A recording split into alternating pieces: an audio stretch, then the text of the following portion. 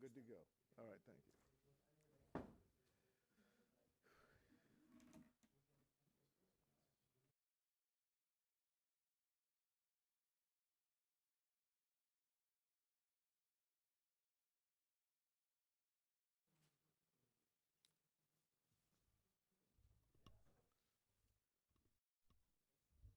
Okay, good morning, everyone. My name is Lucian Pugliese. I'm president of the Energy Policy Research Foundation. We are a public policy think tank. I'm going to refer to a lot of documents here today and a lot of our research. It's all on our website, epbrink.org, but please feel free to contact me if you want any additional information on any of the sort of studies I'm going to mention today. I think there's two new items on the website I really encourage you to look at. One is one of my trustees, who was the CEO of Hawaii Gas, just did a very interesting piece on the Lahaina fire. And for my brothers and sisters here in Greece, fire is a big deal. And I think you'll find his perspective on that quite interesting. I recommend that. So what I want to talk today is about the IEA's initiative to proceed to net zero and why we think it's a very problematic and actually very costly and counterproductive. And we're going to show you how we got to those conclusions. So a lot of this is based on modeling. And I think that this particular statement kind of captures our whole perspective on that as you go through this. And it's really important not to get, you understand these models are constructs of very variables, and it's important to understand that they're not telling you the future, but they might give you some insights about the future. Now, let me see if I can.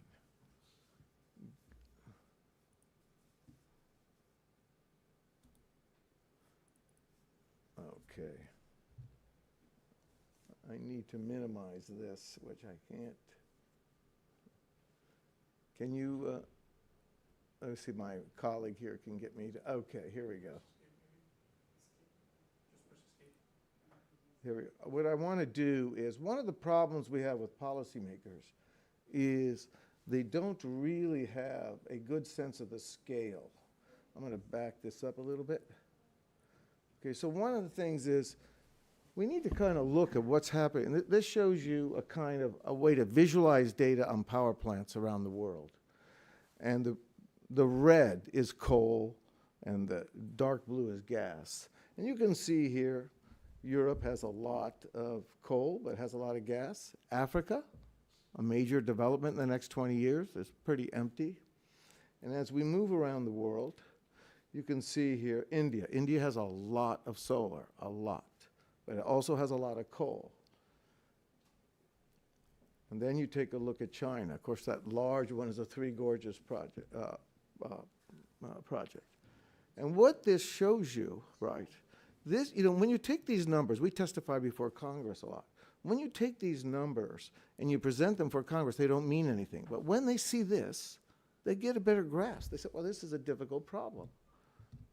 So let me see if I can stop this. Okay.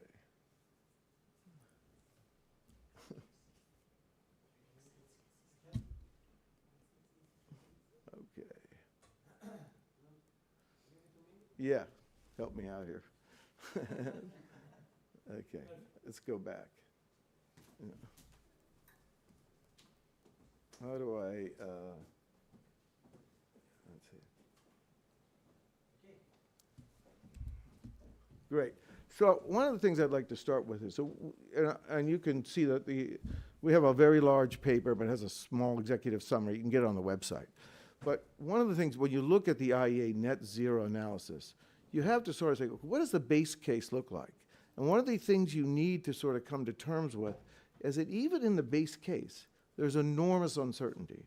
And when you think about the policy response we want our political leadership to undertake, they're really bad about uncertainty. They don't like uncertainty. And the right answer, of course, of most economists is, okay, we should have a strategy which is robust against uncertainty. But in fact, when you look at legislation, you look at the IEA, it's a very centrally planned idea. It says, this is the future, we know what it looks like, and here's a pathway to the future. So what we did is we tried to understand, okay, what's in the models? So we developed a very simple 5-variable model. Economic growth, capital formation, historical rates of energy intensity, sort of demographic trends.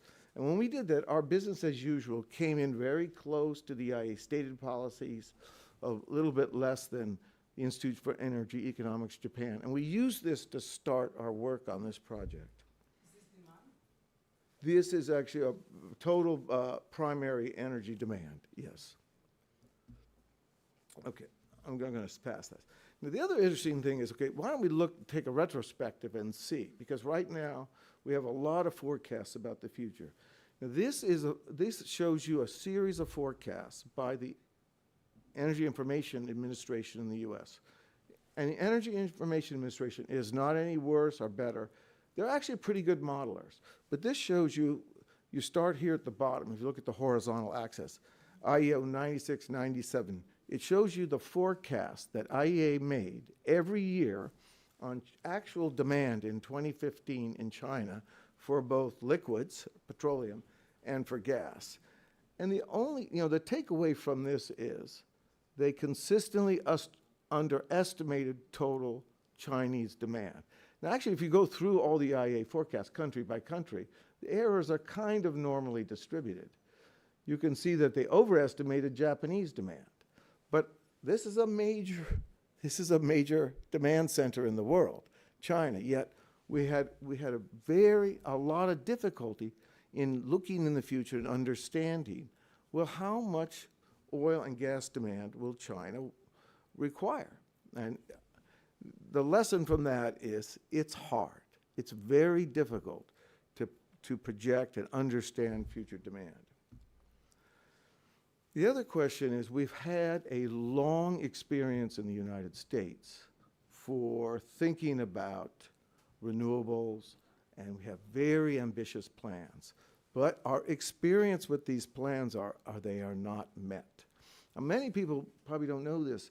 In 1978, the United States passed a law called the Fuel Use Act. And that law said that we had no gas in the United States, that we should not use it in the power sector, and we should rip out all the gas use in the power sector and only use coal. Okay. We got rid of that law after 2 to 3 years. We also passed a law called the Synfuels Corporation. $88 billion. We were going to produce synthetic fuel from, not the unconventional resources you hear about now, but sort of above ground rocks in Utah. Congress also abandoned that program after two years, only spending about 5 to 10%. So everyone is sort of wrapped around, we have the Inflation Reduction Act, it's locked in, we're going for it, we're going to do everything. This is a political process. We are setting subsidies and prices in an administrative sense.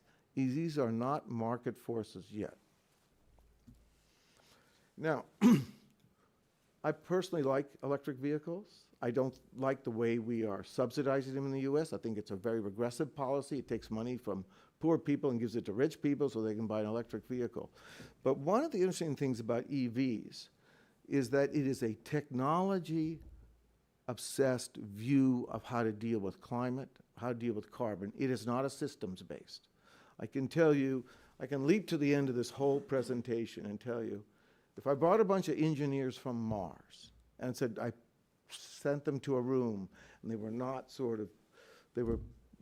infected by different political views, what would they tell us to do about the carbon emission problem? They'd come back and say, look, this is ridiculous. It's very expensive. A lot of these technologies have high failure modes. Flood the world with gas, drive out the coal, put a lot more research and development into dense fuels of the future that can provide a substitute, and do some hard thinking about adaptation versus mitigation. That is not happening. It's fascinating. You go look through 3 days of all the presentations here. There's not a single economist. What do the economists do? They think about resource allocation. There's not a single paper saying, well, what is the optimal allocation between adaptation and mitigation. And that's actually what should be going on. We should have a hard discussion about that. And the reason I show this is that if you understand, right now you have to remove about 500,000 pounds of dirt for one lithium battery. That's what, you can go to the MIT calculator and see how they do it. If you look at this work by Mark Mills here, you can see that there are scenarios where internal combustion engines are more carbon emitting net than EVs, but there are also scenarios in which the EVs are a net loser. This is a technology-obsessed approach, not a systems approach. Now, this shows you energy trend. This shows you world primary energy consumption. I'm not talking about installed capacity of solar and all the stuff that doesn't get used a lot. This is just showing world primary energy consumption from 1900 to 1921. I want you to think about this. In the history of the world, we are still burning as much wood as we did in medieval times. I mean, that's sort of remarkable. Oil, gas, and coal, their percentages might be declining slightly, but we're using massive amounts. And one of the things that's going on here is that the renewables are a lot harder than they look. Over the last 20 years, if you look at the Bloomberg NEF data, we've put about $6.5 billion in direct subsidies. Now, I'm not talking about renewable mandates and a lot of regulatory stuff. I'm just talking about direct government money worldwide. And you can see from this chart, 6.5 trillion has had a very low yield. So far, we don't have a massive penetration in primary energy use, and we spent a lot. 4 pillars of modern civilization: cement, steel, plastics, and fertilizer have no cost-effective substitutes. There are substitutes, there's hydrogen, but they're very expensive. The OECD is not what we're talking about when we look at climate. It's South Asia, it's Africa, it's Eastern Europe. These are the areas. I was in Poland 2 weeks ago. The climate minister got up and ranted against the net zero process. I mean, I was just stunned. You will not see that in Greece, you won't see that in the US. But you go to the developing world, you go to Africa, you go to South Asia. There are 300 million people in Indonesia. It's hot. Everybody wants an air conditioner. Someone visits them from Denmark, talks about an island that's net zero. They are not interested. You need to understand, for them, it's about their living standards. They want to have the things we have in the West. And we have not given them an answer on a cost-effective way to proceed. Now, we need to do a lot more work on this, and this is association. I do think that there is a disconnect between levelized cost of energy and systems cost. When you marry synchronous power with asynchronous power, you have a systems cost issue. And if you go to California, which I know very well, we've done a lot of work on that. If you look at a recent study by the Minnesota think tank on the probability of blackouts, one of the problems with deploying large and massive amounts of asynchronous power, intermittent power, like wind and solar, is that you have to match it with a backup system, and you have to manage a more complex system. You look at the Lahaina fire. The Lahaina fire has a lot, I think it's about $14 to $16 billion of damage. Now, you can argue that, this was the utility caused a spark. I think there's evidence that wasn't the case.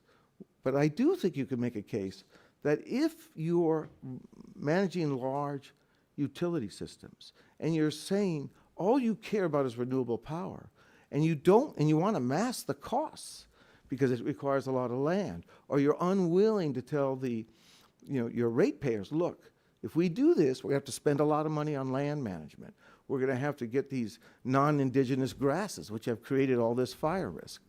So one of the big problems we're having is that we don't want to face up that just because the levelized cost of energy is extremely low, that the systems cost of integrating it can be quite high. and managing all the external risks is expensive.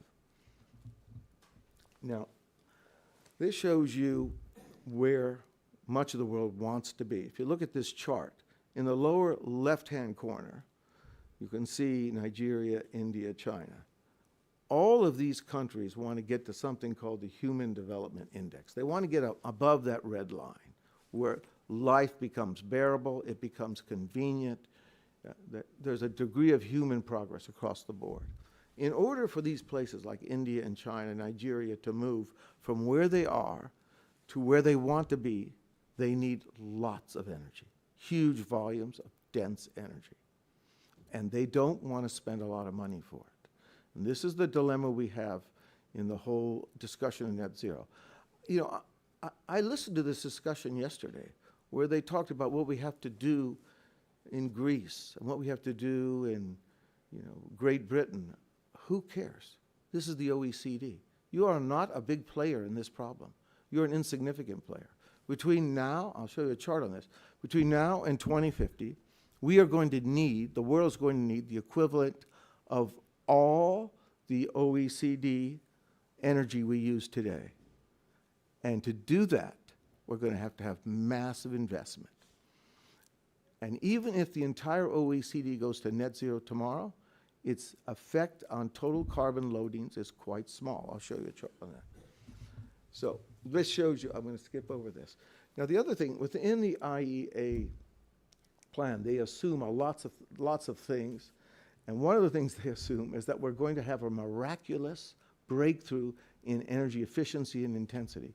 In fact, if you go through the historical record, and we did this in our own model development, you are going to have to get improvement about 4.2% between 2020 and 2030. So far, it's not happening because the global average over the last 5 decades has only been about 1.2%.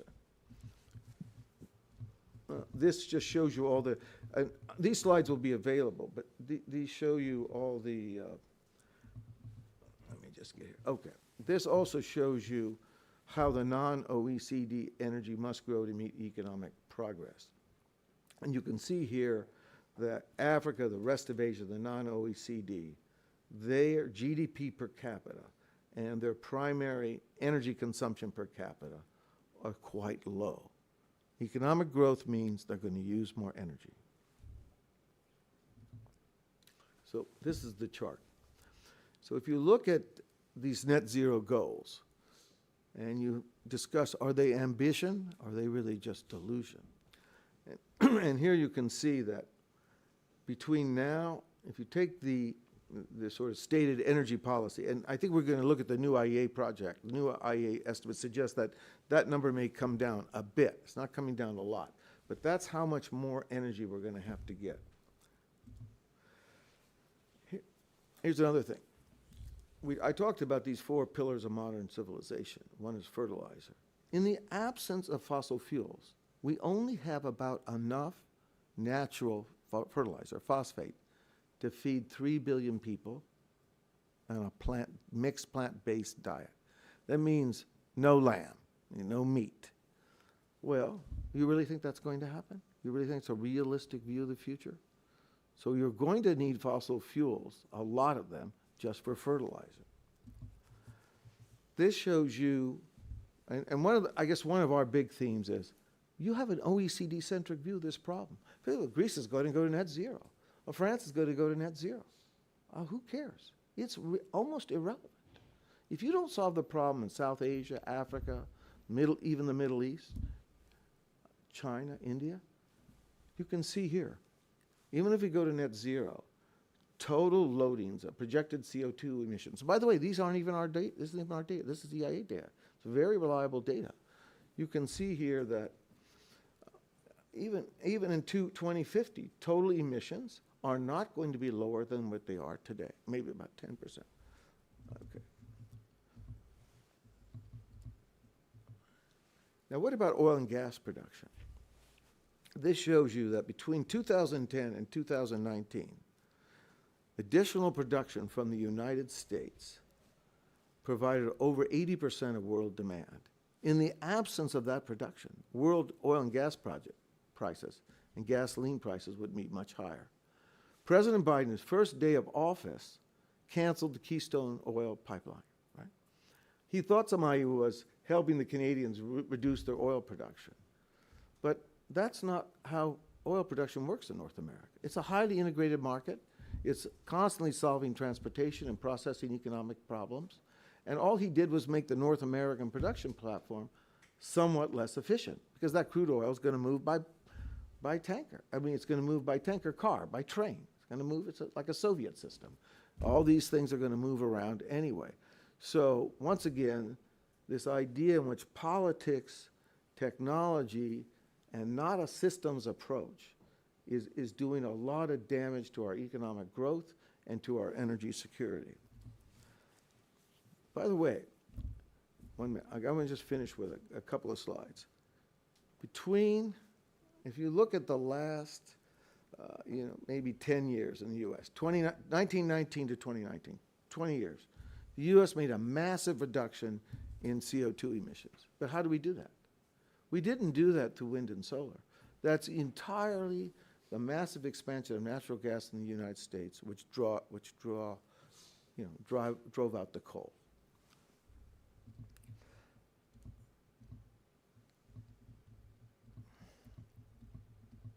So I'm going to leave you with this last, let's see if I can get this back here.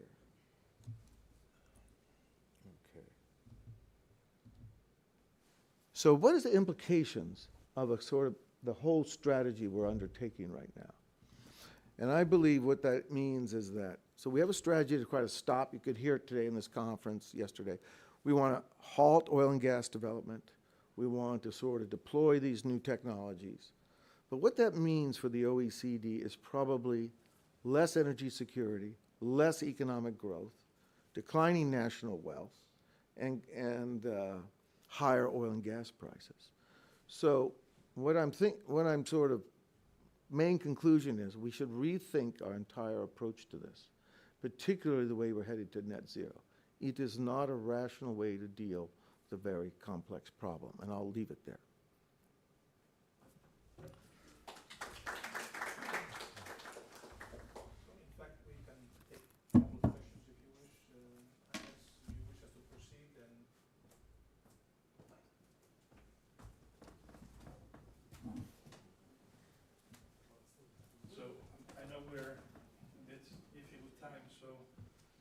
Take 1 or 2 questions if you have, or yes, sir, please. I mean, go ahead.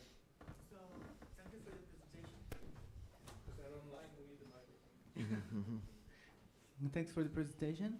So I have just, I agree with most of what you have said about like some policy in like inefficiencies and so on, because that's again a global issue. But what I struggle with actually is the OECD, non-OECD differentiation, because as you said earlier in the presentation is that if, South Asia or so, our developer countries do need answers to sustain their development while actually reducing or bettering actually their own energy creation and utilization. So if the OECD does nothing, for example, to try to change things, how can we sell a solution to the others? Because I don't think, for example, now that, for example, China or India, they're trying actually, okay, but it's not their main priority, as you said. So maybe this can be conflicting a bit. So what you're saying is that somehow that if the OECD proceeded in a very successful manner, it would be a demonstration effect. The rest of the world will look at that. But the data suggests what you're pursuing is very costly and is not working very well. I mean, that's what the data show. The data shows that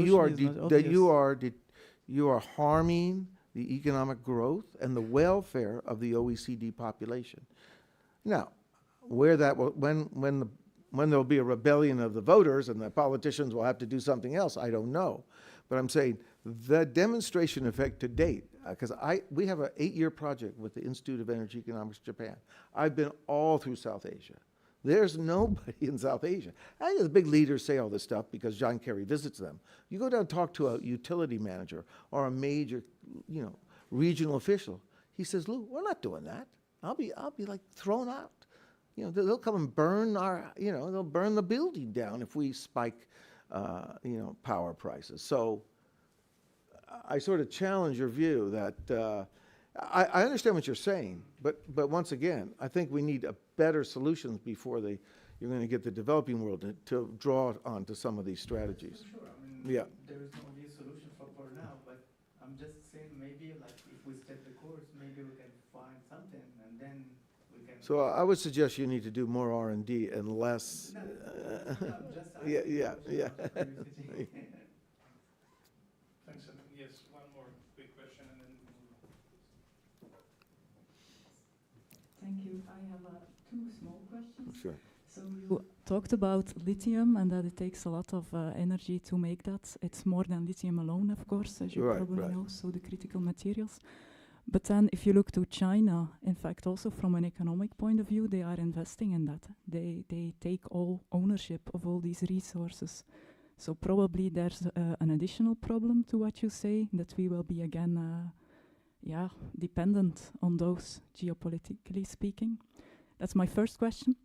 And then second, it's very brief, you say this is not a solution, but then my question is, do you have a suggestion? What is the solution?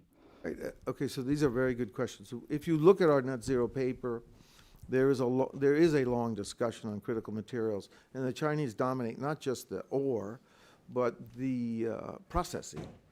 So, and what goes on in the Chinese economy? I actually have a son who works in Nanjing. He works on educational, speaks Chinese. I visited him in Nanjing. It was fantastic. All the 2, 3-wheelers you see in Asia, they're all battery driven. So the air is cleaner. So I would say in Asia, there is a huge demand for improved air quality in the monster, mega, big cities and things. And so that's part of what's driving the Chinese model. Another thing driving the Chinese model is they don't want to be dependent. They're highly dependent on oil and gas from foreign sources. But, it is an administrative decision on how they are proceeding with this. So I am not sure. They're going to sell a lot of EVs in China.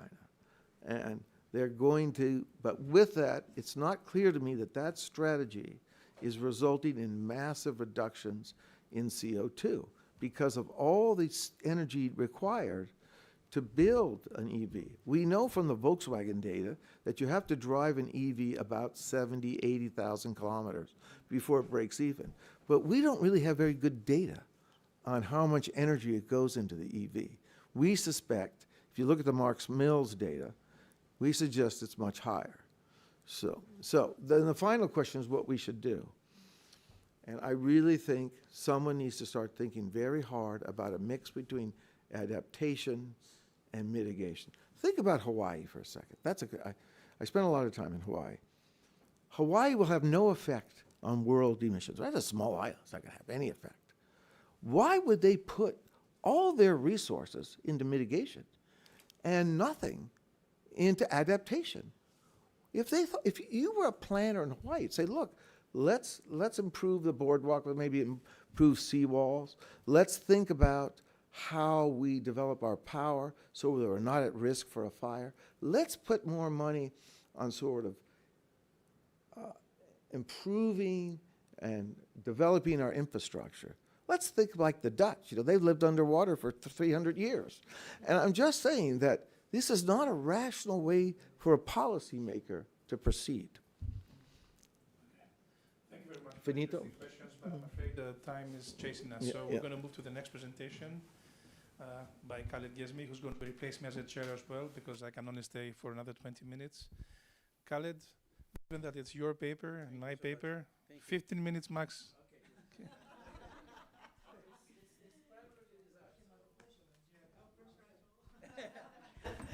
So it's good for me. Good. Okay. So thank you. So this is a primary result of our paper. Yeah. Sorry? Okay, it's good now? Closer. Close. More close to me.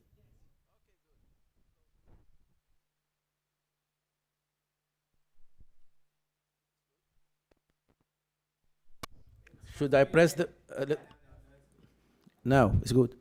Yes, good. So so I'm the director of the Center of Research for Energy and Climate Change in Paris. So we collaborate with a lot of countries, especially today with Saudi Arabia. And really the presentation fit with what we do. And really we need those databases, and we can discuss after maybe for future collaboration together. So the paper is like modelization, you know, of the contagion, because today, after the war, there is no consensus of the definition of the contagion. Some people say that this is interdependence, or it's co-movement, or it's, I don't know. There is a lot of definition. So there is about 1,500 papers talking about contagion.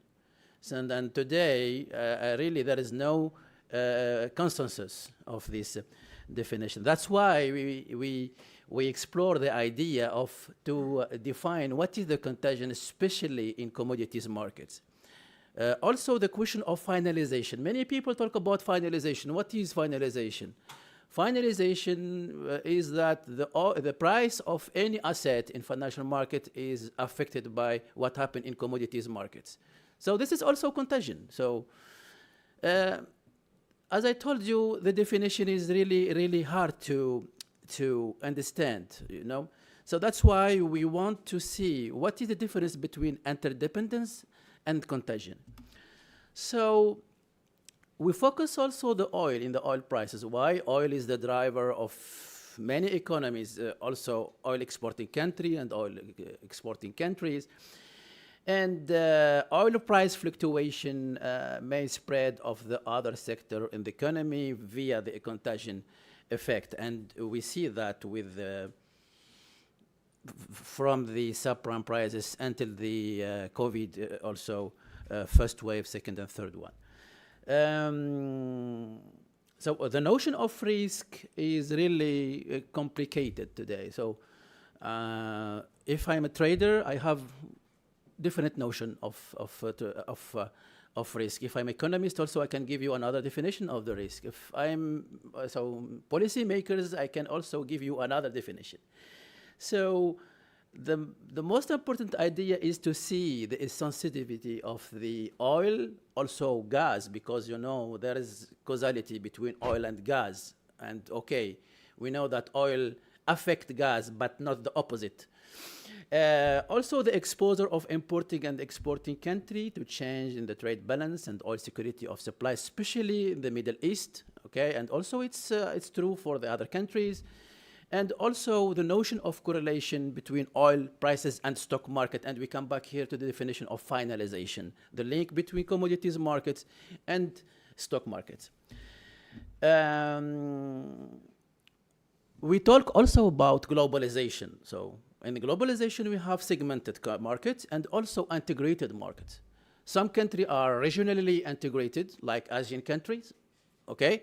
And some countries are internationally integrated. If they take the case of Japan, they are internationally integrated, okay, more than the regional one.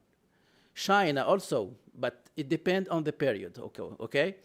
So also this notion is very important to define. If my country or national country is fully integrated to the international market or segmented from the international market. But in the majority of cases, this integration is not perfect, okay? And also, for example, after some period of crisis like the COVID-19, some markets become closed or segmented from the international markets for some period. Also, we take into account this aspect also. So if I come back to definition of contagion, you know, Forbes and Rigobon, that's the famous paper who said that there is no consensus on exactly what constitutes contagion or how it should be defined. And they defined contagion is an increase of correlation in period of crisis. It's not really true, but we will improve it. So, and it was improved also with other papers.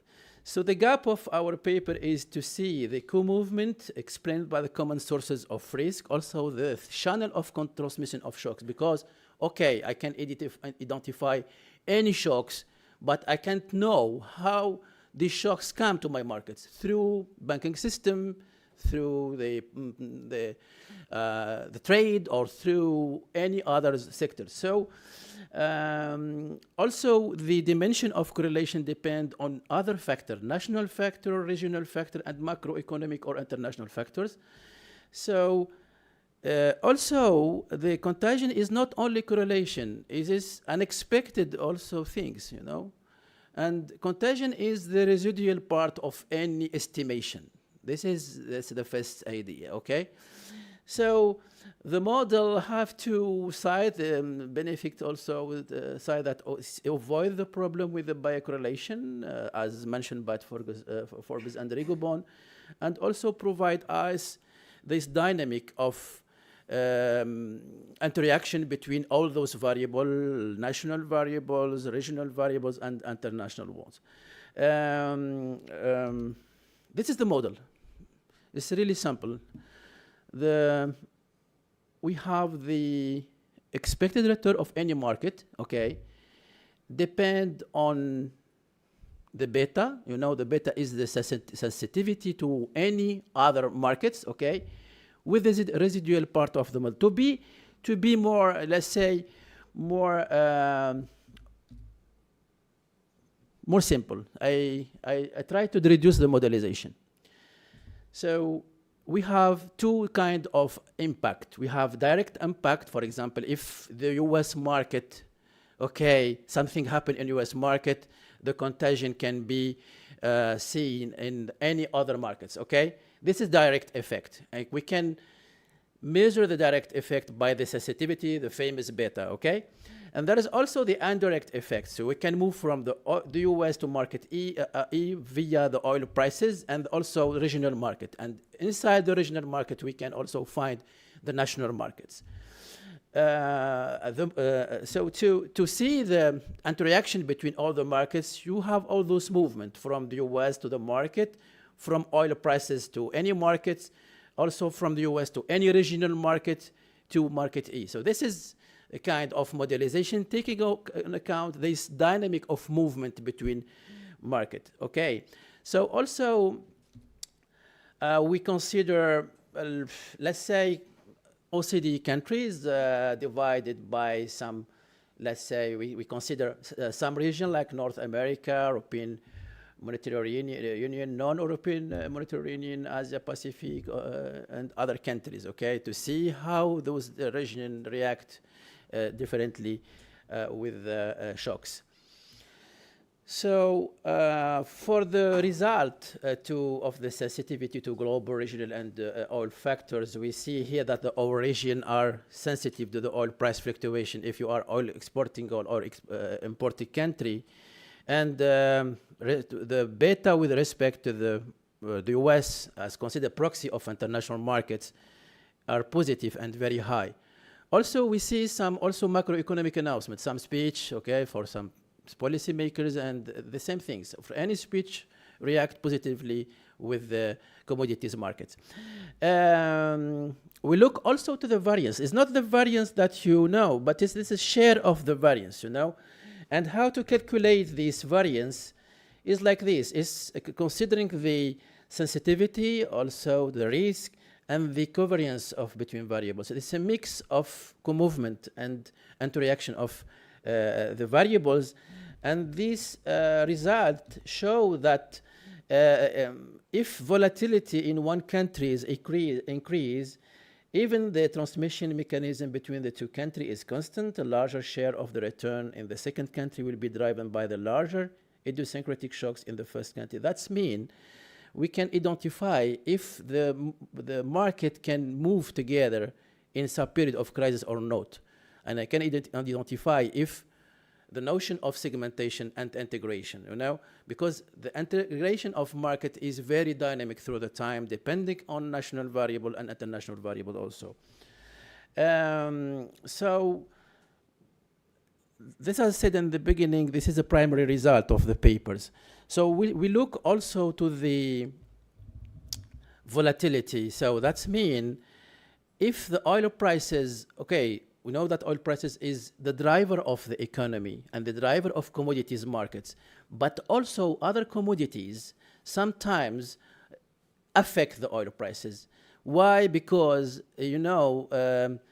the policymaker in Middle East or as investment behavior in Middle East, or especially in oil exporting countries, is different than other countries, okay? If we look for example, for the net zero politics, it's more easy to do it in Middle East because we have money. Okay, if you want to target the net zero in Tunisia or in Algeria, it's really different than at what our colleagues said in the beginning. Really, it's a question of fund also. And also we look to the impact of those funds on the politic of the net zero. And I said net zero also affects the commodities market and the price of commodities markets targets. The last result showing us also that the contagion also is really something different than the interdependence and the co-movement of market. Contagion is just a high impact of a national economy in just period of crisis. But the period of a crisis also can stay 1 month, also we can stay 3 months, okay, maximum. After 3 months, we talk about other things, about interdependence, about co-movement of the markets or the effect of the contagion after the crisis. This is also a new definition of the co-movement between markets. As I told you, this is the first result. What is the definition of the contagion? Contagion is level of correlation over and above the level as is expected, okay?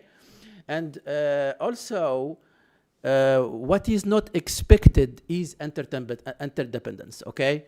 So this is definition opposite that what the literature review find. They say that contagion is the unexpected part of the models, but with those results, we can say contagion is expected when if I have all the information, okay, concerning the markets, commodities or financial markets. If I have a database and I can see the announcement of any policymakers and I can expect the contagion, okay? So, and interdependence is the unexpected part of any modelization. So as I said, also modelization don't tell us everything, but part of the true or the part of the fluctuation of prices on any market. That's it. Thank you so much. I respect the time. Exactly 15. No, 14. Ah, good. So we have one question, or we can move to the next presentation. As you want. Any question from anyone? Yes, please, Amin.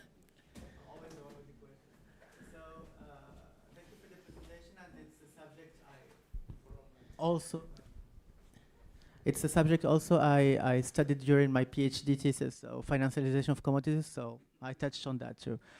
I have a question about, I'm dubious a bit about the contagion definition that you had, actually, especially in the testing. The part is that, well, for me, contagion, as you showed in the graph, in the simple representation, it's going from one part to the other part without the possibility for the other part really influencing the other. So otherwise it's interdependence at some level. So maybe the model actually that should be used is something like what we call, I forgot the name, but the idea is to measure one part going from this, I forgot the name. Yeah. It's a causality, but in econometric sense.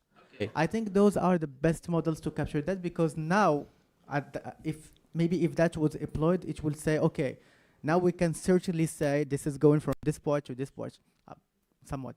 Yeah, I don't know what you touch on that. I agree with that, but let's say any econometrics tools today, if you take correlation, causality, and if you can do wavelet or copula, is synthetic modelization. That's mean you consider that there is relation between two variables and you want to see which variable impact the other. This is okay, causality or any, but with this modelization, we can see the interaction between all the variables together. And I said all variables, national variables, also international variables.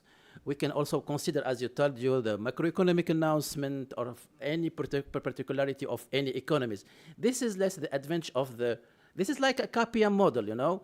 Excess return depend on the local and international variables, and also the dynamic of financial integration, because we know that financial markets are dynamic today.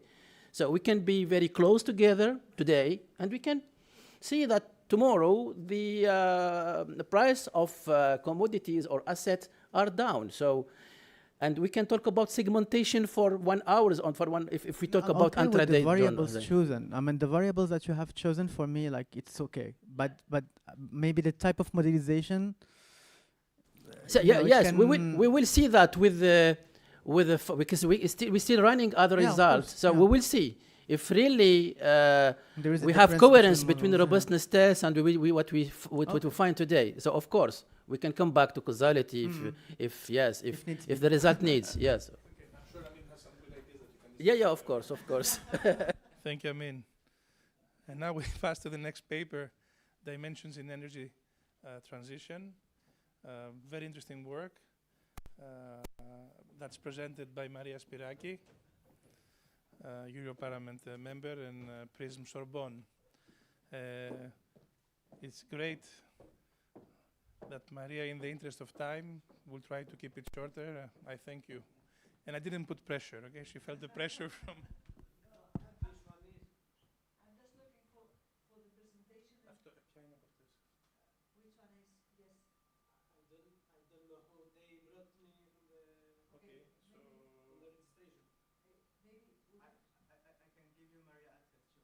No, this is the first one. This is the first one. Yes. I think the first one, Loma.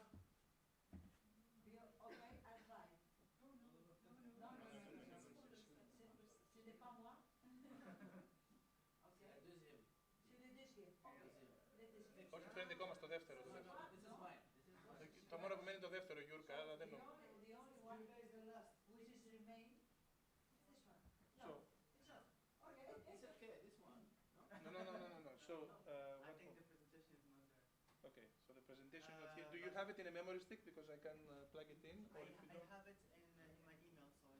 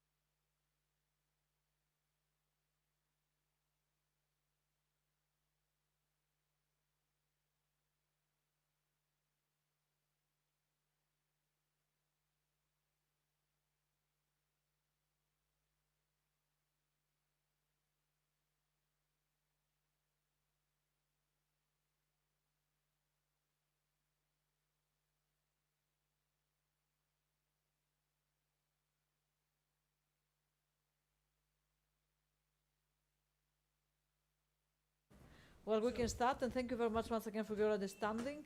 The topic of our paper is what dimensions to consider for the energy transition in the case of West Macedonia. It is teamwork, and maybe you can recall that in last year's meeting and summit here in Athens, we present the statistics that we collect from West Macedonia, and it is a very interesting part of our work. Let's go to the second slide. In this structure, we also present the structure of the paper. It is the motivation, the literature review, the descriptive statistics, the methodology, the findings, the managerial implications, and the future research directions.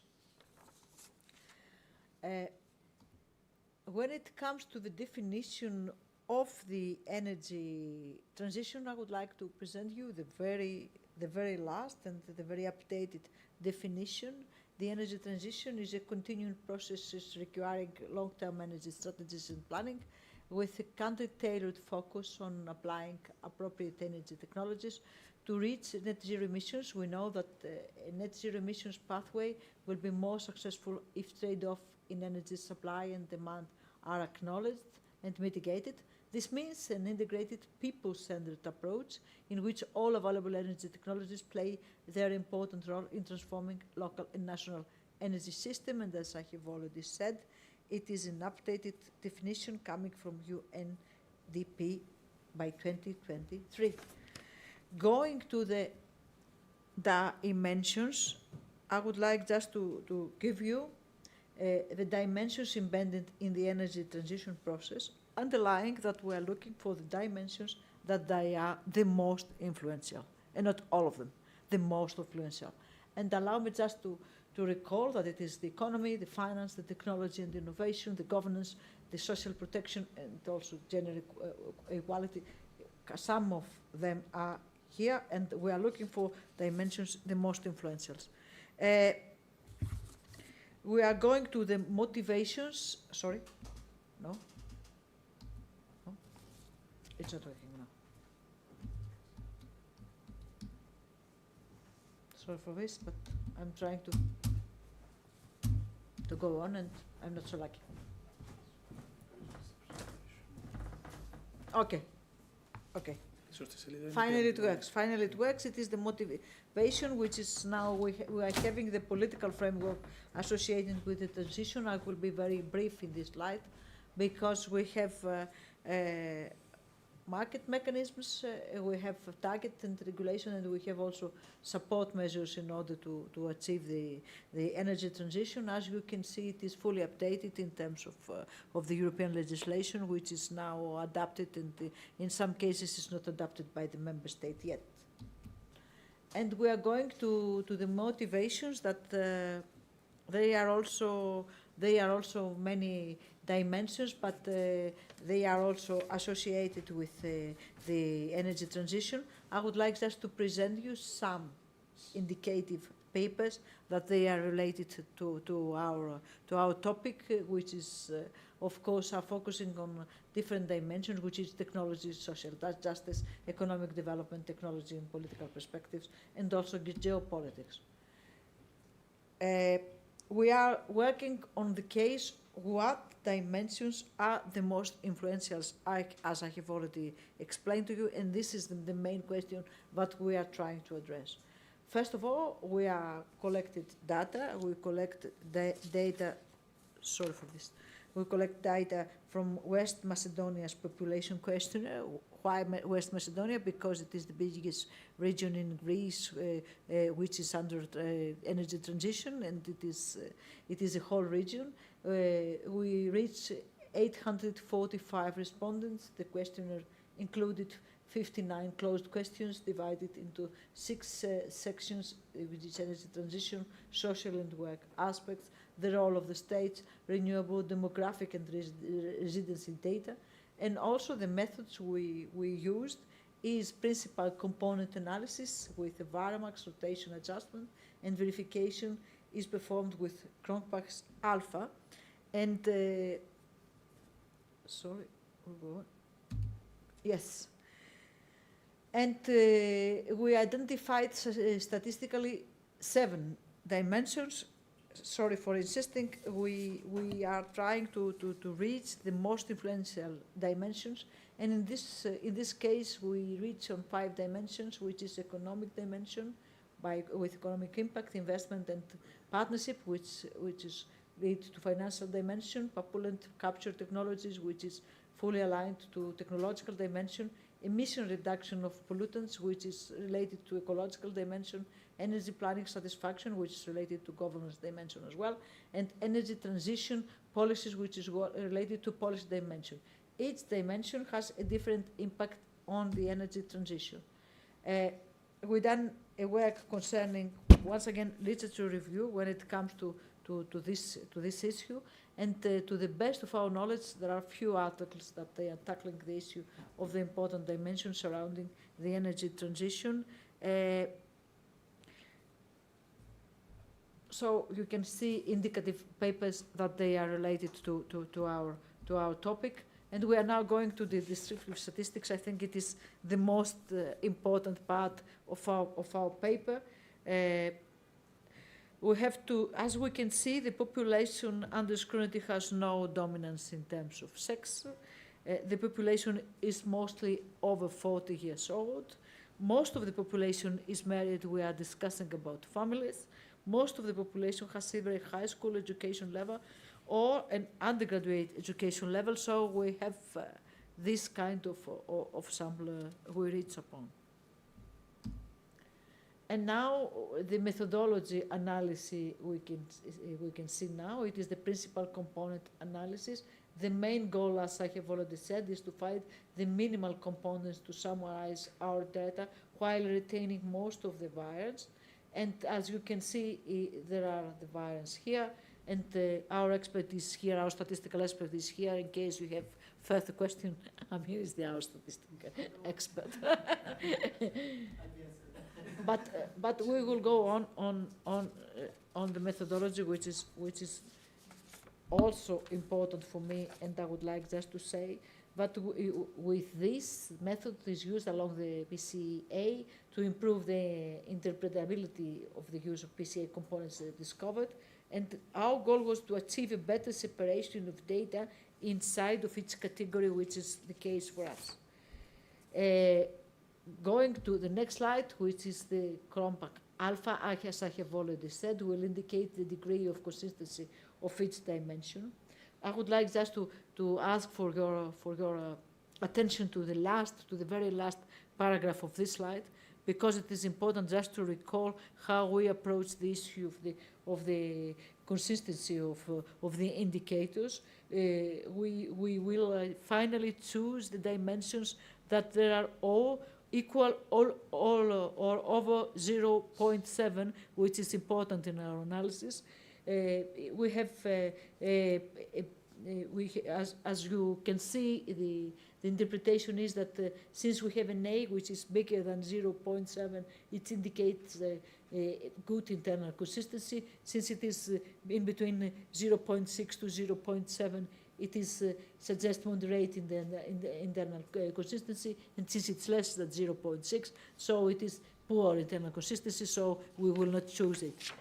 And we will go now to our selections. We go on a basis of equal or greater of 0.7, which is our case, and we finally have the dimension of negative economic impact. As you can see, it's bigger than 0.7. The increased investments and partnerships, which is mostly equal to 0.7. It is the knowledge of pollutant capture technologies. It is the reduction of pollutant emissions due to the energy transition. It is the satisfaction with energy planning, the need for alternative energy investments, and the inequalities of energy transition policies, which is also one of the important part of our paper, and it is also one of the main concerns of the people we address. As you can understand, there are some minimal requirements for a successful energy transition, and it is the managerial implication we can present. It is the energy transition has to bring economic prosperity to be accepted. It is the energy transition by default, by a steady stream of investments. It is partnership are key to connect the players around an energy transition process. It is the efficient technologies to capture pollutants and reduce emissions, which are an important part of the energy transition. Adequate and coherent policies are key to plan and drive the energy transition. Alternative sources of energy and planning are the other keys to a successful energy transition. And, of course, to give you a flavor of our next steps, because it is a work in progress, and we are working on it in order to build some kind of innovative, allow me to say, indicators. We are having further studies will be focused on these dimensions: the economic, social, sustainability, and governance. It is the policy and politics dimensions. Further studies will focus on selecting strong variables representing each of the dimensions that we have already present and select. Further studies will be focused on constructing an index to evaluate the energy transition on the ground, because there are approximately 50, it is 43 regions in transition in the EU, so we are working on a way that we will have an index in order to evaluate the progress of the transition in these regions. And finally, further studies to be focused on constructing an investable index around the energy transition. Once again, thank you very much for your attention, and now it's your turn.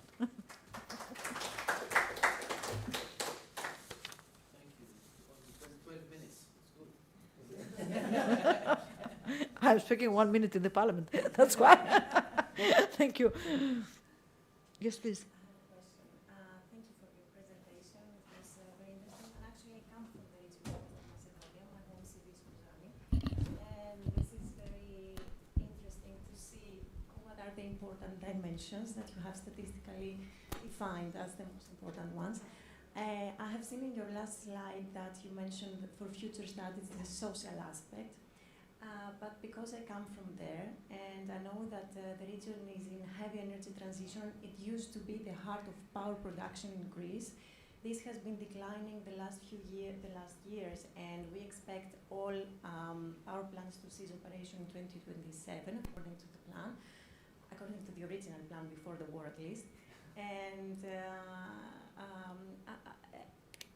well, I feel that I'm not sure how aware is the community, the citizens, of the investments and the amount of the investments that need to take place in the region to replace the existing energy systems in order to achieve this vision of energy transition, and to what extent they understand that this cost will finally end to their family budgets, right? And how do you see these, becoming, these communities, those citizens become more aware that they all need to invest towards that direction and undertake this cost? Because we are talking about a region that changes the economic model. Everyone used to work, not everyone, but a very high percentage of the population used to work to the power plants, and now they have to change the whole economic model of the region. Is it clicking now? No. Now? It's not red. No, it's red. Now it's red? Yeah. Okay.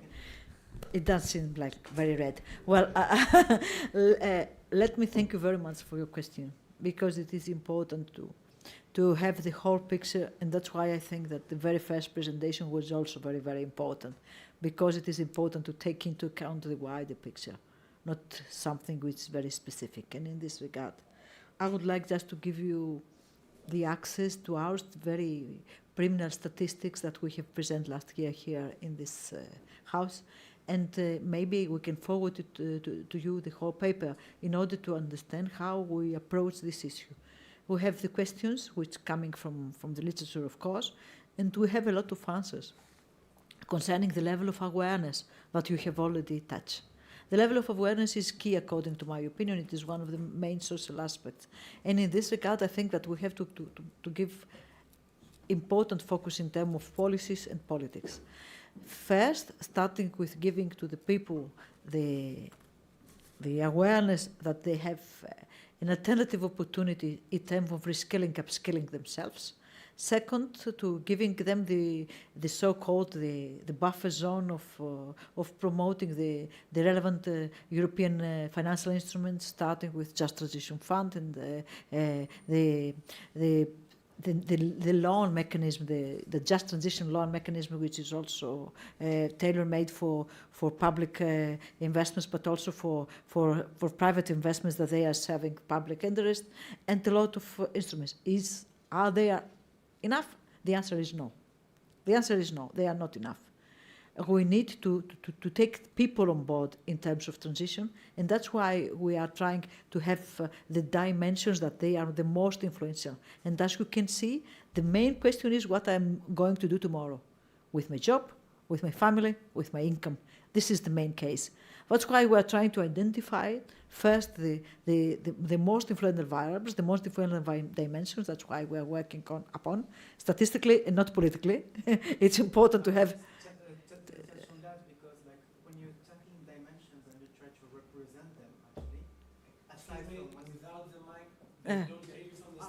Okay. So just to touch upon that, actually, statistically speaking, when you try to evaluate a dimension, actually to represent it or summarize it, aside from West Macedonian case in here, finding the right variables to represent things, it's really difficult. So that's why it came on top. That we're at least statistically, I mean, social is high up the list. But now, like the further studies to try to find some good indicators for that, and that's where actually our work is really like kind of new, because it's really difficult to find like really reliable sources for that. And the previous presentations actually touch also on that, because in some regions, okay, for example, let's say China, or I don't know, or some countries, China, India, or so on, if you don't explain actually that it's for their benefits as well, everyone is rejecting actually the energy transition. So why bother? The very last sentence of Amin is important, because we have to, in a way, to have a bottom-up approach in terms of having the transition, and that's why we are working statistically in order to identify the most influential dimension. And at the same time, I think we will make a paper which is much more in policy part, in order to explain how important it is to raise awareness, to describe the opportunities, and also to evaluate the pace of transition, which is also very, very important. Because since we have a very long period of transition, we face the risk of losing lives, of losing generations, and of course heart. Thank you very much for your question, and I will forward to you the statistics, because it is also at the disposal of the Western Macedonia region, in order to understand how work has been done during the previous periods. Thank you very much. Joseph, we can do what we want with time. So I spend a lot of time talking to people around the whole country, and there's no sustainability on the political side for this. So I think there's a big problem, and also I think this OECD-centric view of the world is also a big problem. If I may answer this one. That's why in the future, actually, direction of research in here is to create an index, because for now we have a lot of indexes, but they don't take into account the social aspect of it most of the time. And if they take it, it's really like partial, it's not reliable, and it's really like really small in size. So that's why here it came on top actually in this study, and we are trying actually to allocate, as you say, this is the right word, and as a financial guy I know a bit about allocation as well. So allocate actually a more coefficient actually to this dimension, because this index actually can give like a comparability on that side also that is almost forgotten also. And that's something that, yeah. I don't know if Maria has something to add. Yeah. Just to confirm that Amin has already said concerning the index, because it is our our goal. It is the way that we are trying to reach something which is reliable and which is not existing yet. And it is important to take into account all the dimensions that we have already mentioned. But allow me to make a wider statement concerning the issue that we have already raised. According to my opinion, I think that we have two pillars in this way. And the very first one is the new technologies concerning the net zero and the way that we will go on to net zero. And please take into account the production of hydrogen, which we have already you have already presented here in the previous slides, and also the issue of the auctions of hydrogen in India and the new technologies that they are replacing the old one. The second is the decarbonization of the existing energy mix, which is also very, very interesting, and technologies are raising according to CCS and CCU and other technologies, which are also very important. So we have a new mixture, allow me to say, a combination of an old and new challenge in this. On the other side, we have IRA, we have already mentioned it. We have Net Zero Act in the EU. I know it because we are working on it, and I think it's not also enough efficient as IRA. And we have, allow me to say, a global trend. Why do we have this global trend? Because we have climate crisis. And it is something undeniable. It's not showing up in the data. Yes, I know. I agree with you. Yes. There's a lot of well-meaning. Yes, in terms of policy, yes, I know, but you cannot find it in the data. yes, I know, but Primary energy mix, it's not shifting at all. we will have new updated data during the COP28. It will take place in Dubai. But the case now is that we face the consequences of climate crisis, starting with Volos. Please go to Volos and explain to them that there is no climate crisis. And of course, the case of the resilience of the existing infrastructures and a lot of issues that we can discuss it until night. But a lot of issues are raising for this. Thank you so. Is it a crisis or is it just another problem society has to deal with? It is a crisis. Is it worse than? Sorry, it is a Is crisis. it worse than dysentery or poverty in Africa? Is it worse than nuclear war? But Is it worse than? No, I'm serious about this. This is a failure of the economics profession. It's a huge failure because they do not have the capacity to describe the damage function. We need to understand the damage function. Thank you so If much. we are not going to think Thank you. Really, it's an interesting topic, but you have a time to discuss about it. yes, Let's move with the last session, last presentation, yes, please. please. Sorry for this.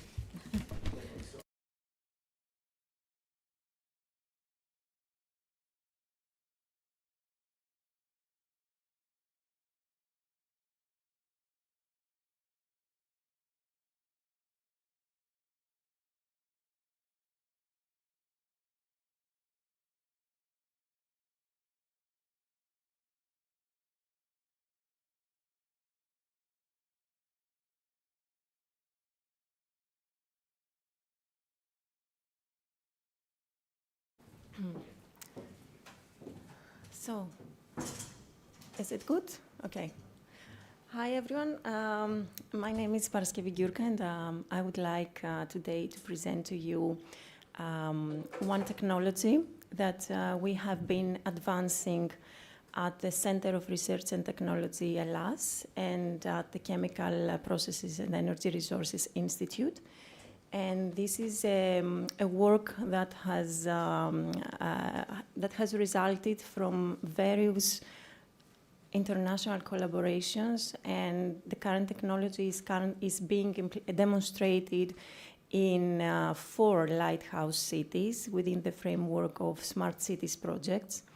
Is being demonstrated in Turku, in Finland, in Dijon, France, with the Response project. And it is also currently being demonstrated at Alkmaar from the Netherlands, in the Netherlands, and also Evora in Portugal. So I'm also a bit proud to announce you today for the first time that this technology, alongside with 3 other tools that we have developed at CERT, are going to be commercially exploited. And we are currently incorporating a spin-off company for those tools. So this is the first announcement of this news.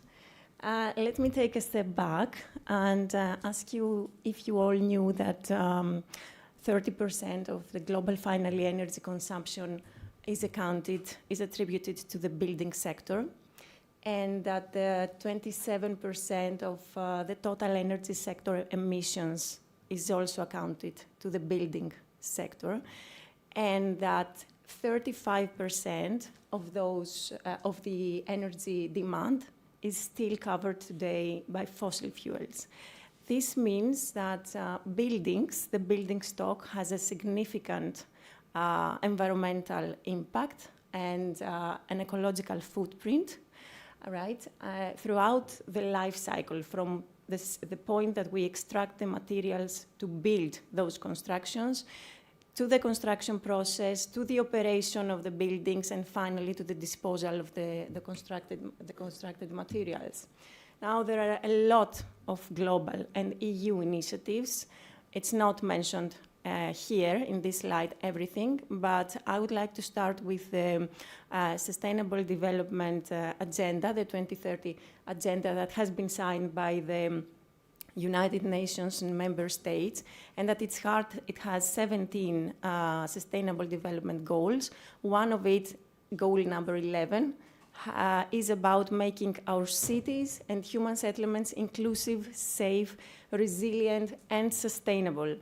And then at the European Union side, there is the Energy Performance of Buildings Directive, which with the recast in 2021, requires all new constructions to report the life cycle emissions from 2030 onwards, and for large infrastructure, for large construction projects, for large buildings above 2,000 square meters, these requirements should be applicable from 2027. Now, the United States Green Building Council also has established the LEED certificate, and this certificate has been enforced to support the development of buildings' performance and comply with the state-level standards, policies, and legislations. Now, there are a lot of instruments, political instruments, that are already in place around Europe to address the problem of the ecological footprint that the building stock has around the globe. And in Denmark, for example, there is a regulation for sustainable construction, and this requires that all new constructions from 2023 onwards require to report the emissions throughout the life cycle of the buildings. In Sweden, there is something similar, the climate declaration. Again, this climate declaration requires all buildings to report the environmental impact throughout their life cycle. In the Netherlands, there is also from 2018 a relevant requirement for the permits of the new constructions, that the environmental impact is reported based on life cycle analysis. In France, again, from 2020, there is a new law to reduce emissions from all new buildings. And similarly, in Finland, there is an established methodology by the government in order to assess emissions of the life cycle of buildings for both residential buildings and commercial buildings, right? And then we have the ESGs, which is in the foci of leading organizations, and this is because 63% of the global investors today prefer funds that integrate ESG goals, and in this way they motivate corporations to look into these aspects more serious, look into environment, social and governance factors. And this ESG reporting also helps corporations actually to manage risks more effectively, because when they see the numbers, when they report all those indicators, they can see where the risk might be, and they can address and manage this risk before it damages the reputation of the corporation. And at the same time, ESG also helps organizations and corporations to comply with the regulations. Actually, in the past decade, there is an increase in the regulations of 155%. So reporting on ESGs actually helps the compliance with the regulations, and in the end, corporations can reduce their costs, motivate their staff, increase their productivity, protect the environment, and offer higher returns to investors. At the same time, we have the EU emissions trading system, which is today applicable for the industrial sector, and industries can exchange and can trade the CO2 allowances if they have a surplus to industries that have shortage of CO2 allowances. But now, with a new European directive, this kind of system, this European trading CO2 trading systems, is going to be applied for other sectors, to include buildings, the transport sector, and this is going to be starting in 2025. It takes 3 years later. Sorry? It takes 3 years later. It will be applied Yeah. after 3 years. It will be applied in 2028. But it should start the design, I guess. The design has been a little bit. Okay. So what is Verify about? What is this technology that we have been developing about? So Verify, what it does is to perform a real-time environment and cost analysis to monitor energy systems across multiple energy carriers.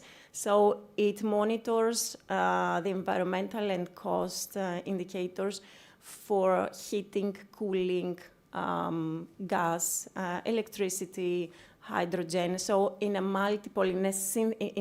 a complicated energy system, and it assesses the impact throughout the life cycle of the system.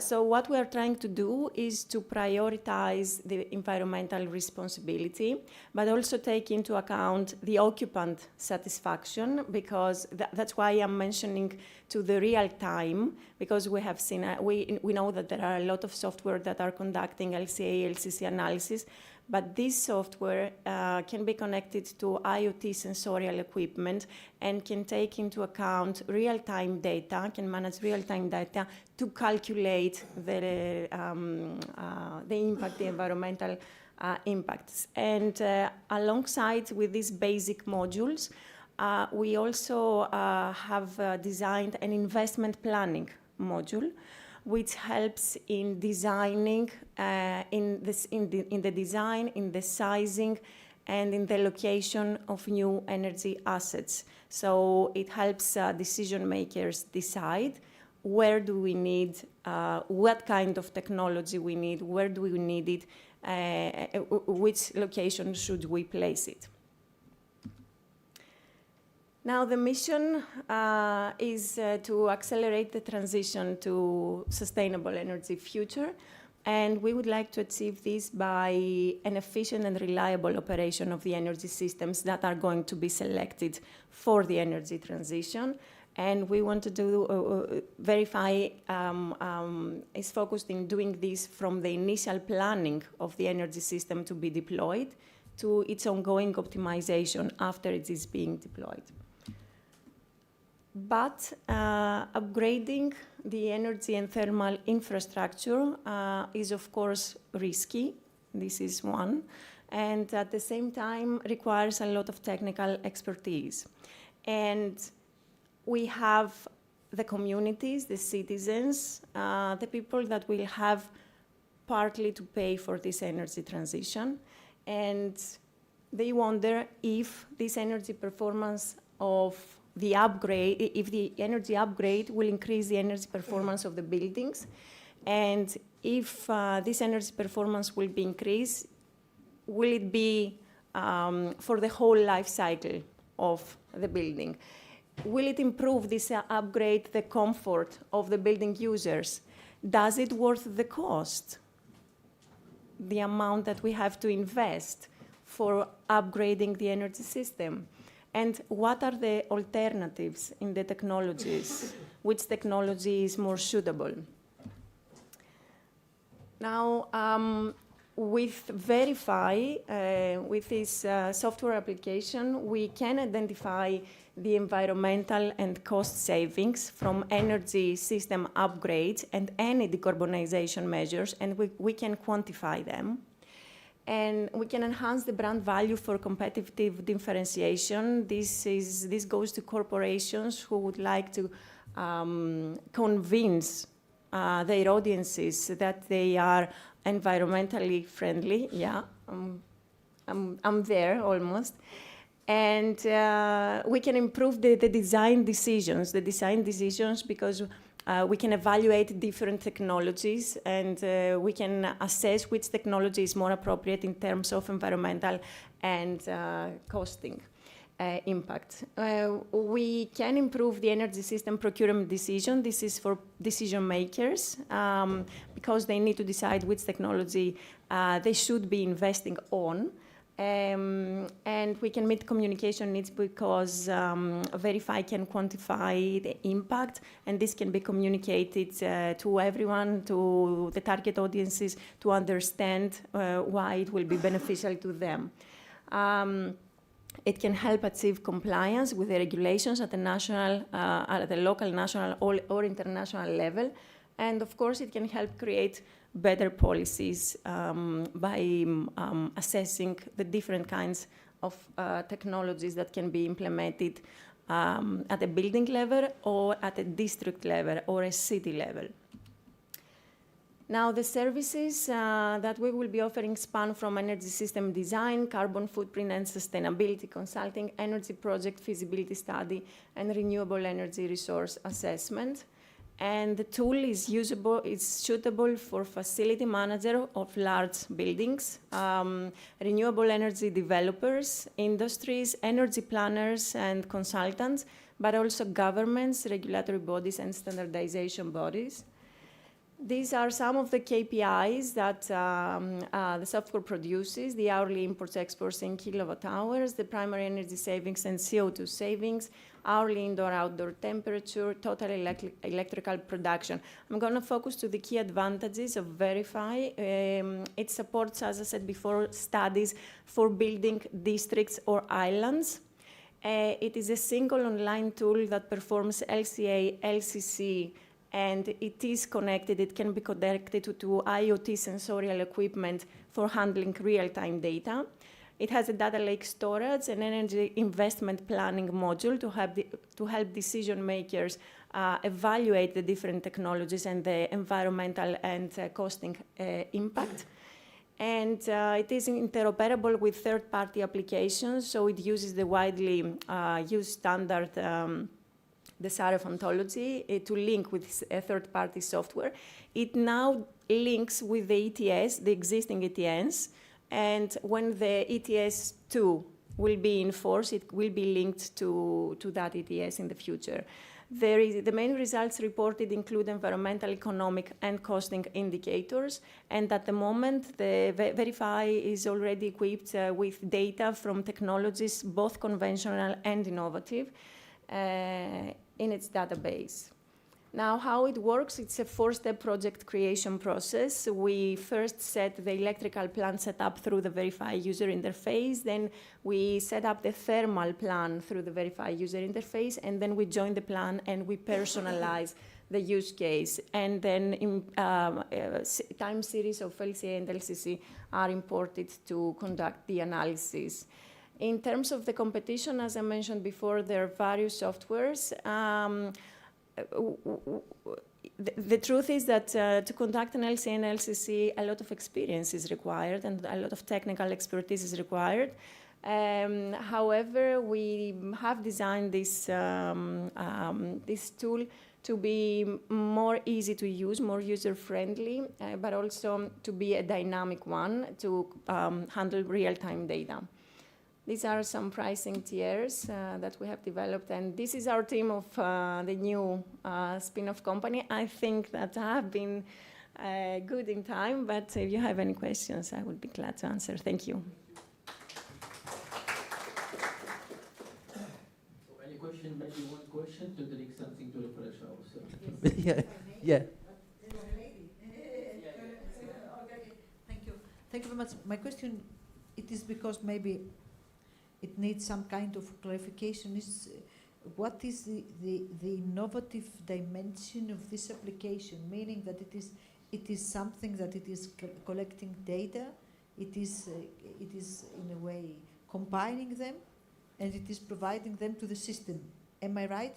Because the main question for me is why do you believe that it is something brand new, it is something innovative?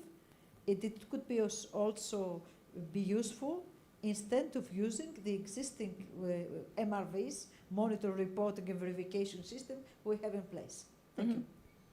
The LCA-LCC analysis software is not new, of course, and conducting LCA and LCC at the same time, but also connecting the analysis with real-time data and retrieving data from sensorial equipment, from building structures, that can be an innovative feature of this technology. We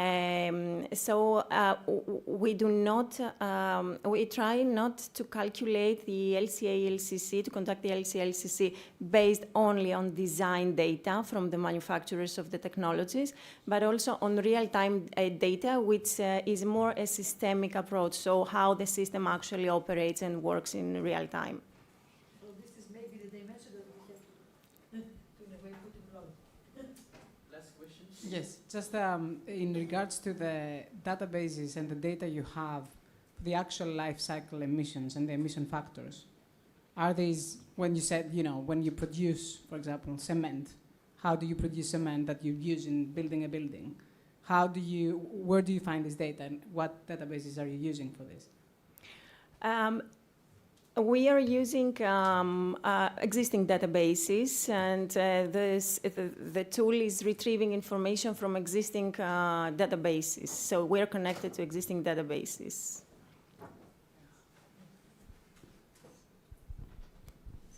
I think let's go drink something and we can discuss together about the base. Thank you so much.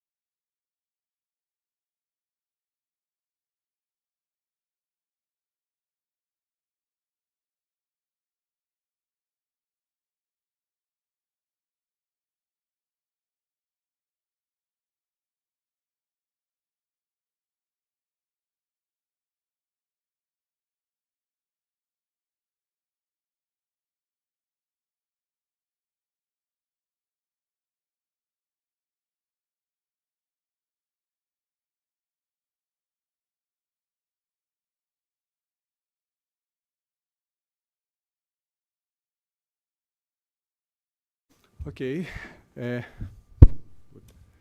So, this is the first presentation that we're going to have in this session, but unfortunately, changes in plans. First of all, Mr. Zervos will not be with us. He has a health issue, unfortunately, so he will not be joining us today. And the plan was to have a discussion on the topic before the presentations, but you know the time limitations will push us a little bit. So I will just have an introduction. It's a very interesting topic. It's a niche area completely for Europe. Mainly it's oriented around the offshore industry, offshore wind, which might seem easy, but it's extremely complex to implement. It's not only about taking a wind turbine and just plug it in to the seabed. It's not so simple. It's completely different. To be honest, when offshore concept started, maybe 10 or 15 years ago, it was in the beginning everybody was saying, "Come on, it's very expensive. We shouldn't do it." But eventually, what has happened is that everybody in the wind industry is interested in offshore. And even though, okay, now the costs have dropped, but even though for today the costs are double compared to a conventional onshore wind park, the advantages that the offshore concept provides are huge. Just to name, one of the most important is that you don't have to deal with landowners. You have a potential, wind potential, which is more or less more stable, and in many cases it's more intense compared to a typical wind potential that is on the ground. You have unlimited potential of locating such wind parks, so it's something that is very interesting. And of course, one other parameter is that due to the humidity of the increased density of the air, again, you get more increased potential. Apart from that, offshore wind has recently been engaged also in the hydrogen economy, and the discussions that we are having today is how we can really merge these two technical components, like producing hydrogen offshore and then transporting directly hydrogen, and in this way avoiding cabling, all that stuff, which is a very interesting concept and technically viable or non-viable. You have to check on that. But just to comment on the three presentations, the circularity is a very interesting and very crucial aspect. Circularity in wind in general is very tricky part, and in general we had a special issue in renewable energy, which is one of the most esteemed journals in the academic sector for renewables, and it was exactly for circularity, and it was really, it took us almost 1 year to gather scientific papers, because circularity does not exist in renewables. It's impossible to have circular approach in renewables because you need to completely redesign the whole system, and it's very tricky.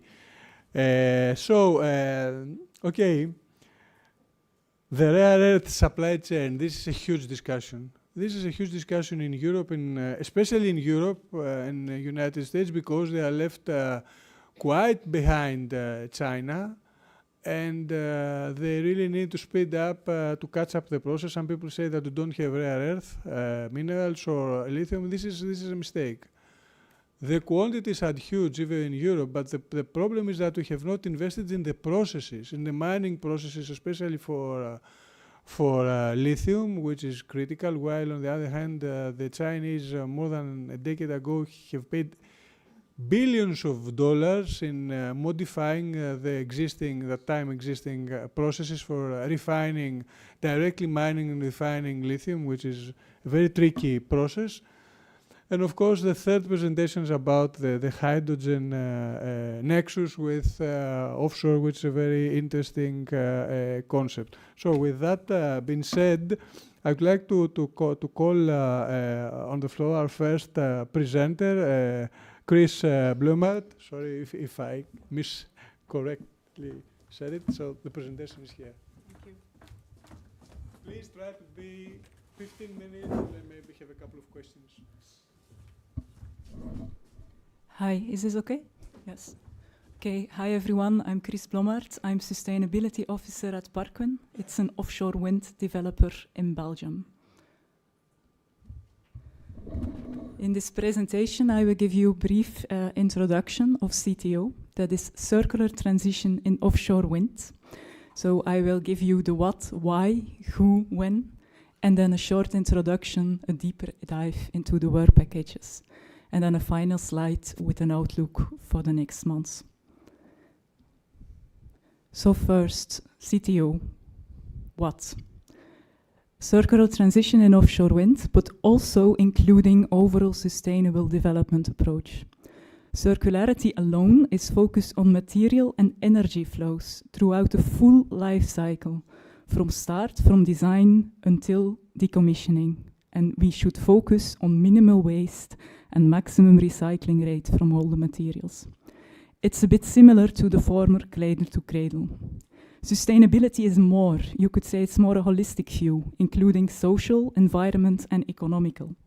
On the world, on a community, as we heard this morning, but here, hence, also on a product, on offshore wind. Circularity is not always in line with sustainability. That's what we also heard this morning. It's a trade-off, because to retrieve more materials from an end-of-life product could also mean to put in more energy. And sometimes that is not useful anymore. So you need to balance that. You need to trade off. This project of us has a duration of 3 years. We are about halfway. So you see some results, some are yet still to come. And the estimated end date is March 2025. Who? I already mentioned I work for Parkwind.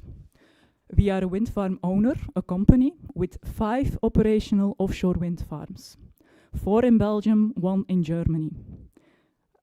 In this project, Parkwind is a coordinator and has the general knowledge of offshore wind sector, because that's limited with the other partners. So we also are responsible for main data gathering. Then we work with 2 universities in Belgium, which focuses on material and on life cycle analysis. Then an engineering company to model. You will see some pictures of the BIM model in the presentation later on. And also a partner in our project is Gallo, which is a large recycling company situated in Belgium, but it's one of the largest of Europe. So why do we do this?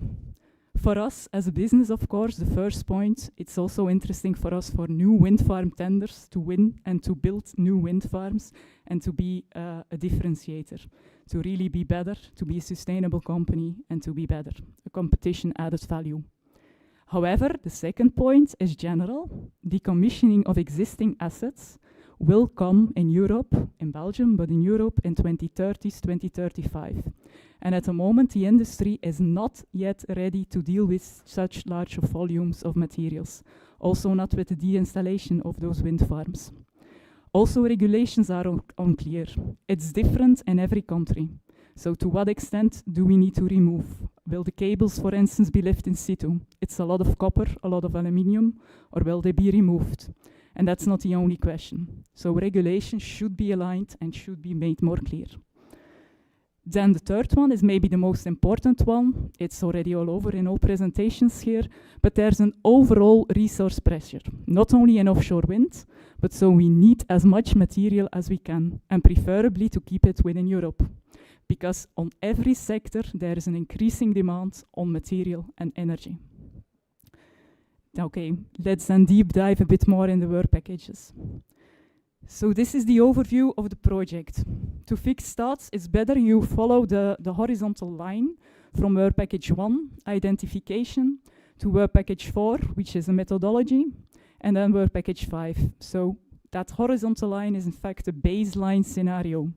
There we will use all data of one of our existing wind farms, then submit that to a sustainability methodology, being a life cycle assessment, but not only environmental lifetime assessments, but also costing and also social. And then recommendations for the methodology. And then you of course see above offshore operations and below materials. That will then be sensitivity studies that will be performed on the base case. The base case is already ongoing. For those who do not know it yet, I don't know who is in the audience, of course, this is a typical offshore wind farm. So in general, the blue is included in the study. So for our study, it's a wind farm of about 50-something wind turbines. So wind turbines with their foundation, which is a pipe foundation which goes into the sea bottom, then the transition piece, and then the wind turbine above. Then you also see a block here that is the offshore high voltage station, so that's for transmission of energy to sea. And then in between the wind turbines, you have cables, big cables, we call it infield cables, and then you have one even larger cable which brings all the energy to shore. This data gathering is completed for our base case wind farm. There are still some remaining data gaps because that wind farm is already about 12, 13 years old, and at that moment it was really difficult still to get the data, but I think we have a sufficient basis for further analysis. This is an extract of how our database started up and looked like, so for each and every component you have it. Below you see some pictures, so you can see the size here, for instance, on the left, that is a large crane, and then you see the wind turbines next to it. Here, the second picture are transition pieces. The next one, an offshore high voltage station. So that's really a full electrical station at sea. And then on the right, again, transition pieces where the wind turbine still has to come up. Just to fix out what we are talking about, very large volumes, very large structures. Then, without the percentages, but this gives a general idea of the distribution of material. On the left, it is with scour protection. Scour protection, to be blunt, that are rocks that are put around the monopile to prevent scour, to prevent erosion. But so the gray there is mainly rocks. So I think it's more useful in view of circularity to also look at it without the rocks. And then, of course, you see on the right picture that steel is the most present in the whole wind farm. But you have several other things, all small things, even some lead, but that's then especially in the offshore high voltage station. And then the other task in Work Package 1 is making a BIM model out of this. That's our partner Witteveen and Bos who does this. And so it's Navi, Work, Freedom. So that works. We still have some data gaps as explained. And then let me show you the model. So in the middle you see a wind turbine, and then on the right a zoom in to the foundation. So the red part is below seabed and the brown one is above. Why do I mention this like this? Because we want to build up, or we have built up the model, that it's fully parameterized. So I mean, if we later decide, for instance, in decommissioning, that we cut it above seabed or below seabed or fully remove it, that we immediately get the volumes out, and later on, hopefully, also immediately get the sustainability parameters out of it. On the left, that's probably not clear for you, but all the white dots are wind turbines. So that's the full wind farm. And the red lines are the connection lines of the cables. So that's really a zoom in of a full wind farm. But that is sufficiently done for Work Package 1. So Work Package 1 is completed, but this BIM model still has to be further developed in the next packages. Then Work Package 2 and 3, as mentioned, that are then the sensitivity scenarios. So both on offshore decommissioning and on materials to define scenarios. So Work Package 2 and 3 also include the unknown phases, because we only have wind farms up to operation. We don't have decommissioned wind farms yet. So Work Package 2 and 3 should also look to what will happen and how will it happen, dismantling offshore, transport to offshore, dismantling onshore, and then also how the end-of-life treatment will be done onshore. So it's also a matter of logistics and how many companies there are to deal with such amount of waste. Okay. So for work package 2, that is still really at the start. There we have started up interactions with all relevant parties. So government, logistics, harbors, TNA contractors. So to look into reverse installation and to look which vessels to use. This is important because if you use large vessels, you have less trips going back and forward offshore to onshore. And if you use smaller vessels, then of course you have less fuel. So those choices we will have to balance against each other. As I said, this is only recently started and expected completion early next year. Then for work package 3, similar will be done, but then a focus on materials. So really with material experts as well and with all relevant stakeholders. But an additional part in this work package is what we already have done, is some cable dismantling tests. And these have already started, I will show you in the next slides. And that's estimated to be completed next month. So that cable dismantling test at Parkwind, we have made 3 different types of cables available. A couple of meters, more is not really needed for dismantling. It's an infield cable, so between the turbines, purely based on, mainly focused on aluminium. Then an export cable, also aluminium. And then an infield cable focused on copper.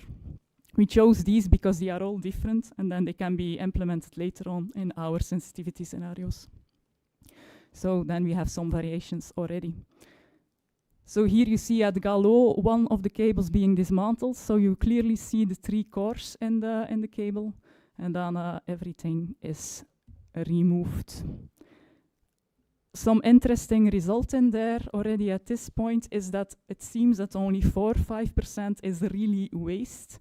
The rest of the material of that cable may be reused. What still is now further assessed is it to be reused in the same purpose or if it's going to be downside and not for electrical cables offshore anymore.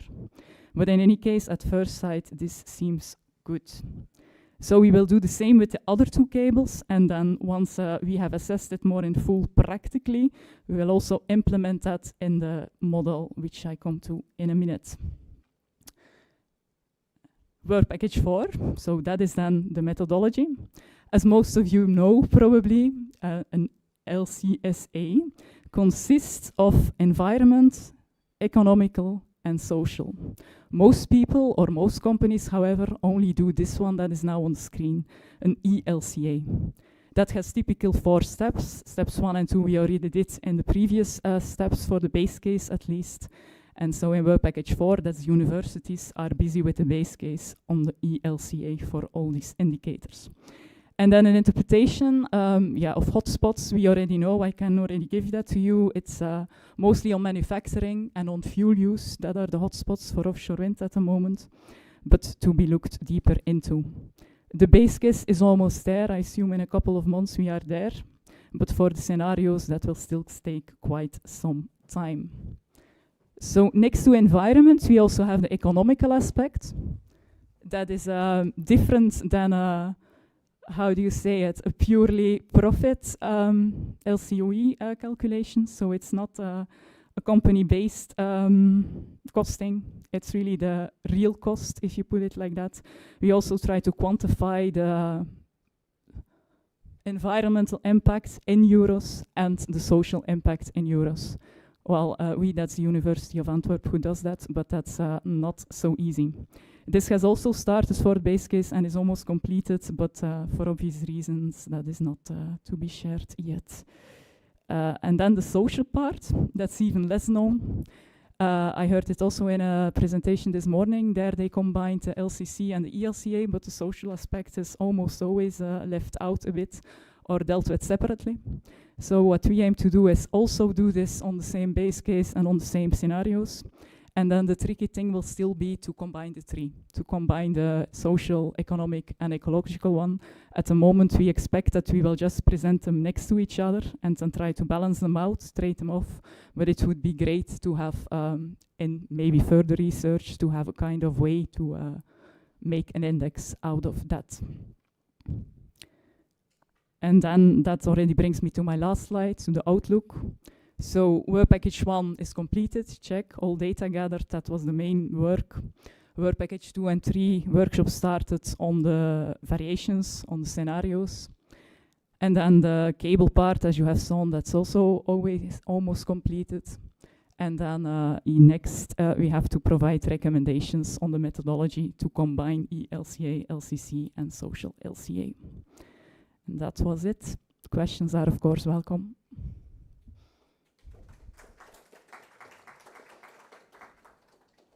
Thank you. Questions from the audience?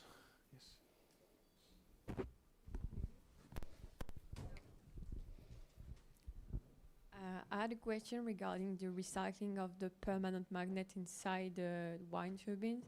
How do you assess that? How do you take it into account? Yeah, that's a very specific question, but no. To be clear, we have 5 wind farms, and 3 of our wind farms in Belgium don't have permanent magnets yet. Okay. They are smaller ones. So the one I'm talking about is only 3 megawatts. And then the newer ones, of course, the latest one in Belgium and the one in Germany does have it, but there we still have some time. So to be honest, I don't have a reply yet to your question. I hope the next presentation would show that a little bit. But okay, good. But it's not yet taken into account. But we look into all the critical raw materials and what we do at the moment is try to list where they are. So not only the permanent magnets, not only the neodymium, but really everything. We do also have a lot of aluminium and copper, which are also part of the list. So yeah, at the moment we focus on transparency for that and not yet on the recycling. So Thank you. no. Any impact on marine life do you expect? Yes, it's not in CTO, but we do have another project. It's called SUMES. And then CTO, this project mainly focuses on the, the external effects. So the climate change, things like that.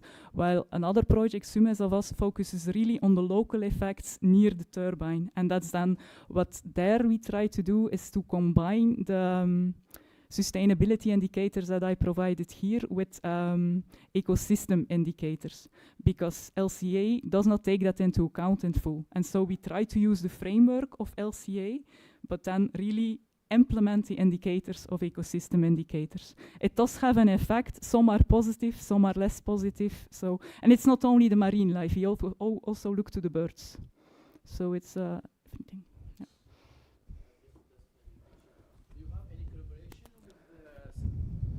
Have any collaboration with emerging countries to transfer this new technology to them? Not yet. Not yet. Not okay. yet. No. Thank you so much. Thank you. It's a very interesting topic. I think it would be much easier and easier for us to validate what you're talking about when work package 4 has ended. Yes. So yes, that would be much very interesting to see what's going to happen at that then time. we Thank can you. submit again. Yeah. Next year we'll be here at the same time. Okay. So time for the next presentation. I think it's quite linked to this one. For offshore wind turbines and the earths and supply chain. Okay, Lisa, the operator.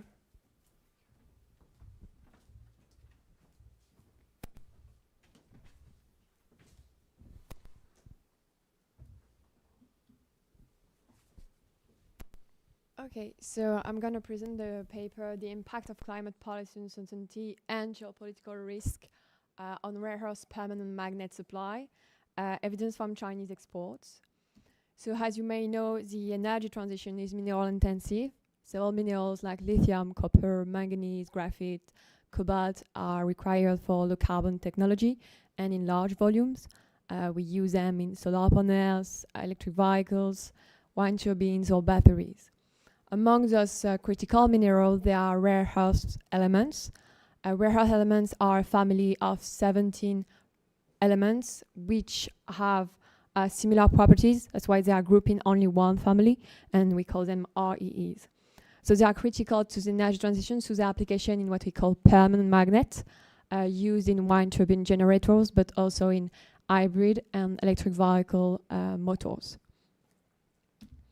So here we can see that so several minerals are required for the energy transition, but for the permanent magnets, actually only 4 rare earth elements are important. neodymium and praseodymium, as they contribute to the magnetic strength of the magnets, and dysprosium, and to a lesser extent terbium, which improve the capacity to resist to demagnetization of the magnet. So these elements are needed in permanent magnets and mainly for offshore application. Why? Because they allow for lightweight and they have a higher magnetic strength. The usage for wind turbines is between 14 to 230 ton per gigawatt of capacity, depending on the type of turbine, if it's gearbox or direct drive or other. And so we can see that the demand is rising, mainly driven by the energy transition and the application of rare earth permanent magnet for wind power.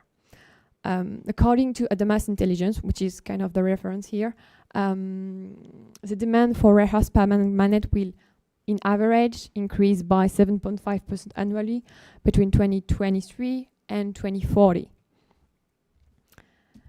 Yet, we have an increasing demand, but the supply might not meet the demand.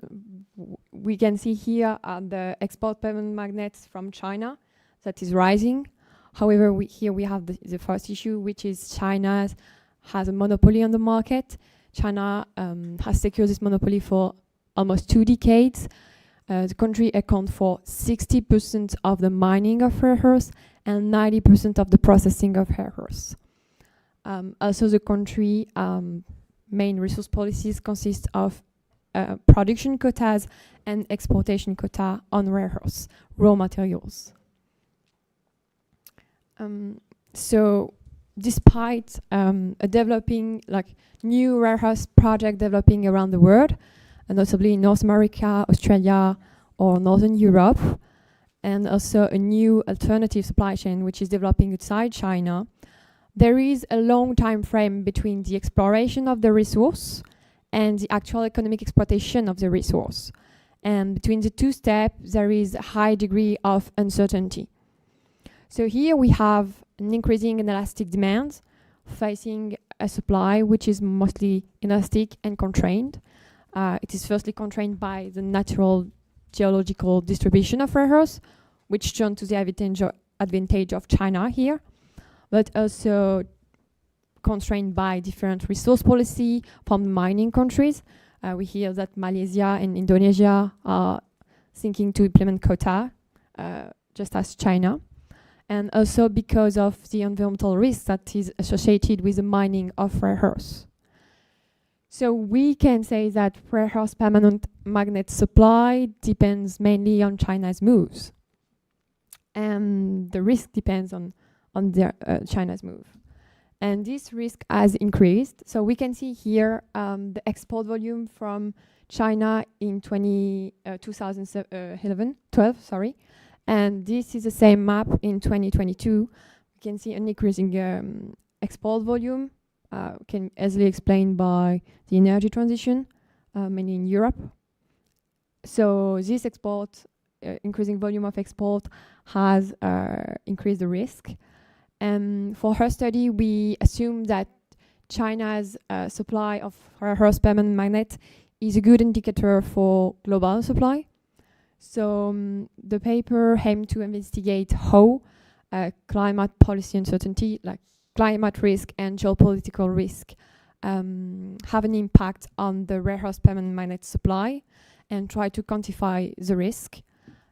So we use, for first hypothesis is that climate uncertainty will encourage countries to turn to renewable energy, so increasing supply of rare earth permanent. In quite the same way, rising geopolitical risk will encourage countries to reduce dependence on fossil fuel energy and increase or accelerate the energy transition, therefore increase the supply. So if you have a brief overview of the literature that use the climate policy uncertainty, it's mainly in the field of investment and energy. A few focus on metals. There is Karim and al, but mainly focus on the financial aspect of the metal as a safe haven.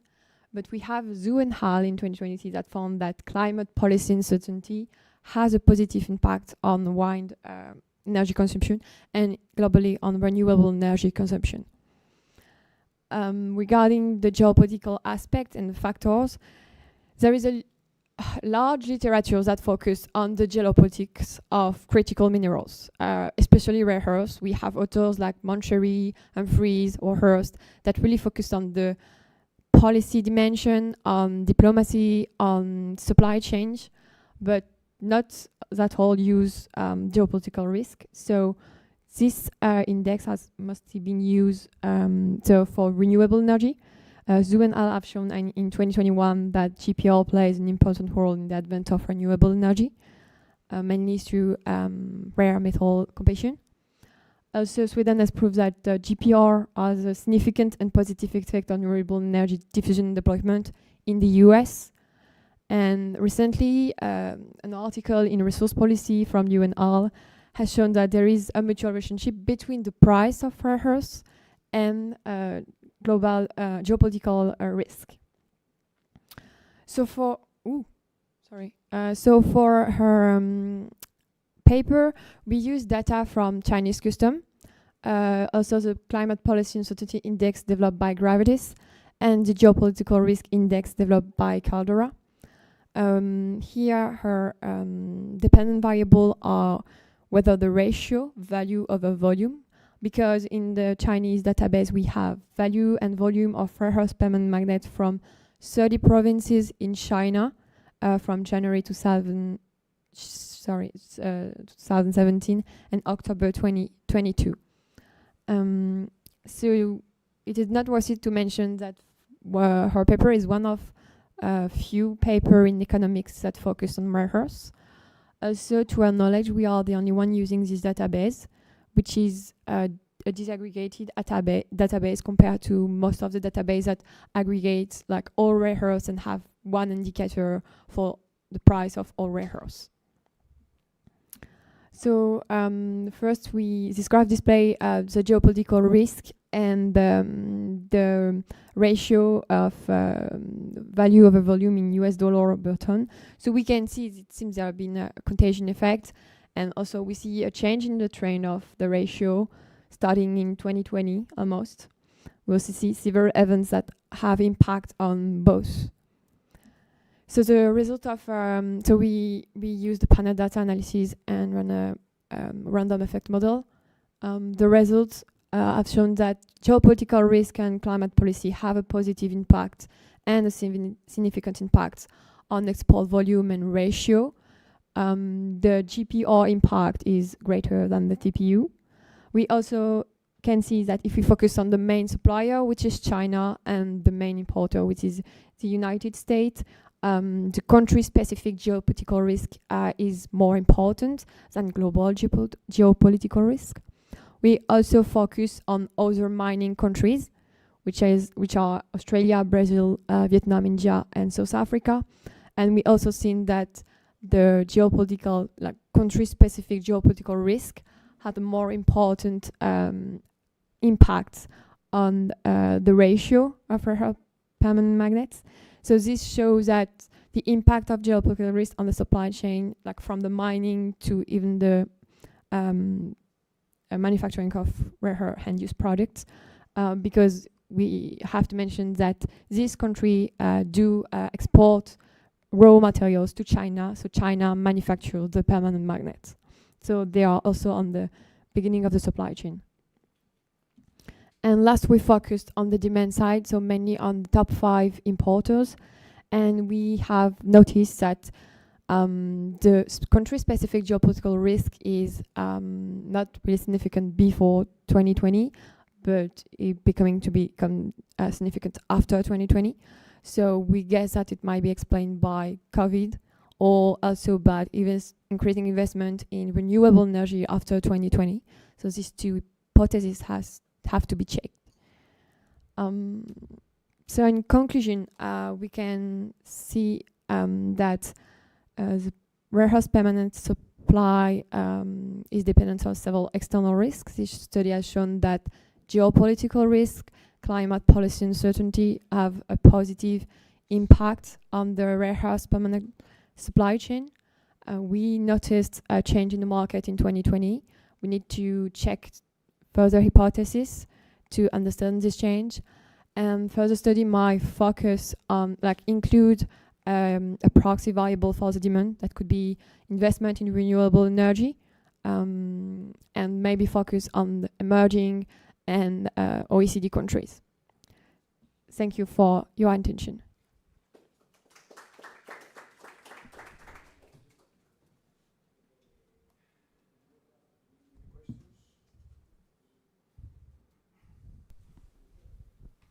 Thank you for the really interesting presentation. I have like well, two interrelated questions. So just want to make sure I understood it well, and then so the first one is the focus is about wind power as indicator of energy transition, right? Yeah. Okay. So that's my question. When we're dealing with energy transition, the problem is we don't know which technology is dominant. Have a lot of issues regarding that. So to me, it's a leap speaking from commodities, for example, because you're talking about rare materials, to speaking about the energy transition as a whole. Yeah. For me, it's a big leap. I think it should be a bit maybe repackaged or Yeah. resized to just this technology, or at least widen your gaze to Well, other technologies. I get it, and Yeah. I think we will focus mainly on offshore application. Maybe I can show you. Oh no. So actually, permanent magnets are mainly, okay, I've got missing slides, but mainly, so they are used for offshore application, and the few scenarios shows that this will increase or stay as it is.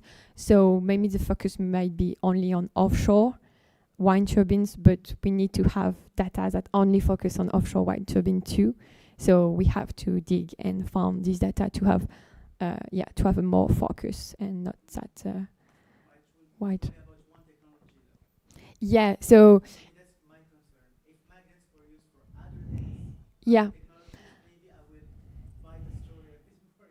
I get it, because it's only used in everyday technology, but not that much as we can. But we have a database with specific permanent magnets, so we are trying to only select the one that are used in IVs and wind turbine, which is not easy to find. I'm an economist, not I don't have that much technical. Yeah. Okay. Yeah.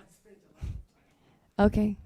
Thank you. I think it was more about tagging, how you present it. It's not like it doesn't. The study is very interesting, but as Amin says, I think you wouldn't say that it's so crucial for the energy transition. It's of course it's one of the major reasons that EU maybe slowed down its production of offshore systems. But it's another story, okay, because this also could be coupled with photovoltaics, which is another discussion, because we again rely on other materials and production based on China or whatever. But okay, I understand what was the idea. Any other questions, please?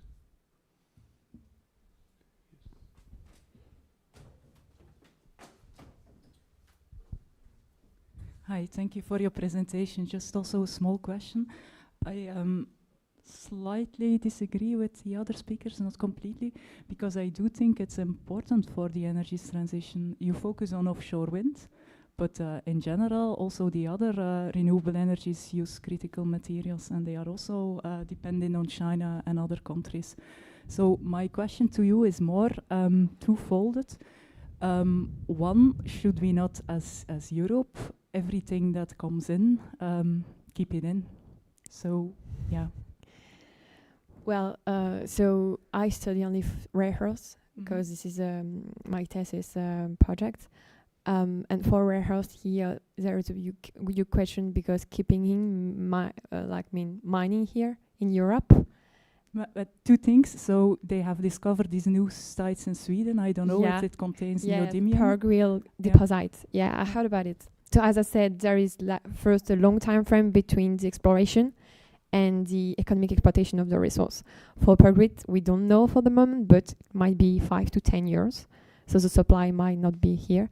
And also with rare earths, there is, when you mine rare earths, there might be radioactive waste, thorium and uranium with it. So that's why we didn't do it in the past, and we used to do it in France, for instance, but we stopped because of environmental concern. Yeah, correct. But we have higher regulations for social standards and in ecological standards. Would it not be, it's an open question, would it not be better to do it here? If we can do it with a low environmental cost, yeah, probably. But I think the European strategy is to focus on recycling. I've seen that in Belfast, as they started recycling rare earths to do permanent magnets. Thank you. Thank you. So the next presenter is Ioannis Karakis, hydrogen refueling station for the offshore wind industry. Just one comment on this, which is very interesting about the social aspect of all these systems. You know, when it comes to social acceptance, it's a huge issue, especially, I know a lot about lithium, especially in northern countries. We have quantities, but you know, it's very tough go and extract what is needed for lithium because of the public opposition. It's environmental processes that are questionable, and it's a huge, yes, we preferred up to now to import it from China. Yeah, but it's a compost not in backyard. But okay, this might need to change in the future. Thank you, Mr. Chairman. So, good afternoon to everyone. So, the purpose of this presentation is to present our hydrogen bunkering station, which is currently under construction in the port of Ostende in Belgium. But before I jump into this topic, allow me to also give again a bit of an introduction about who is Parkwind. Briefly, my previous colleague explained. So I'll begin with who is Parkwind and what is our main core business today. Then, of course, apart from the circular economy, another important aspect that we're dealing with is how we will decarbonize also our future developments. And of course, later I will, as I said, I will explain more about our hydrogen refueling station, which is currently under construction, and with some conclusions and future prospects. So maybe to begin with, who is Parkwind? Parkwind is an offshore wind developer based in Belgium. We have our headquarters in Leuven. We also have an O&M hub in Ostende, presence in Ireland, Norway, Germany, Greece as well. As offshore wind developers, we are focusing on the full life cycle of an offshore wind project. So we are taking care of the development, construction, and operation. But we also are asset owners, so we have skin on the game. We have more than 10 to 12 years of experience. So we were one of the first in Belgium, and we were established in 2012. A few things about the market in Belgium today. So our first concession area is located in the east side of the Belgian water territories, and today has a total installed operational capacity of approximately 2.3 gigawatt. Out of this 2.3 gigawatt, 34% of the market share, if I may put it like that, it's where Parkwind has a share. From this 2.3 gigawatt, also another important figure here is that the offshore wind industry today in Belgium contributes to the electricity demand approximately 8 to 10%, which is expected also to increase in the future, given the new concession area which will be unlocked on the west side of Belgium, which is the Prince Elizabeth. As I said, and also as explained previously with my colleague, Parkwind today has 4 operational projects in Belgium with a total capacity of 777 megawatt. And we have also another project in Germany, in the Baltics, which is almost close to completion. So we have today approximately 1 gigawatt of operational projects and 4.5 under development. Now, as I said, focus will be the decarbonization, but with particular focus today on O&M. During the O&M phase, there are different activities that we undertake. Amongst others is the logistics, so we have to transfer our technical personnel from the O&M base to the offshore wind farms. We do it through crew transfer vessels or SOV vessels, even sometimes helicopters, based, of course, on the urgency of the event. We do also maintenance on a regular basis, and especially during the summer period, which is more favorable in terms of weather. We do a maintenance by some troubleshooting, for example, corrosion protection, paintings, tensioning of the bolts, for example, in the foundation. And another important activities is the asset integrity control room. We have an O&M hub, as I said, in Ostende, with a team of control room engineers, where basically they scrutinize the SCADA data, where basically we have a full picture of the performance of our turbines. And another important aspect, which of course we work closely together with our turbine suppliers, the spare part management. So in case of major component replacement, in the case of a generator or a transformer on the turbine, we need to work together with our turbine supplier to go to the second market to procure those components.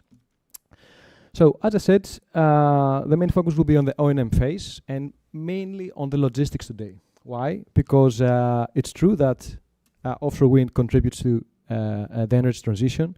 It's a green form of energy, but there are also some CO2 emissions during the operational phase. And to give an example on that, it's on the logistics aspect. When we use the crew transfer vessels, there are some CO2 emitted. And why is that? Because the crew transfer vessels are mainly using diesel oil. They have a combustion engine. Of course, the main focus in the beginning, when we first constructed the CTV vessels to service the O&M phase, was to have some transport vessels that can be reliable, that can in a safely manner transfer the working personnel. But of course, back in the days, there was not focus on how we can give some incentives on low carbon emissions. However, we see the last years that there are more incentives being implemented to tender regulations. For example, a great example is in the Netherlands and in the previous tender in Holland Secus West, where basically they try to implement or put some restrictions on nitrogen emission or even CO2. And I think it will be more the norm as we proceed for the future. Now, in our case, in Belgium, with the fleet we have today, we emit approximately 2.5 to 3 million liters of diesel fuel.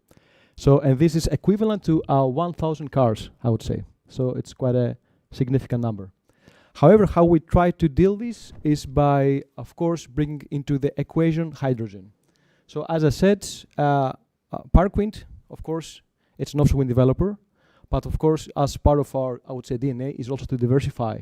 That's why we took the initiative to step into the offshore wind market, or I would say in introducing offshore wind projects. And therefore, we took the initiative to step into a European project, Interreg, together with other industrial and academic partners, where in this project, Parkwind had the responsibility and has the responsibility to develop and realize a hydrogen bunkering station in the port of Ostende. So what's the main goal of doing that? Of course, to reduce the carbon footprint during the O&M phase, and of course set up some, I would say, standards also, and provide some lessons learned in the future of new tenders. Definitely there are some potential risks because it's a new technology. There will be an expensive technology, and definitely there are some uncertainties also, of course, on the supply demand, because the hydrogen it's quite a volatile. So it's always depending from where you will procure it, either if it's going to be from France or from other continent, for example. So these are, I would say, one of the main challenges we face today.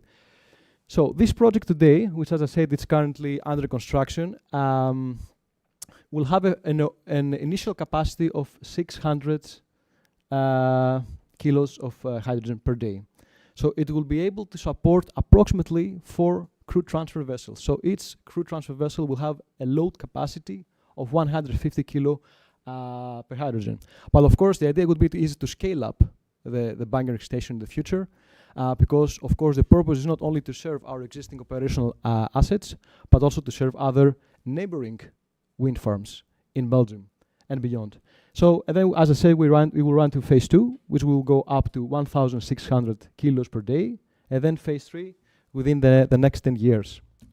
Of course, as in every project, there should be a feasibility study that will need to take place first, a basic study, a detailed design, And then we step into the procurement by engaging with suppliers, and at the later stage, of course, come to construction and operational of the project. So we had to follow all these different steps. And of course, one of the main challenges I had to say is that in the port of Austin, it was the location. So it was the most challenging part because you have to take into account safety restrictions. Of course, as you know, hydrogen is a quite flammable gas. So we had also to make an HAEE study on that. And apart from that, you have to see also the navigation channel within the port that you have there also some other restrictions. So for example, if you want to support only CTVs, you know that the draft you need to have on the port is rather limited. But if you want at a later stage to support SOV vessels or work-to-work vessels, as we say, you need to have at least 5 meters. So this comes a challenge in case you want to consider other vessels in the future. So as I said, an important aspect of the work was the safety study. And what we did was to determine the atmospheric explosives zones in phase 1 and phase 2. And of course, there are some Flemish guidelines that we had to follow, which are related to, for example, the exact location of the station.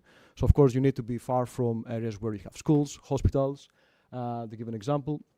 And on top of that, the determining, I would say, these contours, the main driver behind the parameters was, of course, the amount of the hydrogen and the type of the components you have next to it. But if I may step into more on the concept, on the setup. So as you can see here on the left, you see that we have basically, there will be a trailer where we'll transport the hydrogen on site. So this trailer where you see on the left will have a capacity up to 900 to 1,300 kilos.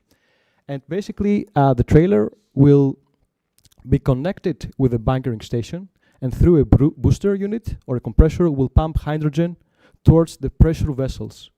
So the pressure vessels will be our storage tanks from which we will distribute further through a dispenser into the crew transfer vessel. Of course, the design made in such a way that we don't have to supply the hydrogen from directly necessarily from the buffer tanks, but we can also do it through directly from the trailer. So we have this flexibility as well. So as I said, this project is quite advanced. It's currently under construction. So already several components have been delivered on site. So you see maybe on the right, we started with the foundation. The pressurized vessels have also arrived, and we already started with the assembly. We have already received the booster units and the dispenser. And the idea is that we will finalize the assembly of all these components by the end of this year, and then we will proceed with, I would say, some testing performance. And by Q1 24, the idea would be, of course, that we'll have the bunkering station operational and ready to supply hydrogen to CTVs that will serve our operations. So yes, so about the future prospect, as I said, the bunkering station today will have a total capacity of 600 kilos, and it will supply 150 kilos per CTV. But of course, we have a long-term horizon on that, so the idea would be to scale up. So in the next 5 years, we'll want to run into phase 2, where we'll increase the capacity from 600 to 1,600. And within the 10 years period, we will scale up also from 1,600 to 3,000 kilos. Of course, an important side note here is that definitely modifications will be required in order to move from phase 1 to phase 2, and also subsequently from phase 2 to phase 3. So modifications related to additional components, maybe a second dispenser, for example. And another important point I would like to add here is that today in the market, there are CTVs that can receive, I would say, 150 kilos, but we've seen also that this capacity will increase to 400 kilos. That's it from my end. Thank you very much for your attention. I think it was quite short in time.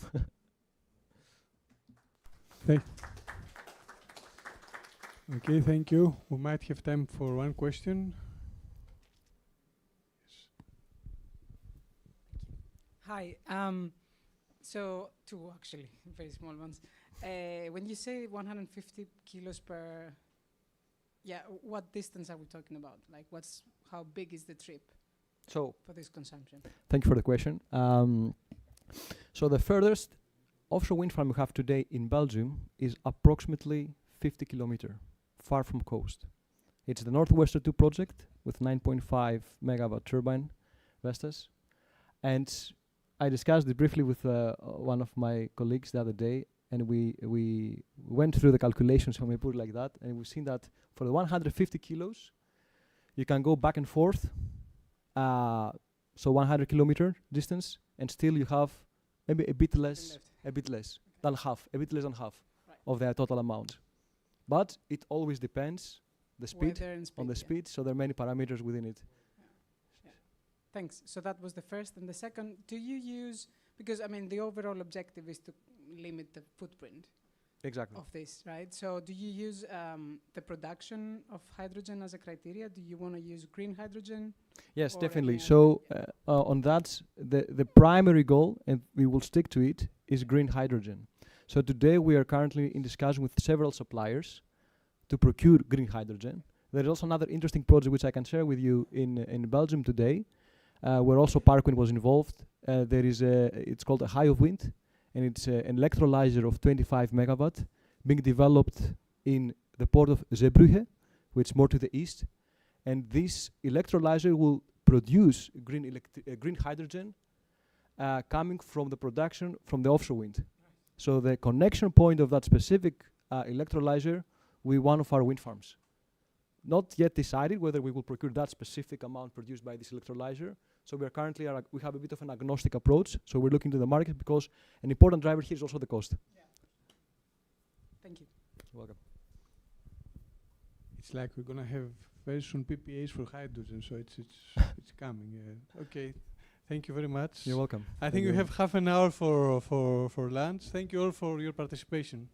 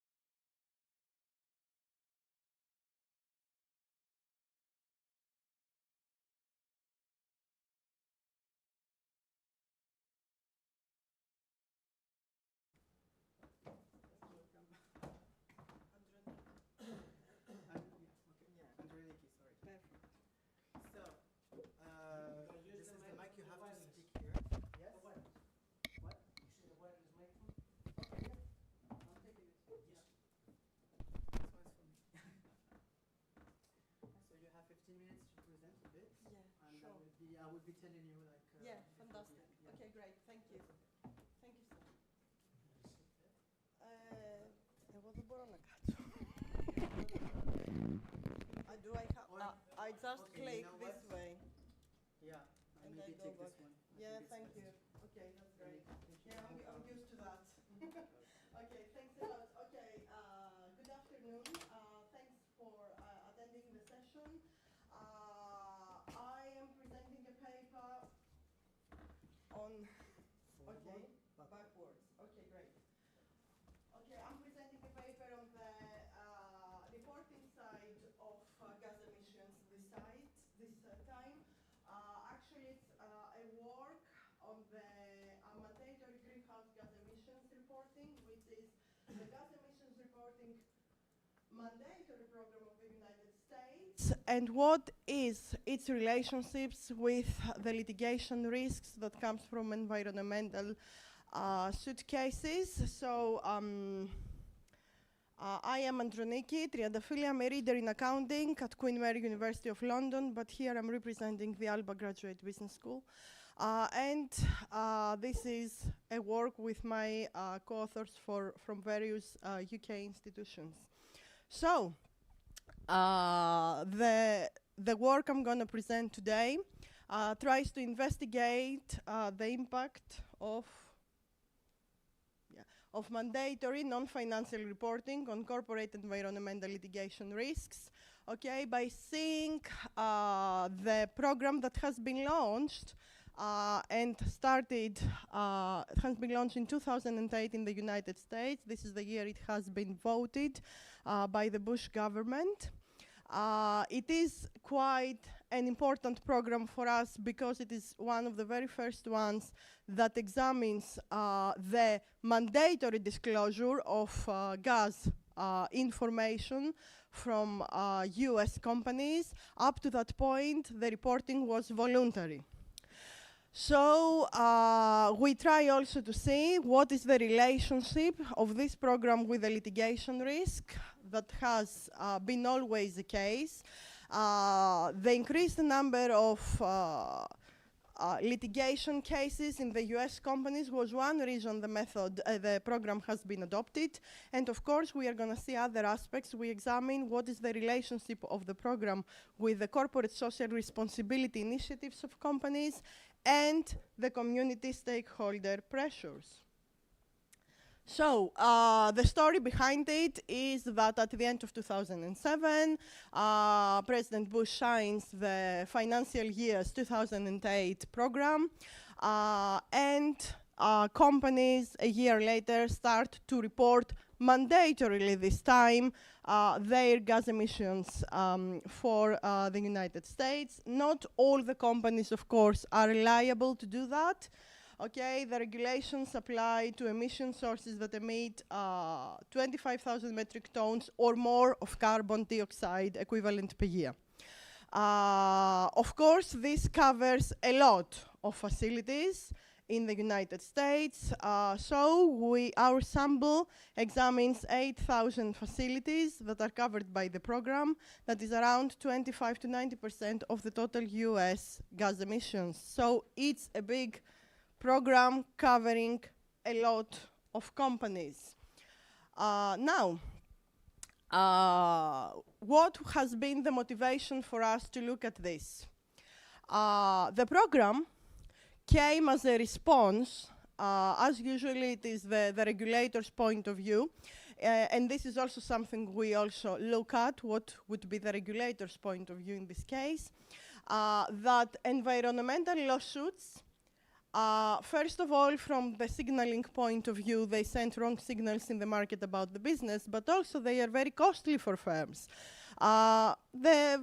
We all know, we are aware of the BP's notorious example, where its stock, where I'm going to examine from a financial point of view, has plunged by 2% immediately when the company had the petroleum scandal in the Gulf.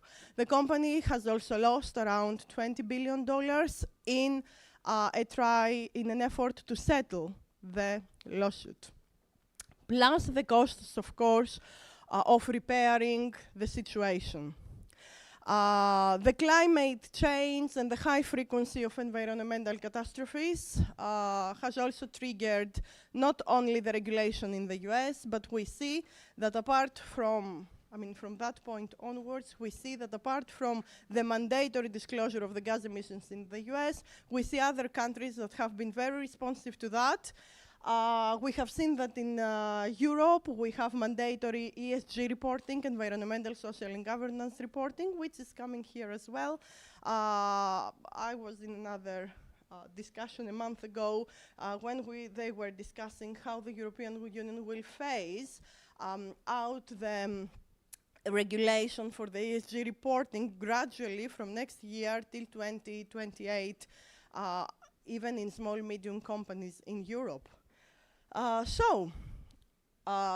Countries then have started introducing voluntary reporting. Some of them has moved to different kinds of mandatory reporting. One of the very first, though, have been the United Kingdom following the US.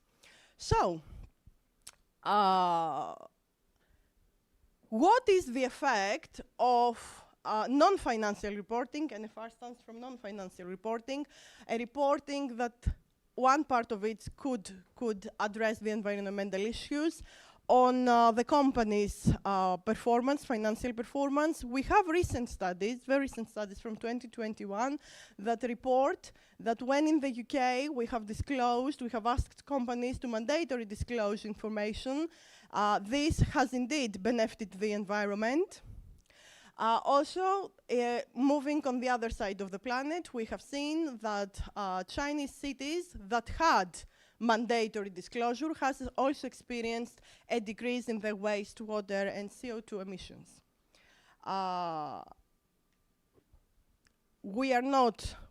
It has not been examined so far what happens with a number of litigations, the cases that arrive actually to the court for these issues.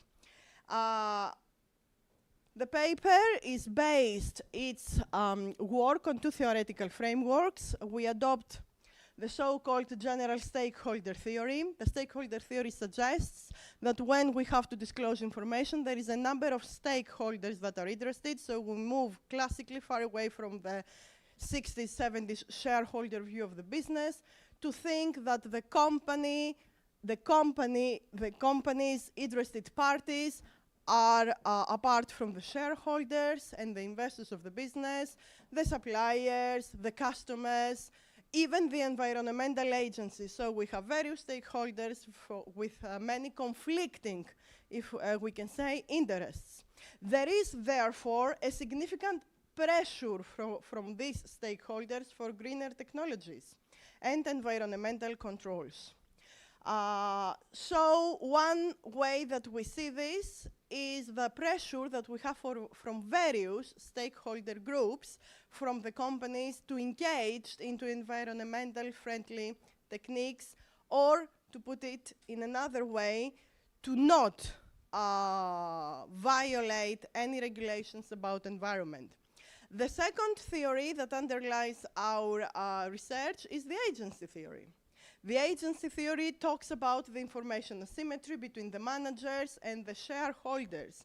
So the managers have some information, the different stakeholders, of course, they are outside of the business. By definition, they don't have access to this information. The voluntary disclosure made the managers, if they want to disclose information, now this becomes mandatory. Why? Because the regulator wishes to minimize the gap in the market, in the information in the market, so that managers can inform shareholders of their initiatives. This has the purpose of enhancing transparency, of course, okay? Because now shareholders will be more able to see what is happening in the business, but also to see whether the business has not engaged with several techniques. And there is a hope that this will make also companies engaged in more green techniques. So, so far we see a lot of research. We see a lot of recent research as well okay, that is coming, that examines the relationship between the impact of this disclosure on the firm performance. If, oops, apologies. This is quite sensitive. What I'm doing wrong. Going. Apologies. Okay. The importance of this relationship of the disclosure on the value relevance of the business, whether this information improves the value of the business, on the economic performance, the profits, on the cost of capital, whether it is easier for companies to get funding if they are greener, which has been the case recently, even here in this country, and what is the relationship of this disclosure with the market capitalization? What signals we send to the market so the market invests higher in companies that are greener? However, the issues we had and the gap we try to fill in with this research are twofold. Firstly, the previous research has been based on voluntary disclosure because we had voluntary disclosure by definition. Our research is the first research that is based on a mandatory disclosure program. Even if this is in the US, we had a lot of data there. The reality is, and an interesting regulatory framework.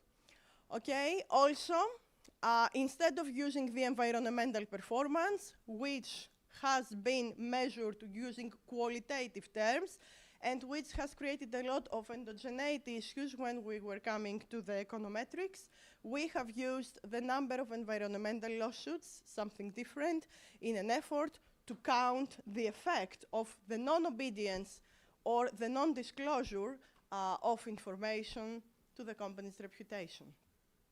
So the main hypothesis we have is that the environmental litigation risk depends, first of all, our first variable, MD, mandatory disclosure, takes a value of 1. If the company discloses the information, it is mandatory for the company to disclose the information, and a value of 0 if the company does not disclose information.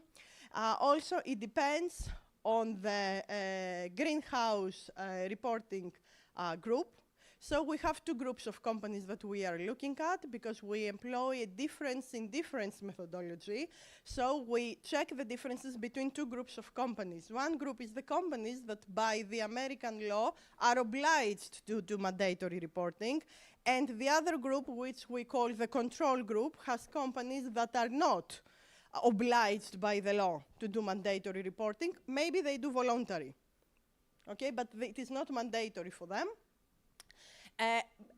Of course, for us, the variable of interest, and this is the one I'm gonna discuss later on, is the interaction term.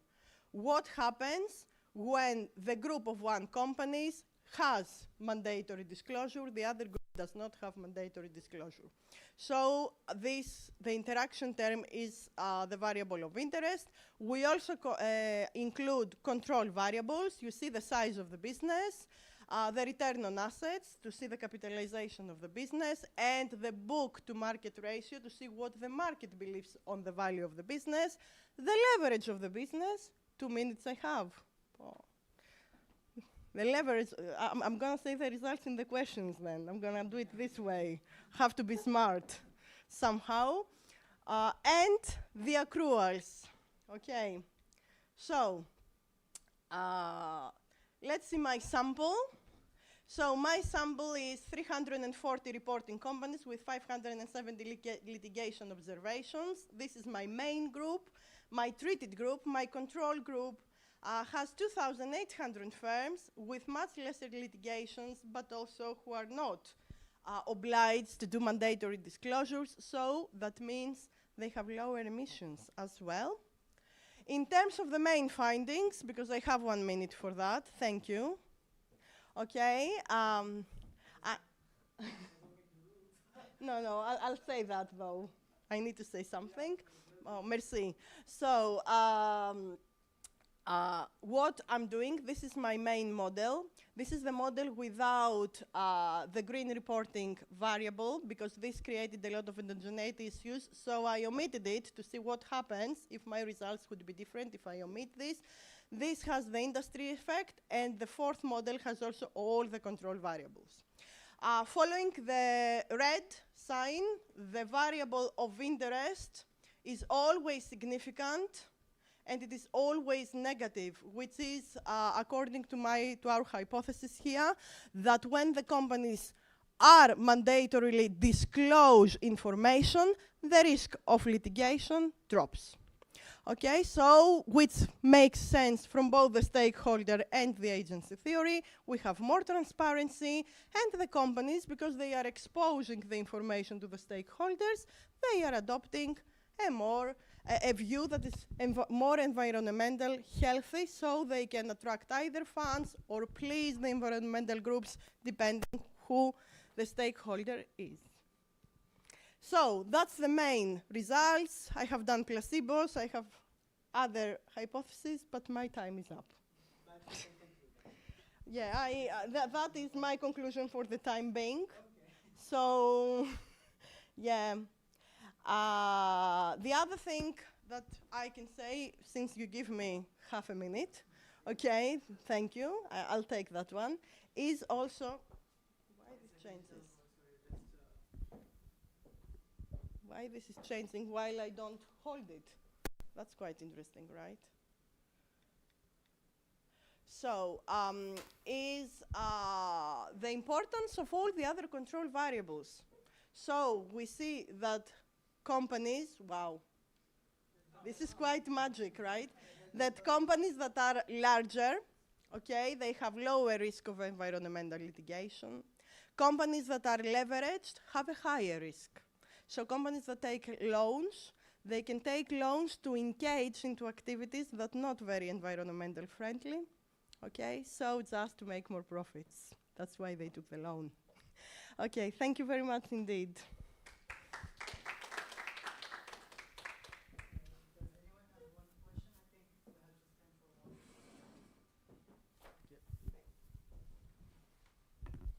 Hi. It's a very simple question. When you say mandatory reporting, in this exercise that you did, you're referring solely to the EPA rule. So no other standards. So your sample is either your mandatory report. Yeah, correct. Okay. Correct. No other IDRS or ISF? No. It is only the United States-based companies that by the law have to disclose the gas information, the gas emissions. Thank you. You're welcome. Maybe we will have one more question. Short one, like it's okay? It's okay. Thank you, sir. Thank you very much. Something to say more. That's okay. I'll leave the space at the end if we have time. Yeah, okay. Thank you very much. You're welcome. So, on to the next presentation. I think this time is Athanasia, right?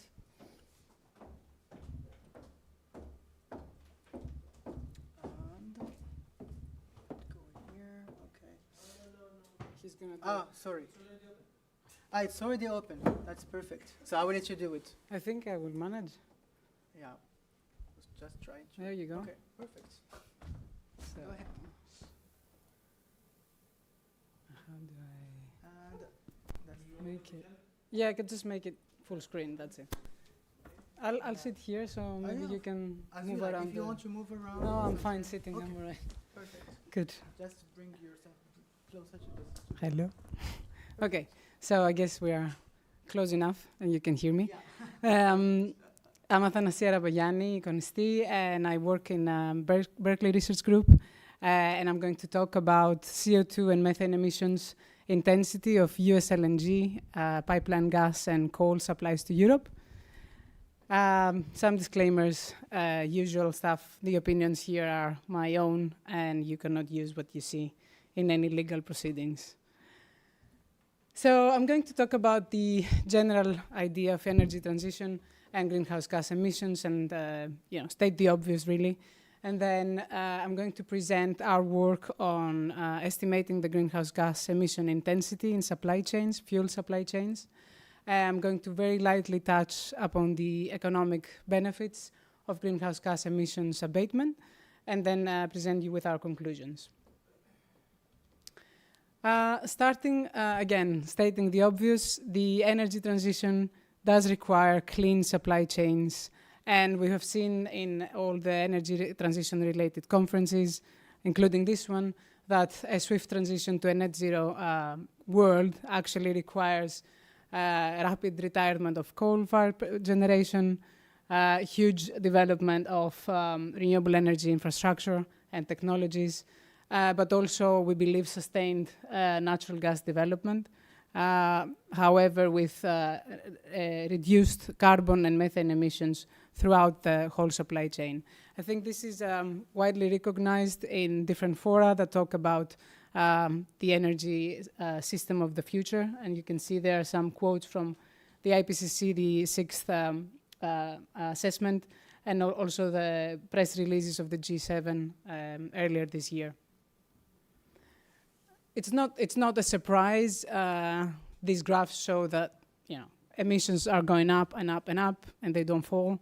And they don't fall. And when you look at it from a high-level perspective, we've been increasing the emissions, anthropogenic emissions, since very early in this millennia. And then looking at the distribution of different emission gases, we see that the majority is carbon emissions, and this is the reason that carbon emissions have been the focus, both in terms of abating, but also in terms of pricing carbon emissions and creating different schemes in which we can use to offset carbon emissions. However, I'm going to spend some time on the methane emissions and the importance of methane emissions, especially when we're dealing with fossil fuel, which is part of the mix now, and it will potentially remain for at least the 2 decades that we need to discuss and decarbonize really the whole world. And so I think it's important to state that methane emissions may seem small, but have a very large and a significant impact. And this can be demonstrated by a metric that is called the global warming potential. The global warming potential is, in very simple terms, the warming power of a gas. And it's the warming power of a gas which can be measured against and compared to CO2. So if you think about CO2 having a warming power of 1, we can measure the warming power, the global warming potential of different gases. And in order to do that and to express that, we also need to use a time frame. So global warming potential of methane emissions in a 20 years time frame is 86. And in a time frame of 100 years is something around 36 or 40. So what that means is that emissions that are emitted today, methane emissions that are emitted today, have an 86 times effect in a 20 years time. You can see in the graphs there the difference between the 20-year global warming potential and the 100-year global warming potential. That is quite significant in the way we account for emissions sitting here today. Using the 100 years global warming potential does not answer the question that we urgently need to answer today for the next 20 years. And so in our work and in our research, we believe that using the global warming potential of 20 years for the methane emissions, at least that we are dealing with, is an appropriate measure in order to demonstrate the significance of methane emissions and demonstrate the urgency of abating the methane emissions. So I'm going to show you what we try to do in BRG, which is estimating greenhouse gas emissions. By greenhouse gas emissions, we mean both CO2 and methane. Methane always using the 20-year global warming potential. So we effectively do add them up in an equivalent basis. And we try to calculate the supply chain greenhouse gas emission intensity. When we say supply chain, we make a very big effort to capture all the stages of the supply chain of different fuels. And you can see here for LNG supply chain, we start with gas production, we move to transportation, we move to liquefaction, shipping, regasification, and then transportation to the power generation. So we're going from production of the fuel down to the consumption in power generation. We use this approach for pipeline gas and also for coal. The reason that we are, I mean, there's been a lot of discussion today about LCAs, life cycle assessments, and we try to take a high-level approach of life cycle assessment by looking at least a full supply chain footprint and pathway of the fuels that are coming to Europe. I'm going to show an example of our results for US LNG coming to Europe, pipeline gas coming from various sources to Europe, and coal coming from various sources to Europe. These results are kind of shapes, so you can very easily tell that US LNG has the lowest greenhouse gas emission intensity, very close to pipeline gas, but still lower. And then we have coal, where we have a very high greenhouse gas emission intensity. So these results are averages of averages of averages. We've done a lot of analysis for individual countries, and the reason I think the purpose of this presentation today is just to initiate some discussion and look at this in a perspective. You can see that different parts of the supply chain have different emissions in absolute terms, and the ratio of emissions of different fuel supply chains kind of change quite significantly. It's expected the US LNG to have quite a bit of emissions in the midstream when we talk about and we take into account the shipping. But what is also very interesting here is that upstream, both US LNG and pipeline do have quite a bit of emissions. And then the obvious is the emissions of the power generation, which we'll come to in a minute.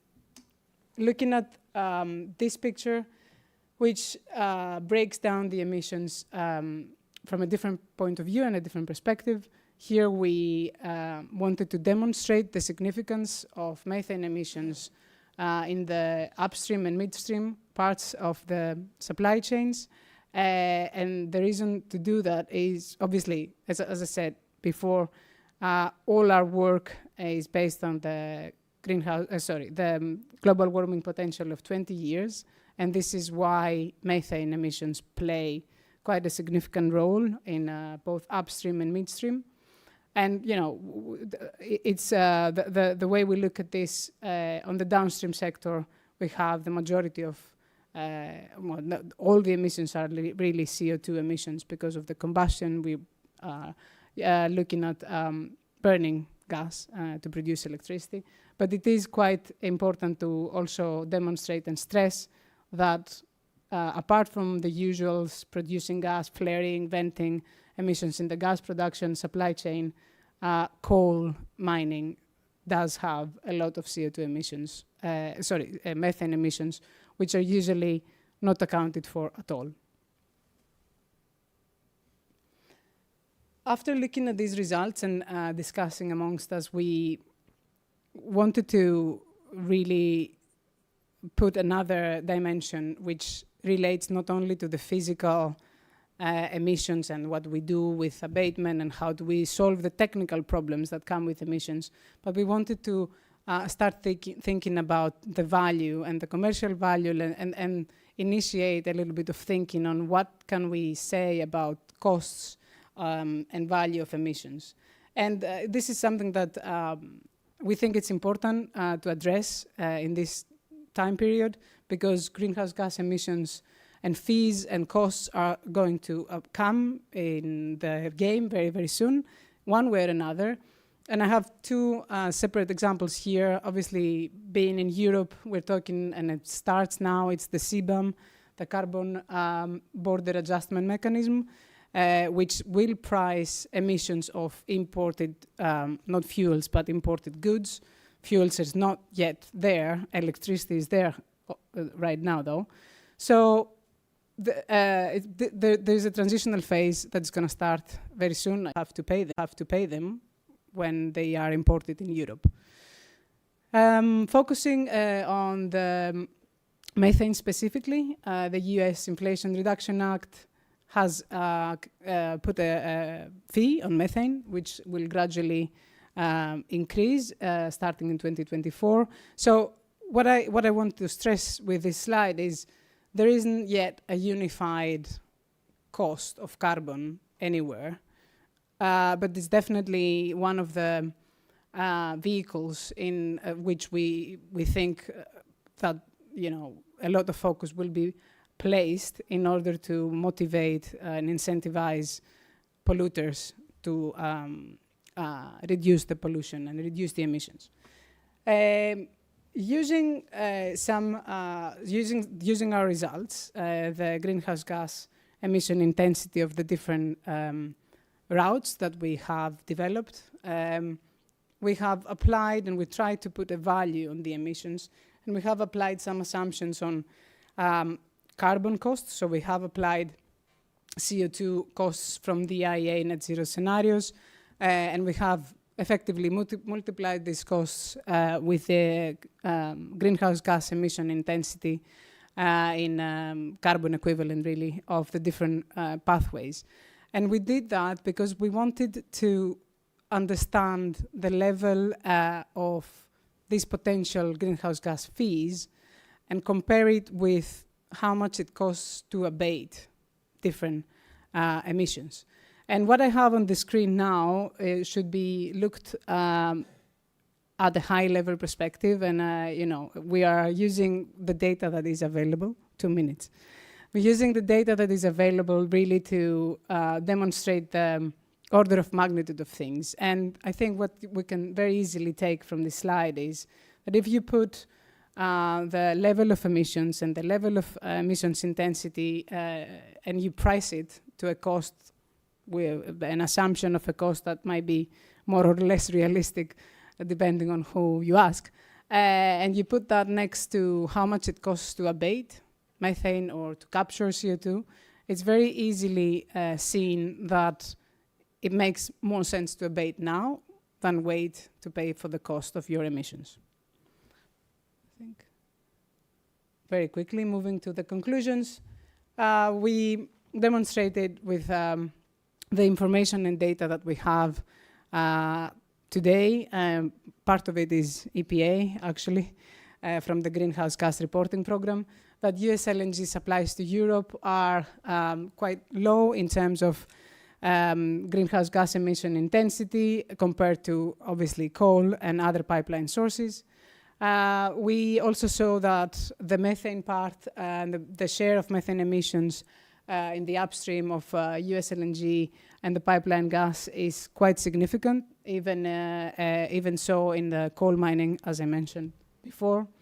Then putting this, using these assumptions on the carbon cost, we see that the abatement costs for methane are much lower than potential penalties for methane, and especially when someone juxtaposes the actual cost of gas and the revenues that someone can have by selling these emissions and not emitting them. The CO2 abatement costs, CCUS costs, are generally quite low in terms of, well, in comparison with potential fees, again, for CO2.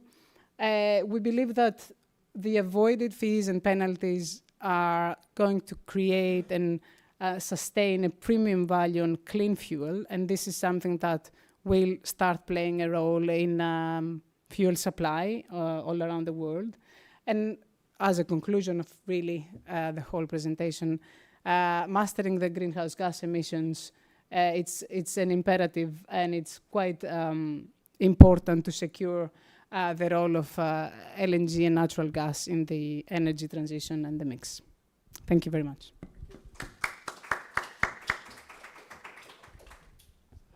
Does anyone have any question?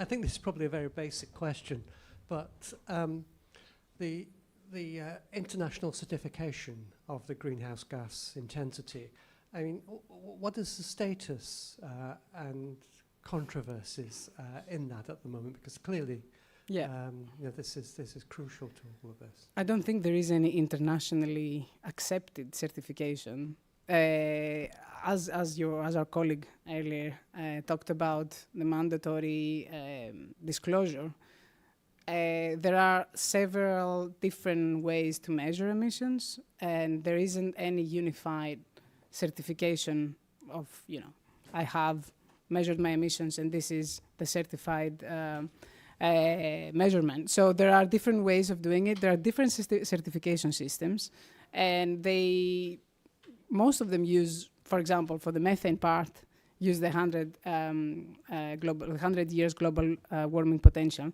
And so I think this is one of the intermediate steps before we even start talking about what we can do with the emissions and how to reduce them. We do need to go on and create a unified and international certification standard for the measurement of emissions. Absolutely, particularly if you're going to talk about penalties. Exactly, exactly. Does anyone else have a question? We have some time for another question. Short one, perhaps. Okay. Okay. Thank you. So thanks again. And on to the next. I guess it's.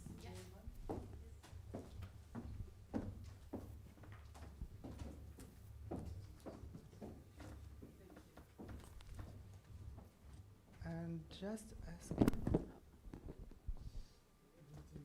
Yeah. So if you want to move around, for example, I prefer to move around, but I think you can hear me, right? Yeah, we can hear it. So if you prefer to be seated, it's no, okay. it's If you okay. prefer to move, we can give you this one because No, it's okay like this. our technique. Ah, It's mandatory. okay, okay. Wow, cool. You have your 15 minutes. Okay, thanks a lot. My name is Yvonne. I'm a PhD researcher in Wageningen University in the Netherlands. And I'm really happy to be here today, even though we're a small crowd. It's still exciting for me to share with you my research, which is entitled Capture CO2 as a Source of Carbon in the Defossilization of the Chemical Industry. And as we know, CO2 emissions are still on the rise. And as CO2 emissions are keep just being emitted, the consequences of climate change are becoming more frequent and stronger. An example of this was the fires in Greece that burn many square kilometers that are even bigger than the size of New York City. And then a couple of weeks ago, we had some storms also in Greece, but also in Sweden and in Norway. And I think that these effects, we're trying to mitigate these effects by transitioning to renewable energies, as we have seen today in many of these, in this theme of these conferences. So we try to mitigate the effects of climate change, and we have a vision to transition from fossil fuels to renewable energies. But there are some industries that still require carbon. And one of these industries is the chemical industry. And I think in the previous sessions of yesterday and today, there was a discussion about the diversification of the different renewable energies or energies, and it was also talk about hydrogen. And hydrogen is quite used for the production of ammonia, which is one of the key base chemicals from the chemical industry. But then, so then the chemical industry is one of the main industries in our society, because thanks to it we can have some medicines, fertilizer, plastics, cleaning products, construction materials, and even cosmetics. So then if we want to transition not only energy but also the chemical industry, we need also need sources of carbon that are renewable and carbon neutral. And in the chemical industry, these carbon sources are a bit tricky, because in the chemical industry we use fossil fuels as raw materials, but also as a way to supply the energy to run the process. And yeah, like this is quite tricky, because it's not only about the energy or renewable energy that we can use directly. So in order to defossilize the chemical industry, and I think it's also quite important to point out that is not decarbonization, because we are carbon-based society, so we cannot really decarbonize something. It's more about transitioning to renewable and neutral carbon. So then, to come back to the chemical industry, we know that there are 7 base chemicals that from them, thousands of other chemicals are being produced. And then we have ammonia, methanol, olefins, and aromatics. And one of these, the most interesting of these chemicals is methanol, because from methanol we can produce either olefins and aromatics. And also methanol is being used as a fuel, so it's also an important energy carrier. So then that goes to my research objective, which is how to look for different carbon sources for the production of this methanol, and then from this methanol to produce these olefins and aromatics. So in my research, I looked to 4 different sources of carbon. The first one is the organic fraction of municipal solid waste, maize as the benchmark, but also CO2 from the air, and also CO2 from the cement industry. And the CO2 from the cement industry is quite interesting because this is a CO2 that is emitted within the nature of the process. So it's not really dependent on fossil fuels. So from these different sources of carbon, I analyzed and I did some carbon balances where you can see all the routes. Like, this is a simplified way to present all the processes that you can have to produce methanol. And then these routes I analyzed by looking into this carbon source availability, water and land, because these are like the main limiting resources for the production of this defossilized methanol. And going back, yeah, like if I look into the technological readiness level of these 4 different routes, we can see that, yeah, like biogas is already at level 9. So that means that it's quite feasible to produce this defossilized methanol via the use of biomasses. So then if I go to my results, then we can see that, of course, the CO2 from there is quite abundant. So you can have an infinite supply, while for the cement, we can supply even more than the current demand for methanol and high valuable chemicals. And for biomass, we have not so much. And for maize, we cannot really use it because, of course, then you get into the dilemma of whether to use maize for fuels or to feed the population. And here it's also important to remember that this is in a global overview. So then if we want to use the cement CO2, then it's quite focused on certain locations, as in China or in the USA. So, which are the countries where most of the cement industry is located.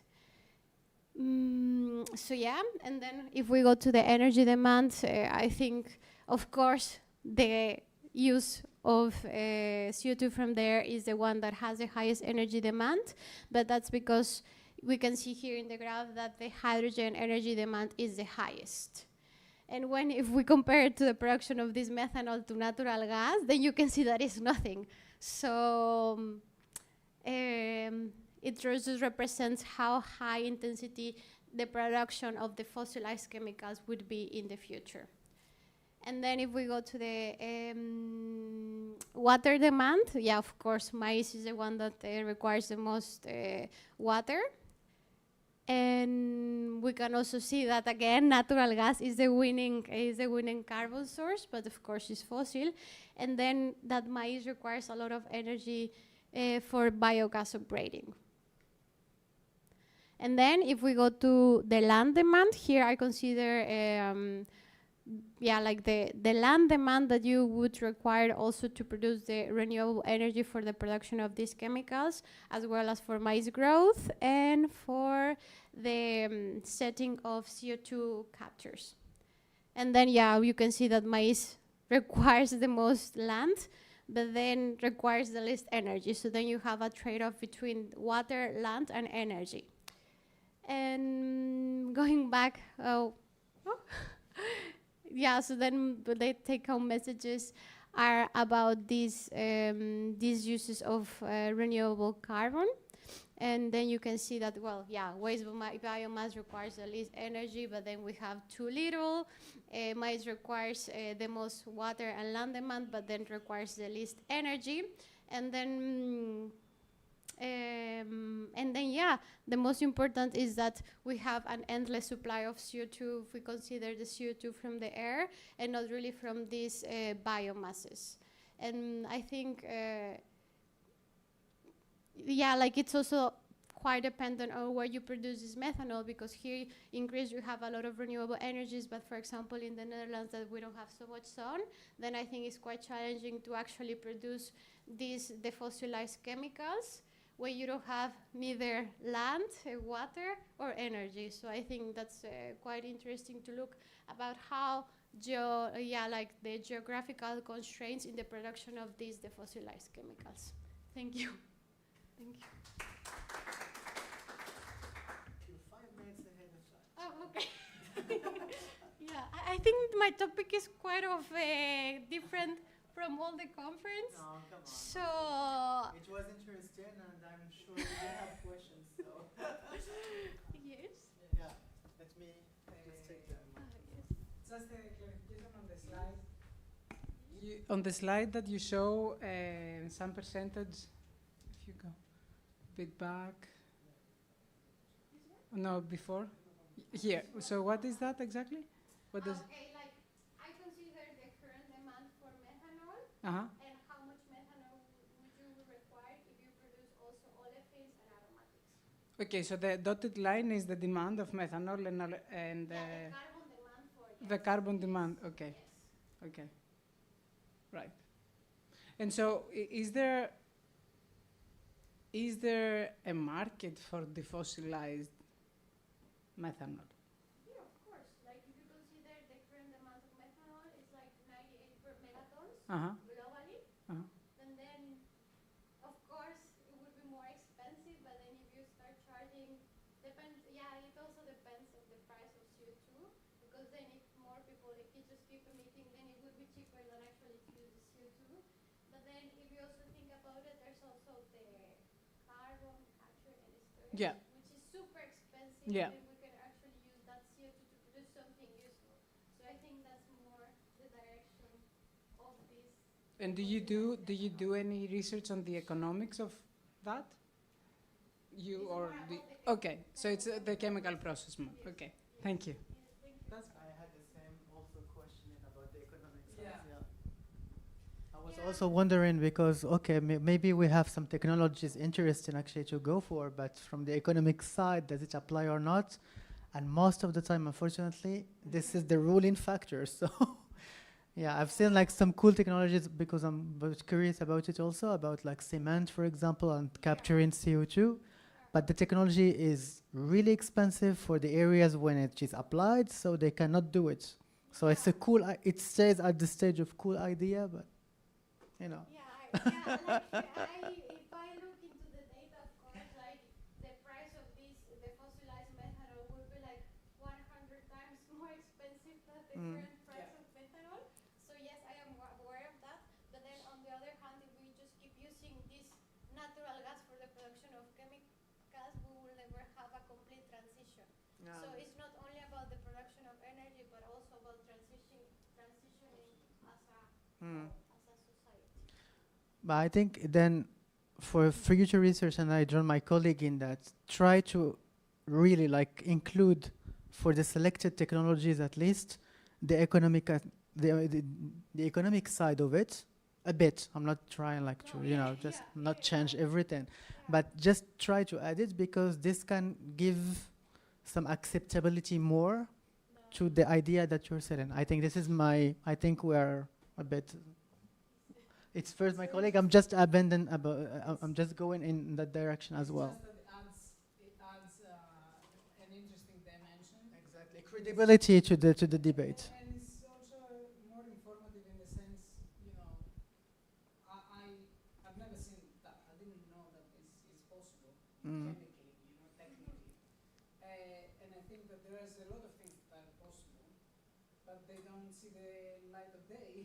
Yeah. Because of that. Yeah. So I'm just asking if the next, okay, Jordanis, right? Okay. Okay, thank you. Because depending on him being here or not.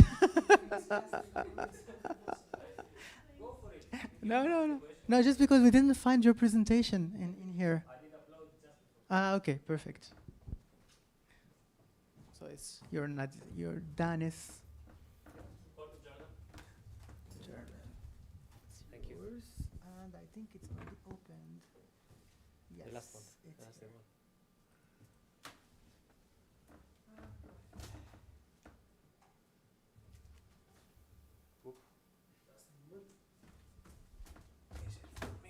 So what's forward? Ah, that's forward, the big one. Now you can move. Okay. So, hello everybody.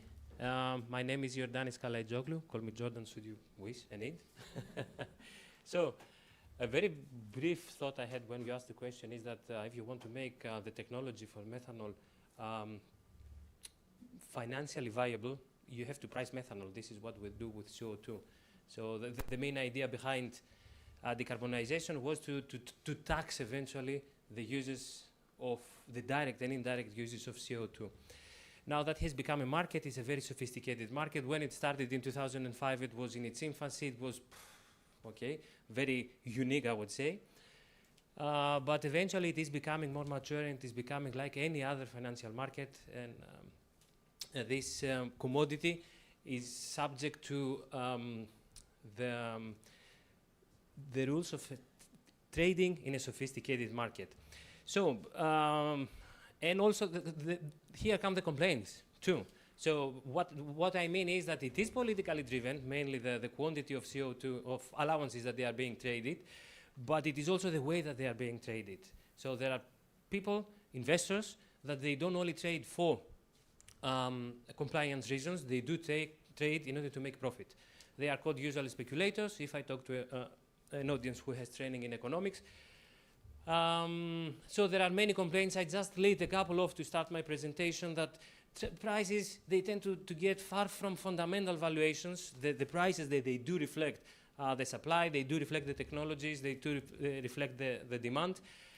And actually they are subject to speculation. There has been a very big internal investigation with the ESMA report giving the results, and also that affected a reform that has come, and it is also coming because it is a continuous process. The main take-home points from these two findings are that there are many financial institutions and many emitters who hold long positions. They do buy in order to use them for compliance reasons the year after or in the future, because the futures market is the most active one. But there are also many positions that they are opened and closed within a day, or within trading periods of way less than a day. And that is actually algorithmic trading. And that was part of the report. And this idea that prices might deviate from fundamentals due to speculation, in this report, which was very comprehensive, there was a subtle idea that that might be due to algorithmic trading. And there was the introduction of the MiFID rules. They are transparency rules, the pre-trade and post-trade transparency requirements in order to identify who is trading and what they are doing. What's the problem with the algorithms? Some people say that they provide liquidity in the market, and that's a very good thing, because the more liquid the asset, the more true its valuations are, free of liquidity premium. But some other people say that this speculation might actually drive the prices towards the wrong direction. There is a very big literature. Actually, that's the literature I am following personally in my portfolio of projects. What are the algorithms and why they might actually lead the market off equilibrium? The main idea is that when you go to the market, before the AI revolution, you go to the market, you try to have an estimate of what do you think is a fair price, according to the efficient market hypothesis. It is a discounted cash flow, the value of the discounted cash flows, and you take a position. You might be right, you might be wrong. Algorithms cannot do that. They are not designed for doing that. What they do actually is they try, by observing a transaction, observing an event, to make an inference of what might other people think. And obviously, this trading information that they are based on is a noisy signal of what we call fundamental information. So the problem with algorithms is that they might believe the wrong thing.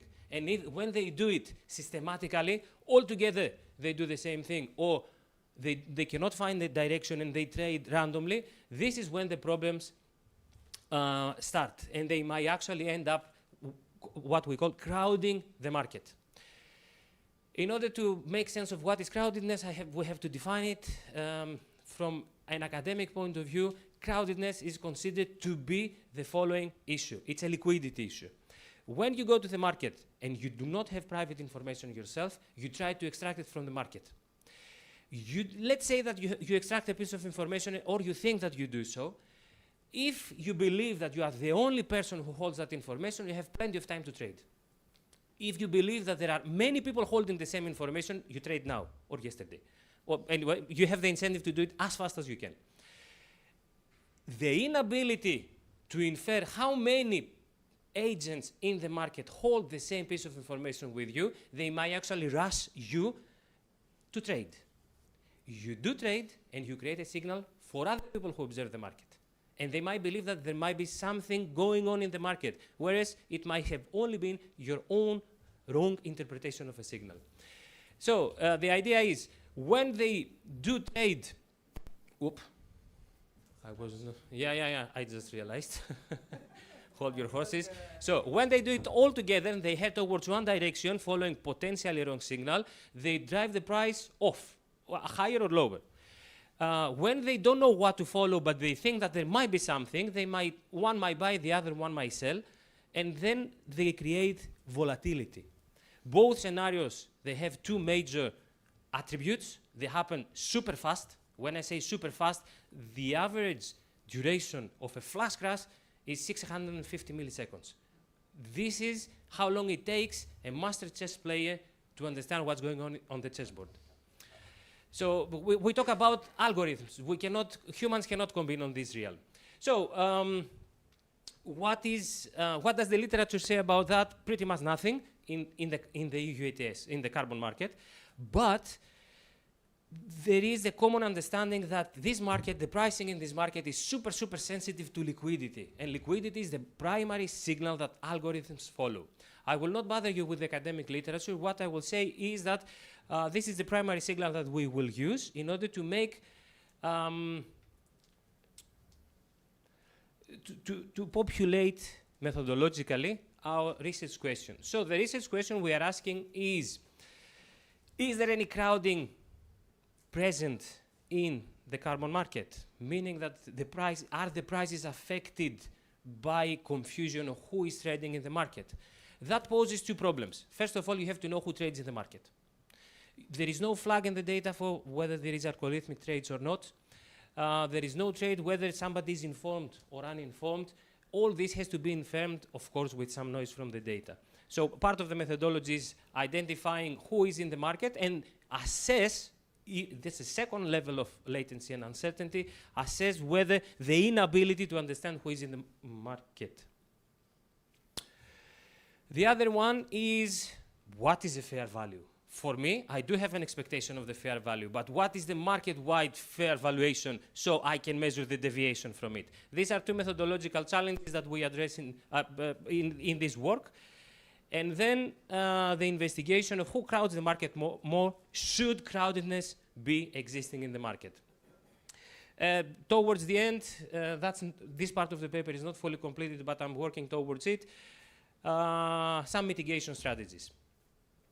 So, according to the Fish and Market hypothesis, prices are random walks, and the prices should reflect the present value of, or changes in prices. They should reflect changes in expectations of what is the present value of cash flows. According to the Fish and Market hypothesis, it's just random walk, but we know that, especially for shorter trading intervals like the HFT, there is some kind of learning from previous trading. Everything depends on this small Q. I will not bother you too much with the equations. So this is a very high level. I will not have any details. I'll stay just on the outline of the equations. So this Q is the direction. Pretty much it says that if I expect a buy and I see a buy, everything is okay. If I expect a buy and I see a sell, there might be something that I don't know. That's what you might learn, the surprise in the direction of trading. That's what you will see. It's a pretty standard model.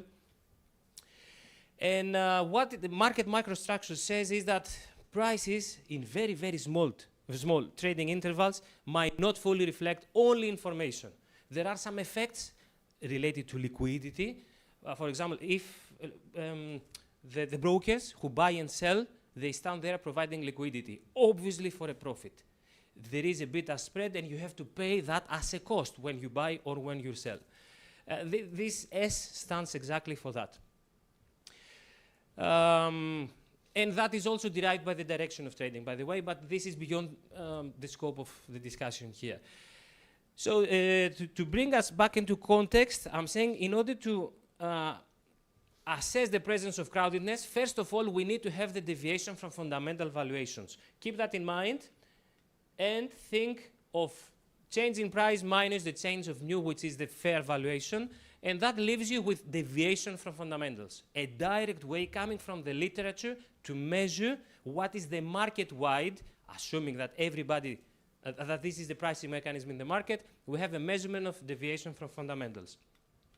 On a second stage, I'm using another pretty standard model in the literature. How fast is trading? Liquidity signals is the primary signal that algorithms focus on. You see it as a ratio because it's according to the Gart's modeling by angle. It's a pretty standard modeling in the literature. The numerator is who is actually trading in the market, in the how fast actually and how big. In the denominator you see your expectation and innovations in it, errors, when you cannot forecast perfectly. This eta at the end is a direct measure of errors in forecasting how much, who, how much, and how many trade in the market. There is a methodology which I will skip that you can derive expectations of who is trading in the market by this eta, and that will be our measure of the inability to forecast liquidity. Who trades in the market? And that's the introduction of a new measure for crowdedness. In the numerator, you have deviations from fundamentals, and in the denominator, you have a measure of inability to assess who trades in the market. Meaning, how does the market react per unit of forecasting error? I see a surprise on who is trading in the market of 1 unit. How much does the price change, not for information, but for other reasons related only to liquidity? In a normal market, the reaction should be symmetric. It's called the X factor. So in the X-axis, you see, stay away. In the X-axis, you see faster than expected markets, slower than expected markets. On the Y-axis, you see the price reaction, the numerator of the ratio I showed you before. How much did the price change for different levels of surprise? Yep, 2 minutes. I'm very close to be done. So the idea here is that it should symmetrically expand both ways. If you see asymmetries, these asymmetries, especially when they are in line with the concept of crowdedness, there might be a sign of crowdedness. So what do we see in the data? If you take up and down, if you see for higher forecasting errors, you have higher mispricing, which is expected. If you see symmetry up and down, it is symmetric. The average forecasting error is 0. That's according to theory, so we are okay. The model is performing well. But what you see here is that algorithms, they have a much bigger mispricing error compared to human trades. And also you see that this error is considerably bigger when the market is faster than expected. That's according to the notion of what I was explaining before. You see something going on in the market, and you participate in it, and you make it bigger. That is called market reflexivity. And because it happens in an asymmetric way, which is consistent with crowdedness, the main idea here is that it might be due to crowdedness. You cannot know 100% whether it is, because it's a latent concept, but the evidence shows that it might be the case. What can we do about it? MiFID was a big supporter of transparency, whether this can improve the trading signals. If you know what's going on, you do not have an inability to forecast. You do forecast, so there is no problem. Why not increasing transparency? MiFID has done exactly that, introduced pre-trade and post-trade transparency, so you know eventually you have a better idea of who is trading. And we see actually that in this graph you see time and market frictions. Prices change not due to information but due to frictions, that after the introduction of MiFID around 2019, that has dropped. This is algorithmic trading, this is normal trading. That stays pretty much the same, but the big change comes in algorithms. So the market becomes better. And not only that, what you see on the next is, in the red, the crowdedness before the MiFID, and with the blue, the crowdedness after. And it is decreasing. So transparency, yes, it does help a lot. So any market design that would increase transparency, and in the paper I'm working towards this idea, like batch auctions, like a reverse metronome circuit breaker, would essentially create the breathing space for algorithms to interpret the signals and have lower forecasting errors. Just to give you an idea, the carbon market is not the most sophisticated one. The human time it takes for a trade is about 1 second. The time it takes for an algorithm to react to a signal is about 3 microseconds. 3 millionths of a second. So it is a big difference. So when we talk about the breathing space, we talk about something like 40 microseconds, or like that.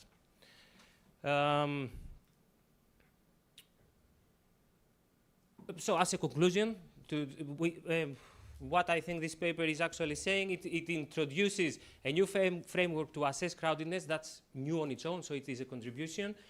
And that this is actually observed in the carbon market, and it has a mispricing impact that if you see it per trade, it might be very small, but it aggregates very quickly, and it leads towards flash crashes. And any mechanism that would reduce uncertainty would be good to reduce crowdedness. On time? I see. You have 1 minute more, actually. Okay. I understand that the subject is really complex, so that's why I let it run. It was a brief overview. Yeah. So if you have any questions, happy to discuss. And I will share this. So I have a question.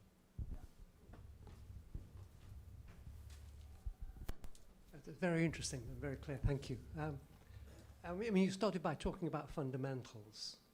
And obviously, you've got kind of stochastic departures from fundamentals here. What are the fundamentals of the carbon in the intraday context? Okay, it's not the first time I have that question, to be honest. So the primary fundamental is the supply. I mean, the allowances. The second fundamental is the demand for the supplies. And another fundamental that is very, very important, that it cannot be priced directly, is the state of technology. And there is speculation.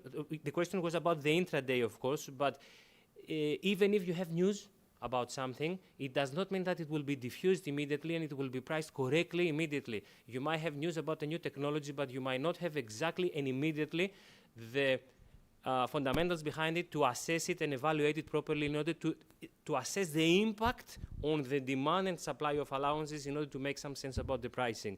These things are resolved. Efficient market hypothesis says that this happens automatically, but the smallest duration they had was 1 day of data. Now, there is news, and there might be 100 trades that they can still benefit from public information. Imagine what happens if there is private information about a company emitting more, or about a company introducing a new technology, or about these kind of things. They are priced on a trade-by-trade basis, and it is a very short period. And it's not the case that we have a daily spot market, that the daily price is a forward price on the the end We of talk the about year. futures, yeah. The At the pricing end you of see the here year. is on futures. And that's why news and information in the short term is important, because it affects your expectation for the end of the year settlement. Yeah. And it's harder to forecast because yes, you can go just before the compliance and buy allowances, but you only buy futures if you think that the price will go up, and that is even harder to forecast. Yeah, you are absolutely right. Anyone any question? Actually, we have some 5 minutes short time, so we can use it for any question that you had in mind that you didn't have the occasion to ask. So.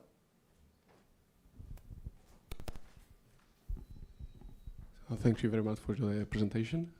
Actually, I have a question that I think you and Ms. Valderas would be able to contribute a bit to the answer, because I was thinking it's a combination of the two presentations.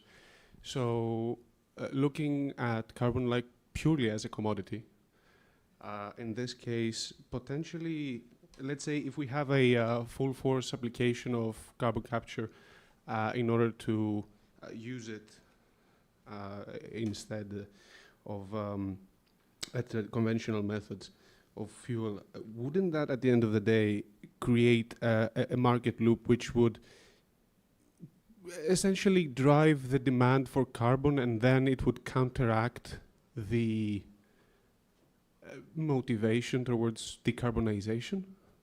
It's a very basic question. It may sound a bit childish potentially, but I'm just theorizing here purely without any data in my head. I was wondering if anyone has any positioning on that. My quick response would be that any kind of technology would be reflected on prices. So as far as this paper is concerned, if the price goes to 0 or to 1 million, any state of technology would be reflected on what people think about the need to have trading. But for the macroeconomics, I don't know. Well, if I can somebody wants maybe to touch a bit on that. Actually, in this presentation, actually the key thing for me at least is actually the speed. Yes. It's so fast, as my colleague were presenting, that actually some information might not be fully integrated because we don't have time.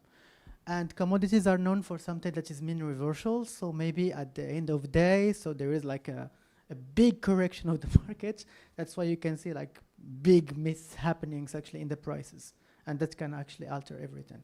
So at this level, I don't think actually that we might think about a strategy of decarbonation working or not working, because it's too fast. Yes. Yeah. But if we're talking about, for example, I don't know, something like weekly or monthly, on frequency, maybe we can derive we can see some patterns like emerging. But it's really difficult on that high frequency data. That is my experience on that. But Thanks. So I think you're asking if there is a market for carbon and everybody is paying something for it, why should we decarbonize? Right? That's a good question. I don't know the answer. But I don't think we're, Sorry, go on. No, I don't have an answer. It's the equivalent for methanol. They said, for example, that there is a macroeconomic target of reducing emissions. But the technologies we are using, they become expensive. So the carbon market, the nature of it, actually the main objective of it is to create the financial argument for companies to innovate.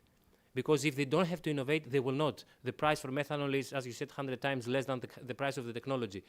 But if you make the price of methanol with allowances 100 times more expensive than the technology, you have an argument for it. So if you solve it, this market has completed its objective, and you don't need it. It will become like a petty stock. It would have a cent or half a cent per allowance. It's just penalizing, the countries who have not participated in this innovation.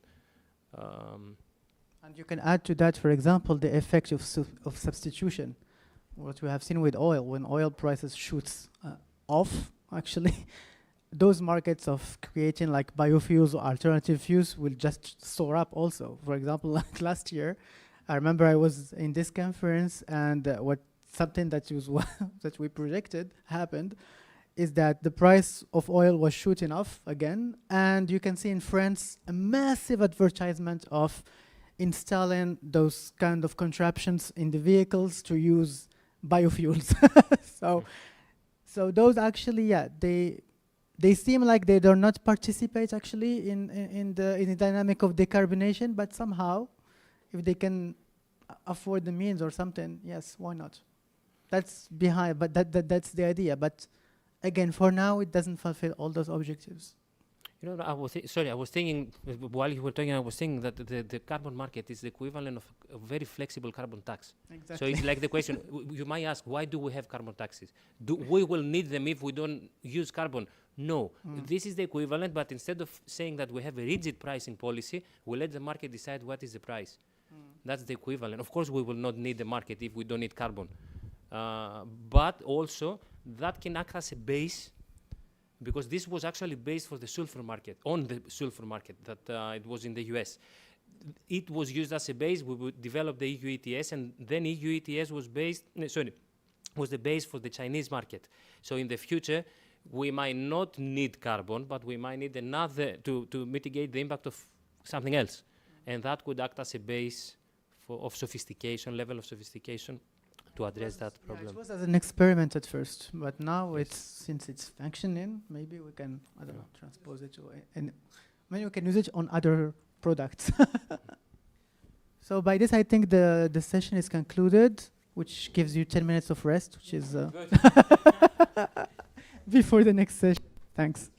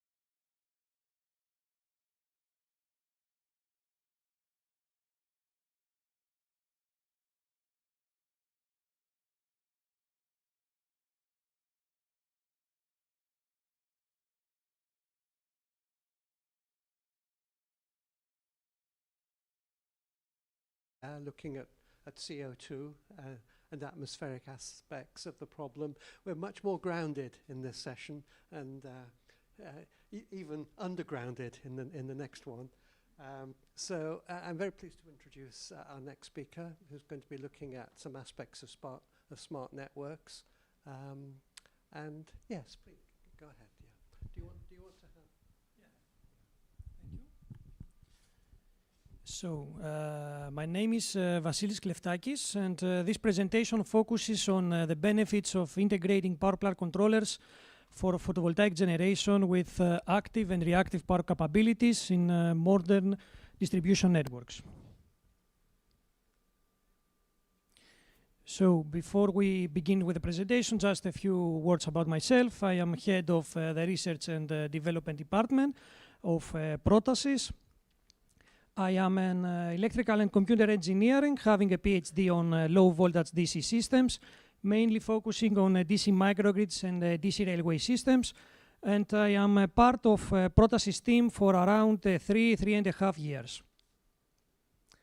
A few words also about Protasys. Protasys was founded in 2002. And right now, more than 80 professionals and engineers are working in the company. We have activities in more than 20 countries and more than 100 customers. We provide services and solutions for transmission and distribution system operators, power and renewable generation companies, oil and gas and heavy industrial segments, to name but a few. Our core business lies in power system studies for transmission, distribution and industrial networks, planning and operation of transmission systems, substation and electrical systems design and engineering, and finally systems integration for end-to-end solutions on electrical protection, control, automation, monitoring and smart metering. So, in the following analysis, we focus on the benefits of integrating advanced power plant controllers with active and reactive control capabilities into existing and future photovoltaic parks that are connected to the distribution grid. In two directions. The first direction has to do with active power curtailment of the photovoltaic generation in order to mitigate congestion in the transmission network, while in the second, let's say, aspect, we consider a local voltage support functionality in terms of QV droop control, and we also mention some stability concerns that need to be taken into consideration when designing and in the parameterization process of the QV droop control.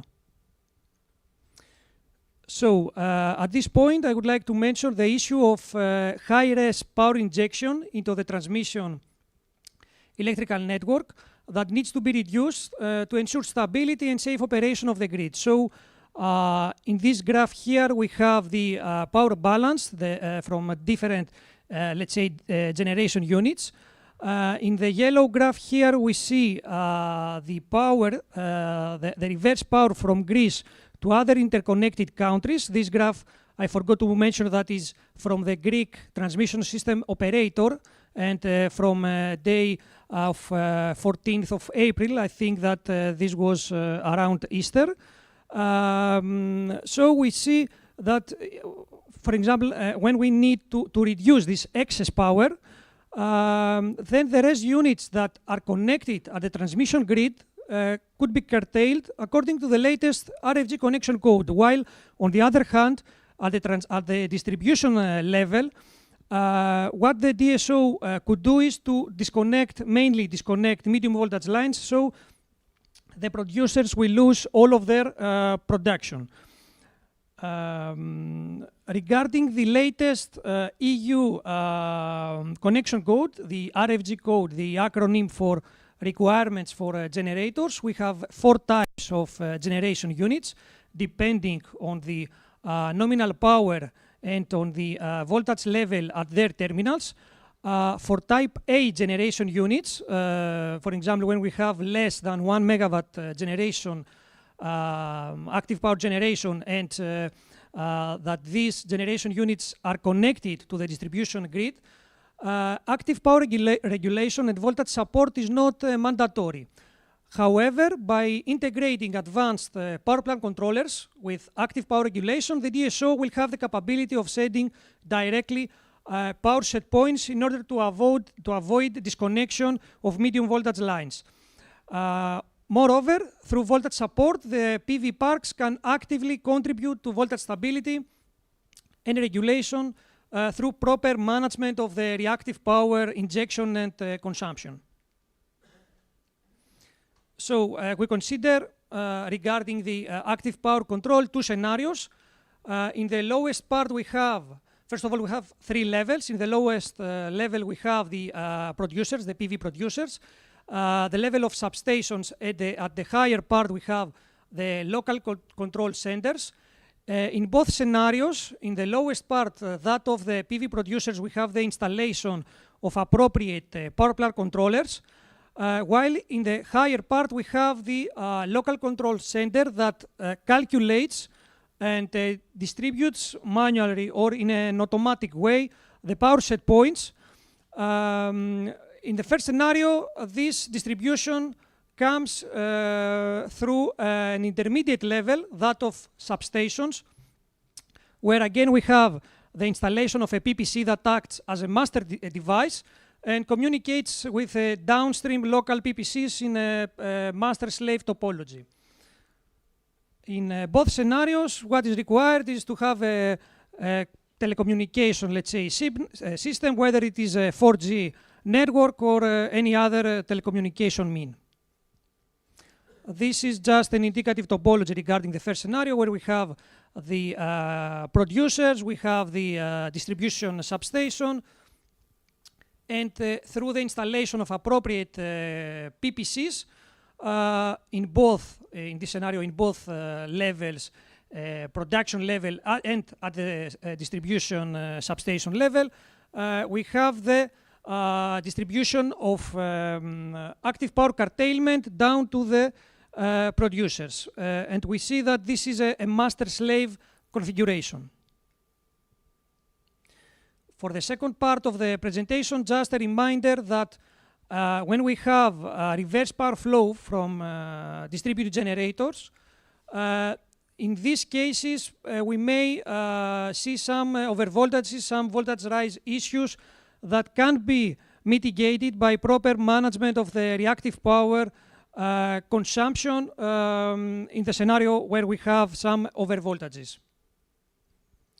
There are four, let's say, ways of managing the reactive power: fixed power factor mode, fixed reactive power, the cos-phi characteristic, which is a dependency of the power factor with the active power injection, and finally we have the QV characteristic curve, and as we see here, it is a dependency of the reactive power injection or consumptions according to the voltage level at the terminal of the generation units. Again, just an indicative topology where we have the producers, the substation, and by integrating appropriate PPC devices, we can support the grid, the distribution grid, with voltage support functionality. At this point, I would like also to mention that the integration of local voltage control, such as the QV characteristic droop curve, is not a plug-and-play solution, and we need to coordinate all the means of voltage control together. So I took this graph, this figure from this one. Okay, there is no laser. Okay, this is the source, the publication, where I took this interesting figure, this interesting graph, because it shows that in some cases we may have some recurring tap changes in the tap controller of the transformer. The blue curve is the active power injection of the generation unit. The purple one is the reactive power, and we see above in the first part of the figure that we have some repeatedly changes of the tap changer of the transformer. So this is something that need to be considered to be sure that when we designed and develop our QVEC control, that all other ways of voltage control are also considered in the design phase.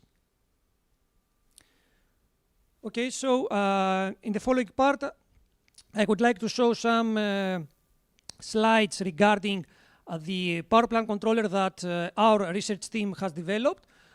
It is actually a digital automation controller that is based on IC 61131 standard for its programming language. It is a fully adaptable and modular solution, which means that any grid connection code can be easily incorporated. Some key characteristics are that of local and remote control, protocol and hardware interfaces, data collection and online monitoring. Some main functionalities are that of open and closed loop control of active power, reactive power, power factor and QVEC characteristic, while one very interesting capability of our system is that of acting as a PPC aggregator in a master-slave topology. This is a screenshot from the HMI of the PPC system, where we have here the section where we send the active and reactive power set points. We have here the total capability curve of the generation plant, because the role of the PPC is to consider the whole generation plant as a unified system. And in the right part above, we have some graphs that some reactive power limitations coming from the RFG code. Regarding the active power control at the point of common coupling, we can send directly active power set points with some configurable ramp control. So in cases where we have big changes in the active power set point, we have a smooth transition from one set point to another. We can also support the grid with frequency support functionality, whether we are talking about under frequency or over frequency events. And we have developed a special algorithm that is based on an active power tracking compensation method in case of an over frequency. So in any case, we are confident that we can support the grid with frequency support functionality, even in cases where we have low irradiation.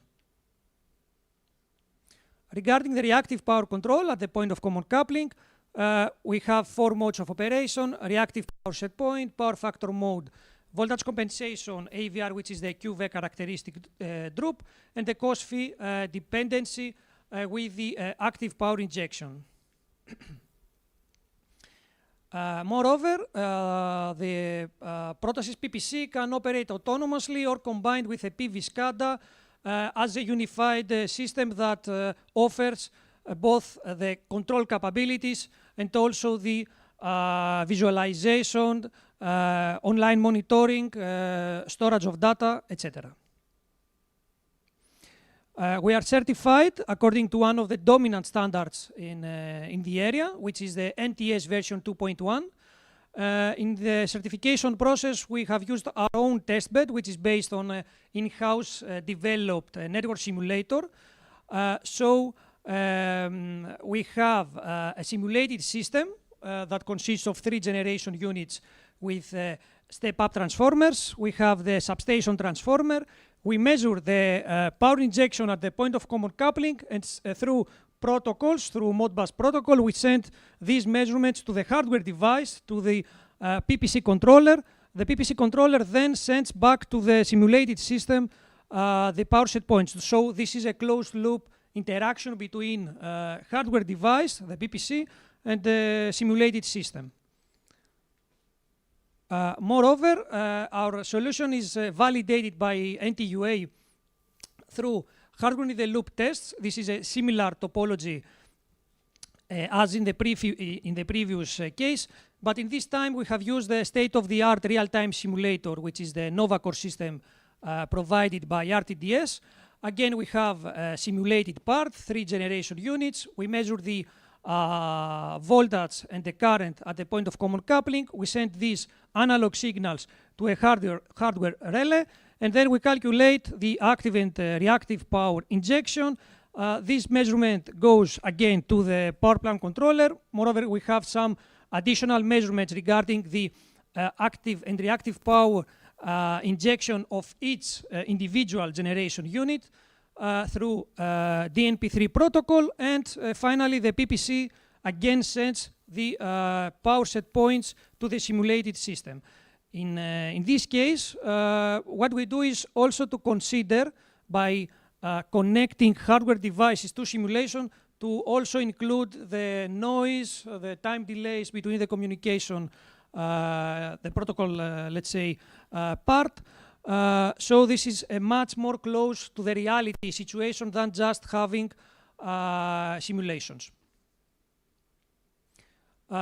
Some indicative tests about the PPC, where we have the reactive power control, the QV mode activated.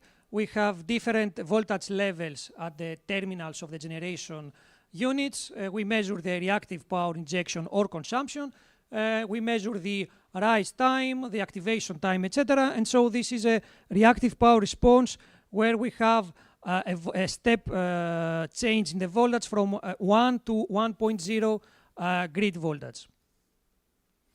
The conclusions, so through active power control of PV parks, the disconnection of medium voltage lines is avoided, especially in cases of reverse power flow into the transmission network. And moreover, by integrating appropriate PPC devices, we can also reduce the voltage, the overvoltages that occurs in the distribution network through management of the reactive power without decreasing the generated active power production. Moreover, through this local voltage control, through this QV control, only photovoltaic parks that their output voltage is above the permissible limits consume reactive power. And moreover, through this system, also we can provide voltage support in cases a voltage drop occurs. Finally, some important thing also to mention here is that testing of the stability of the QV control is necessary for avoiding miscoordination between different components, focusing that are all focusing on voltage regulation. Thank you. Thank you very much.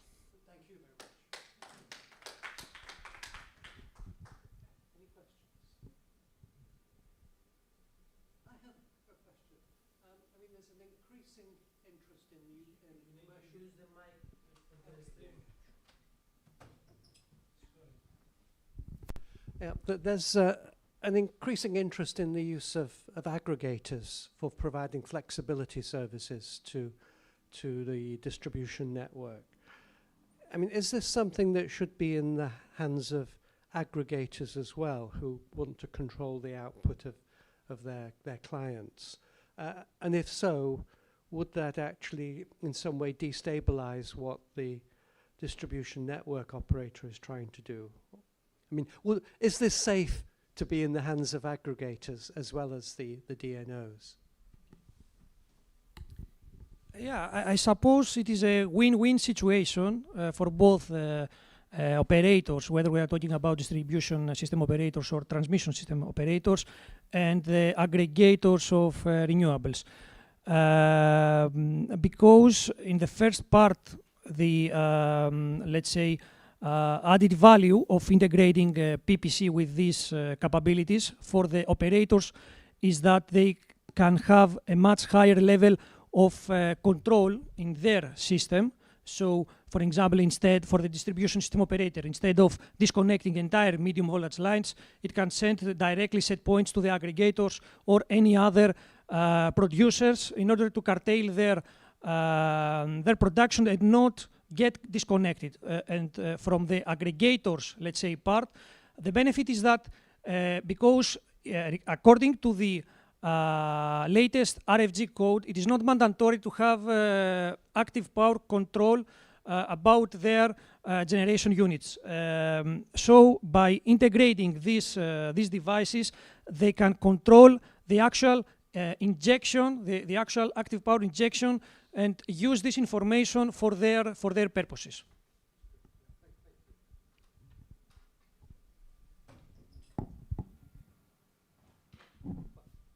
If there are no more questions, we will turn to the next presentation. Thank you once again. Thank you once again. Yeah.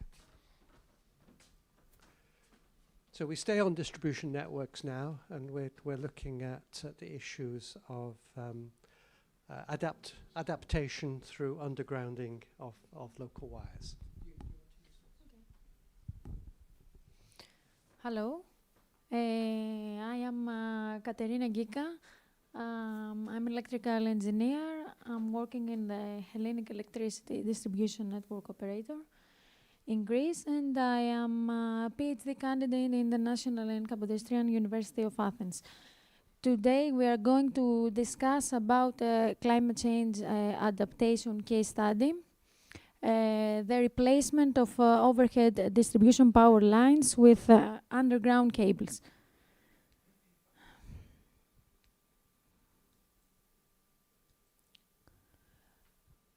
For this presentation, I have to thank the co-authors, Dr. Efstratios Zacharis, General Manager in HEDNO, Mr. Karanassos, Assistant Director in Attica Region Department, the department that is responsible for the specific project, Mr. Dimitrios Kikos, who works in the Health and Safety Department, and finally Dr. Efthimios Lekas, Professor in Disaster Management in the National and Kapodistrian University of Athens.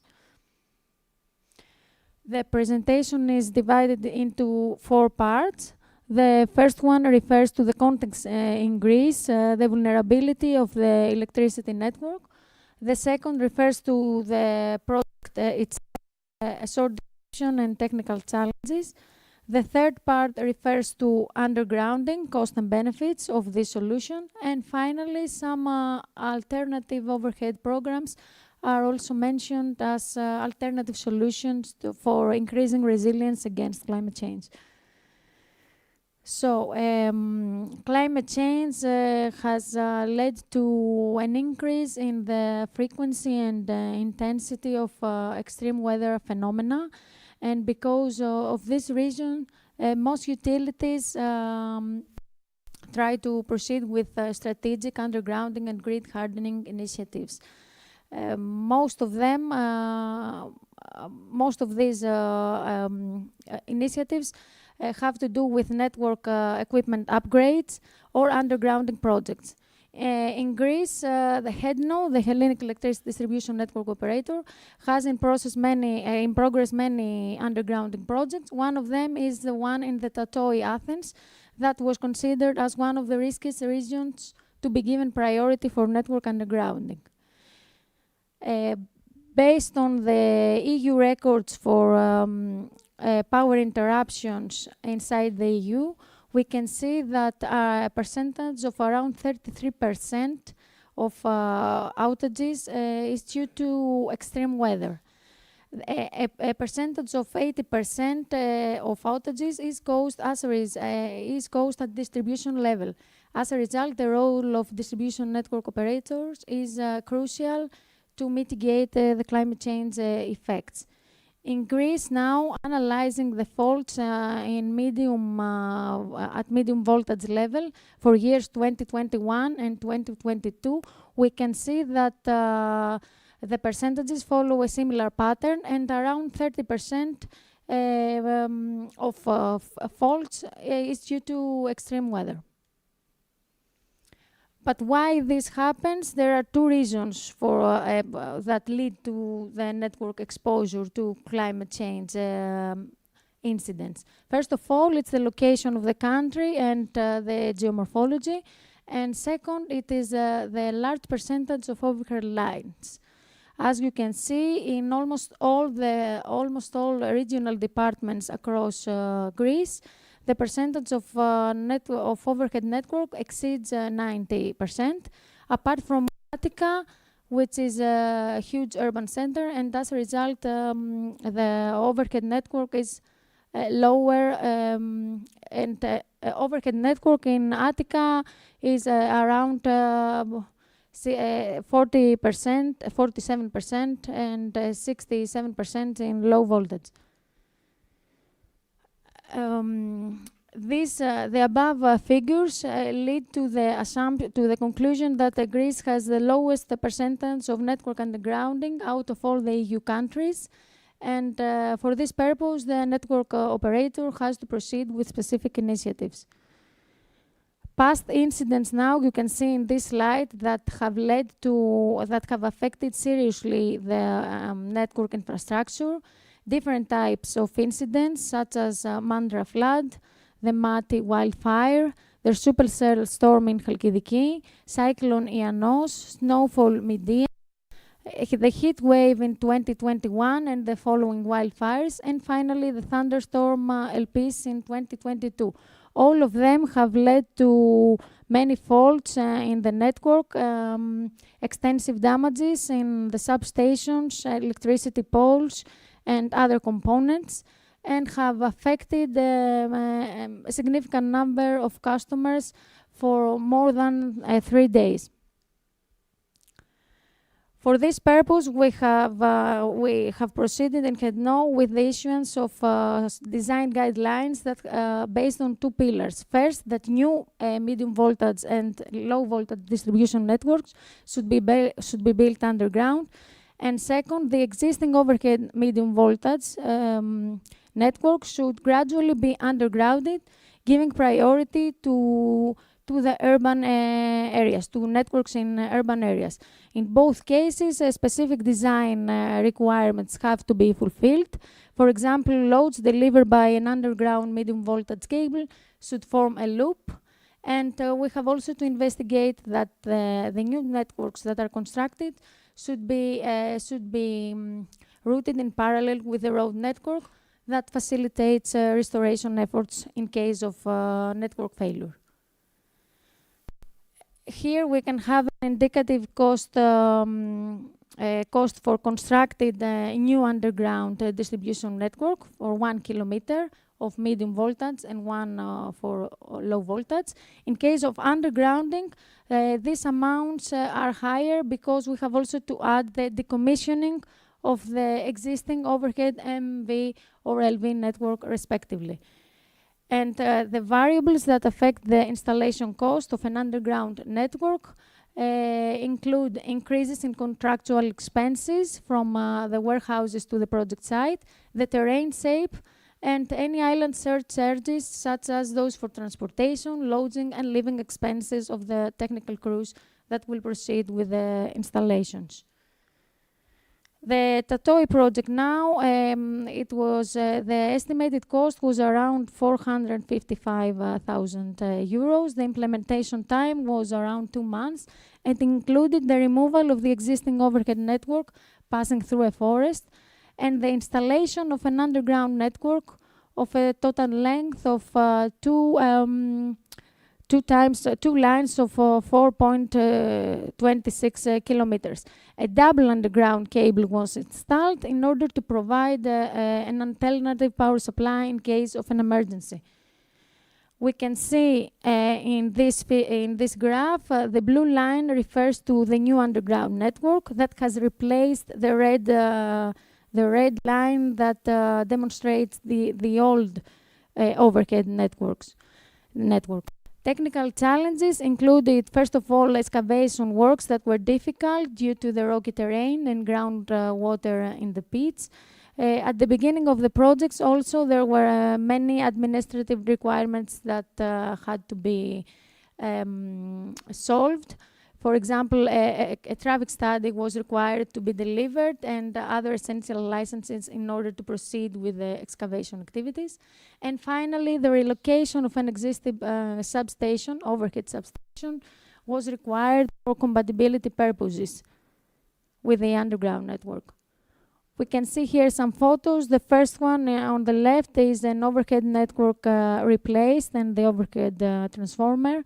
And on the right, the excavation works for undergrounding and the new compact type substations that was finally installed. Benefits of undergrounding can be, we have investigated benefits of undergrounding. Some of them you can see in these slides. First of all, the underground networks are combined with a more secure energy supply. because they are less susceptible to weather-related power outages. Health and safety concern and environmental concerns are lower because there is a lessened risk for death or injury, lower range of electromagnetic radiation, safer for wildlife, and fewer visual impacts, thus less complaints from the side of the populations. In the design and construction perspective, easier design and no special licenses required in most cases from public authorities. Lower transmission losses, and finally, with regard to the cost, apart from the high initial cost for the installation, they have they require less frequent investments in network infrastructure, lower operation and maintenance, reduced costs concerning tree trimming, lower restoration costs, and decrease in the lost revenue that relates to the interruption customers suffer. On the other hand, there are concerns and challenges that have to be considered in the decision to underground an existing overhead network. There are climate threats that cannot be addressed by undergrounding. For example, floods. Underground cables are not immune to floods. Underground can be impractical also in some areas based on the geological or other constraints. And in urban areas where there is incomplete mapping of the rest of the network, undergrounding can be very difficult.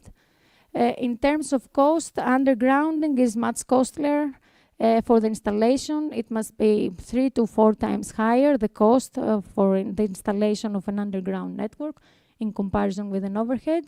Extra insulation is needed since cables are usually laid only in 1 meter depth. And maintenance is also costlier because the repair requires unearthing.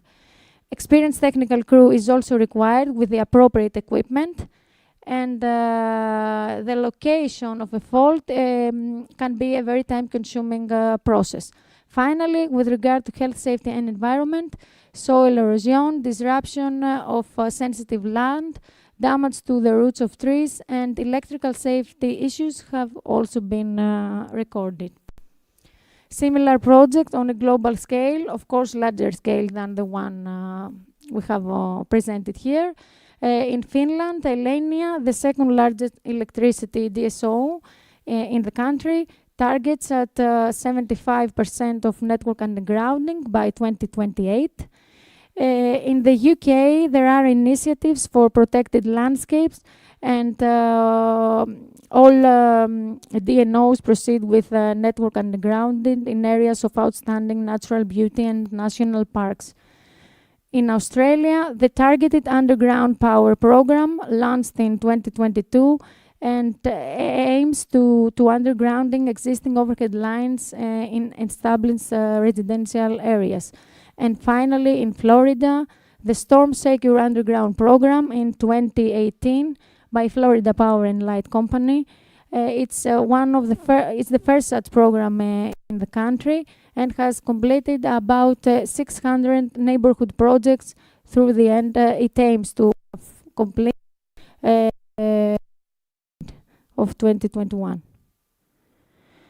Other solutions as alternatives to network undergrounding, you can see them here in this slide, includes overhead distribution network reinforcement by choosing more resilient materials or adding structural reinforcement, pole and line design, substation design and adoption of technologies to make substations more waterproof, vegetation management near overhead lines, remote control, grid automation and digitalization technologies, use of fault indicators for quicker outage location, provision of alternative power network paths to increase redundancy of supply, and finally preparation of electricity networks for future connections of distributed energy resources. Thank you very much.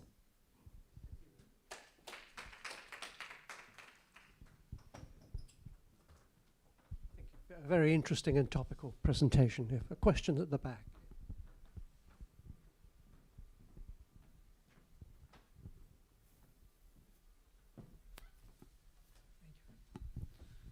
So thank you for the presentation.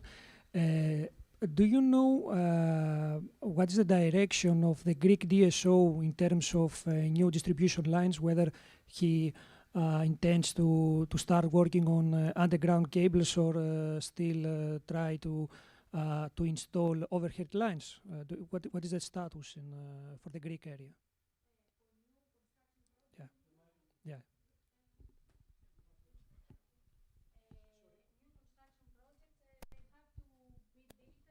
New networks have to be built underground. If there are specific challenges, they are made overhead, but with more resilient materials and specific guidelines that try to adapt to increase the network resilience against climate change. Thank you. I was surprised by one thing that you said. You said that undergrounding has problems if there's a high water table. But you showed a diagram right at the beginning that had the Netherlands as having a lot of undergrounding. And then you gave the example of Florida towards the end. Both of those you'd expect to have very, very high water tables, but they've got high undergrounding, programs. So, I mean, is that really a problem then? In fact, undergrounding is not the solution for all cases. It's one solution, but it's too expensive and it has to do with the terrain.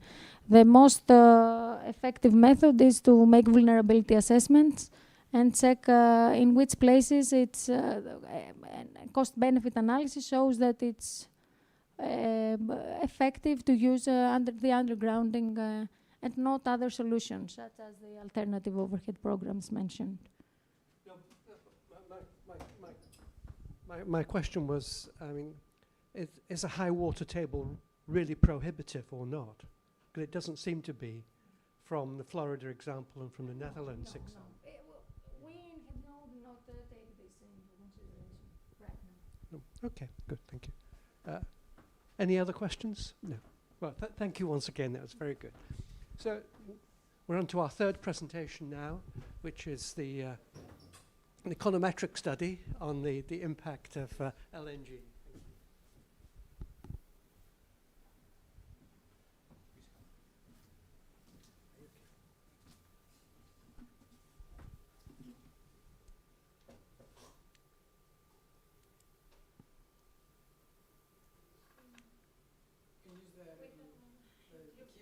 It doesn't work.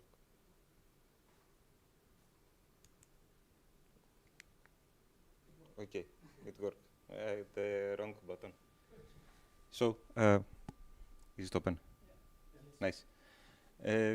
We conducted a study about the relationship of the price of TTF in the Greek wholesale electricity price.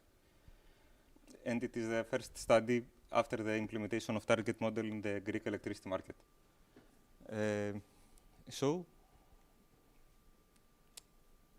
here, some introductory facts about the energy sector and the changes after the outbreak of COVID-19 pandemic. We have excess growth of recent legislation for further emission reduction, combined with a rising price of fossil fuels, especially after the Russian invasion in the Ukraine, inflation in the whole European Union and in Greece, which increase the energy cost of the country, and more concerns about the dependency of imported fossil fuels despite their penetration. And some facts about the previous studies. Previous studies have shown that gas, coal, and CO2 prices are associated with the electricity price as cost element. And these prices should be reflected in cost-reflective markets. And this, the correlation about the fuel and the electricity price is stronger when a fuel dominates a market. This is the case of Greece with natural gas, as we will show later. And this correlation, although it has been found weaker in the interconnected markets. One more finding from this literature review is that the RES penetration reduces the import fuel price dependency. Some other findings is that in European energy markets, the price of natural gas and crude oil with electricity are co-integrated, and the natural gas price can explain the electricity price both in the short term and in the long term. About the RES penetration, again, we see that they tend to decrease the prices in the wholesale electricity market. And about the CO2 emission prices, their effects depends on the country energy mix. And we will show why it is not so important in the Greek market later on. Lastly, about the integration of the European markets in a common market, which is the goal. The market should be fully liberalized in order to be integrated. The tool for this, for the market coupling is the target model, and the aim of this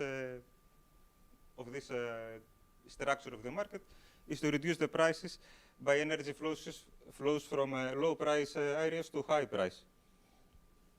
According to the last market report of Acer, the market should take into consideration 4 facts. Firstly, the characteristics of the electricity as commodity, the RES penetration, which is getting increased year by the year, the need of the market participants, and the policy objectives. Now, turning to the Greek market, some stuffs. Before the target model, the price was implemented by the regulatory authority of energy. Now, in the target model, the market clearing price is formed by the supply and demand curve. The participants are allowed to submit orders between 580,000 euros per megawatt. The market is coupled with other European markets, and especially with Bulgaria and Italy, due to the proximity to these countries. In September 2021, the Greek government imposed a one-time fee on windfall profits. In summer 2022, a temporary mechanism was introduced, which was valid for some months. Now it is until the end of the current year, and maybe it is then finished. And this mechanism introduced a revenue cap. This cap depends on the technology of electricity, of produced electricity. But about the renewables and the hydropower production, it is fixed. And you see the respective caps in the last bullet point. Now, turning to our research, we collected daily data from November 2020, when the target model started to be implemented in Greece, until the end of 2022. And we used the price of electricity, the wholesale price of electricity, the TTF price as a proxy for gas cost, and the CO2 emission price as proxy for lignite cost. And then we used the amounts of megawatts that produced by lignite, gas, renewables, and the imports from our neighbor countries. So let's see the electricity production mix. In 2021, we see that the natural gas dominates the electricity production mix. But in 2022, we observe that we have a reduction about 6.5% in natural gas, reflecting the government policy to get rid of the Russian gas. On the other hand, we see that the lignite is increased by almost 2% in order to replace the gas. And we have also imports in RES about 4%,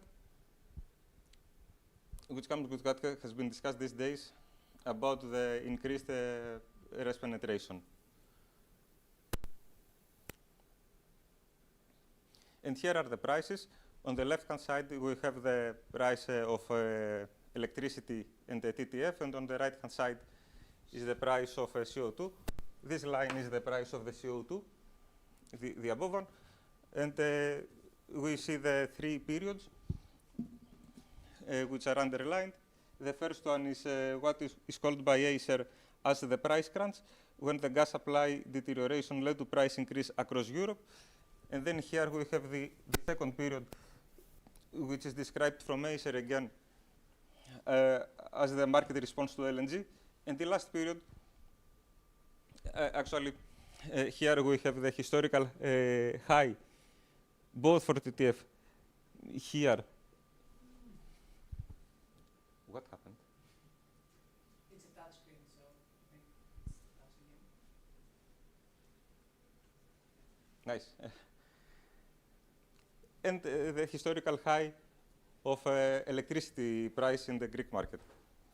And then we have the war emergency, the 5-month period of 2022, which present the highest volatility across the sample.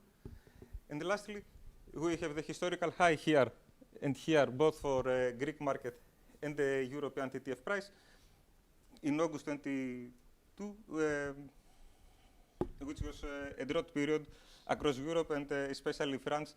The nuclear power plants were out of operation, and the gas again covered this deficit in the market. So that explains the high prices in August 2022. Now the methodology that we follow is a vector error correction model. Our time series are in econometric term present a unit root at their levels, but they are but not in their first difference, so they can call the I1 in econometric terms, and we have see that they are co-integrated. Now, our empirical results. In this slide, we present the impact of a shock in the TTF price. The most important thing is here, the last part, that we see that a shock, a positive shock of 1% increase in gas price can lead to almost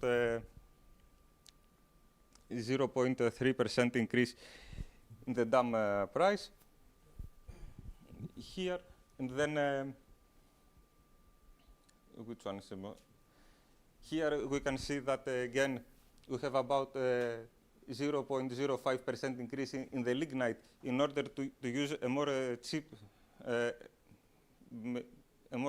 fuel to replace gas, and we also have a reduction in imports because gas is also part of energy mix in the countries from which we import the electricity.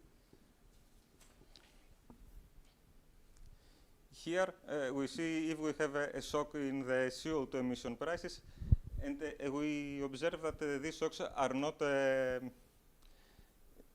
important for the Greek market because of the very low proportion of lignite in our energy mix. And here, if we have a shock in production of renewables, we see that in all cases these shocks last about 4 days and then deteriorates. And this time period correspond to the duration of a weather effect. And we observe here that the dam price is reduced by 0.6%. If we have an increase in 1% of production through renewables. The share of gas is deteriorated by 0.4%. But again, after 4 days, the effect is off. The lignite is also reduced. And the import again is reduced because we utilize the production from renewables. Our last slide has to do with a shock in gas production. If we have increased use of electricity that is produced from gas, we have increase in price of electricity here about 0.2%. And the others are not very important and very small changes.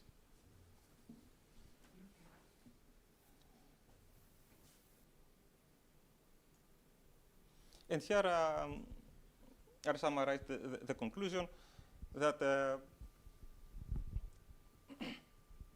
an increase in gas price increases the electricity price by almost 0.3%. The share of lignite in the mix increases and leads to 0.0 point increase in the share. The imports are reduced if we have an increase in natural gas price. The CO2 emissions are not, do not have any serious impact in our energy mix. And that the shock of renewables dies out after 4 days. And when we have a shock like that, we have a decreased share of gas, decreased share of lignite, and decreased share of imports. And the electricity price is also reduced by almost 0.8%. And on the other hand, the increase in the amount of gas increases the price of electricity. And some indicative references, that's all. Thank you very much. We have time for questions, if there are any. Yeah. Any questions? Yeah? Well, yeah.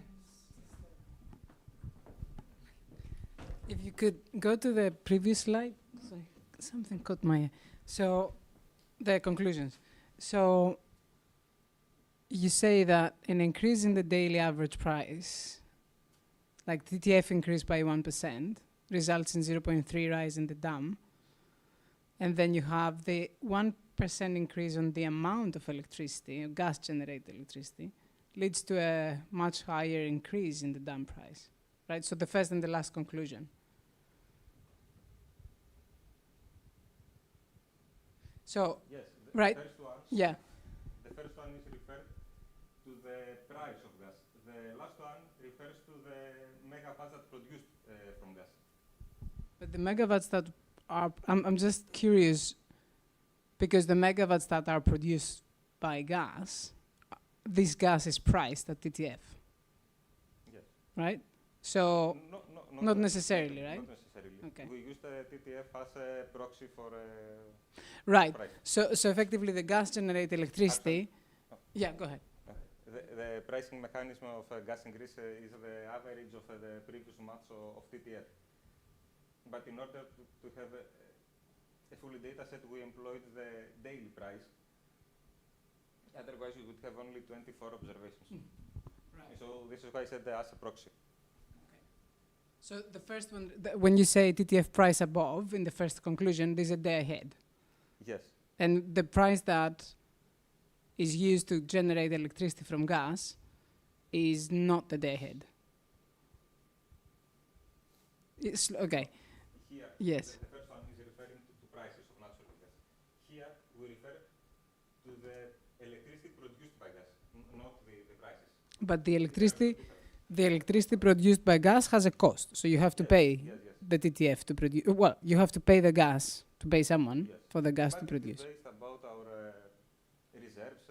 Okay, so that's not. It's not the same price. That's what I'm saying. Yes. Yeah. Thanks. Not necessarily. Thank you. That they're separate impulse response functions, basically. Yeah. I mean, I think this is a good application of a vector error correction model. I mean, my thought was whether there are separate regimes in that data series, and that you know, estimating the one model across the whole data set gives you these average values, which are obviously valid.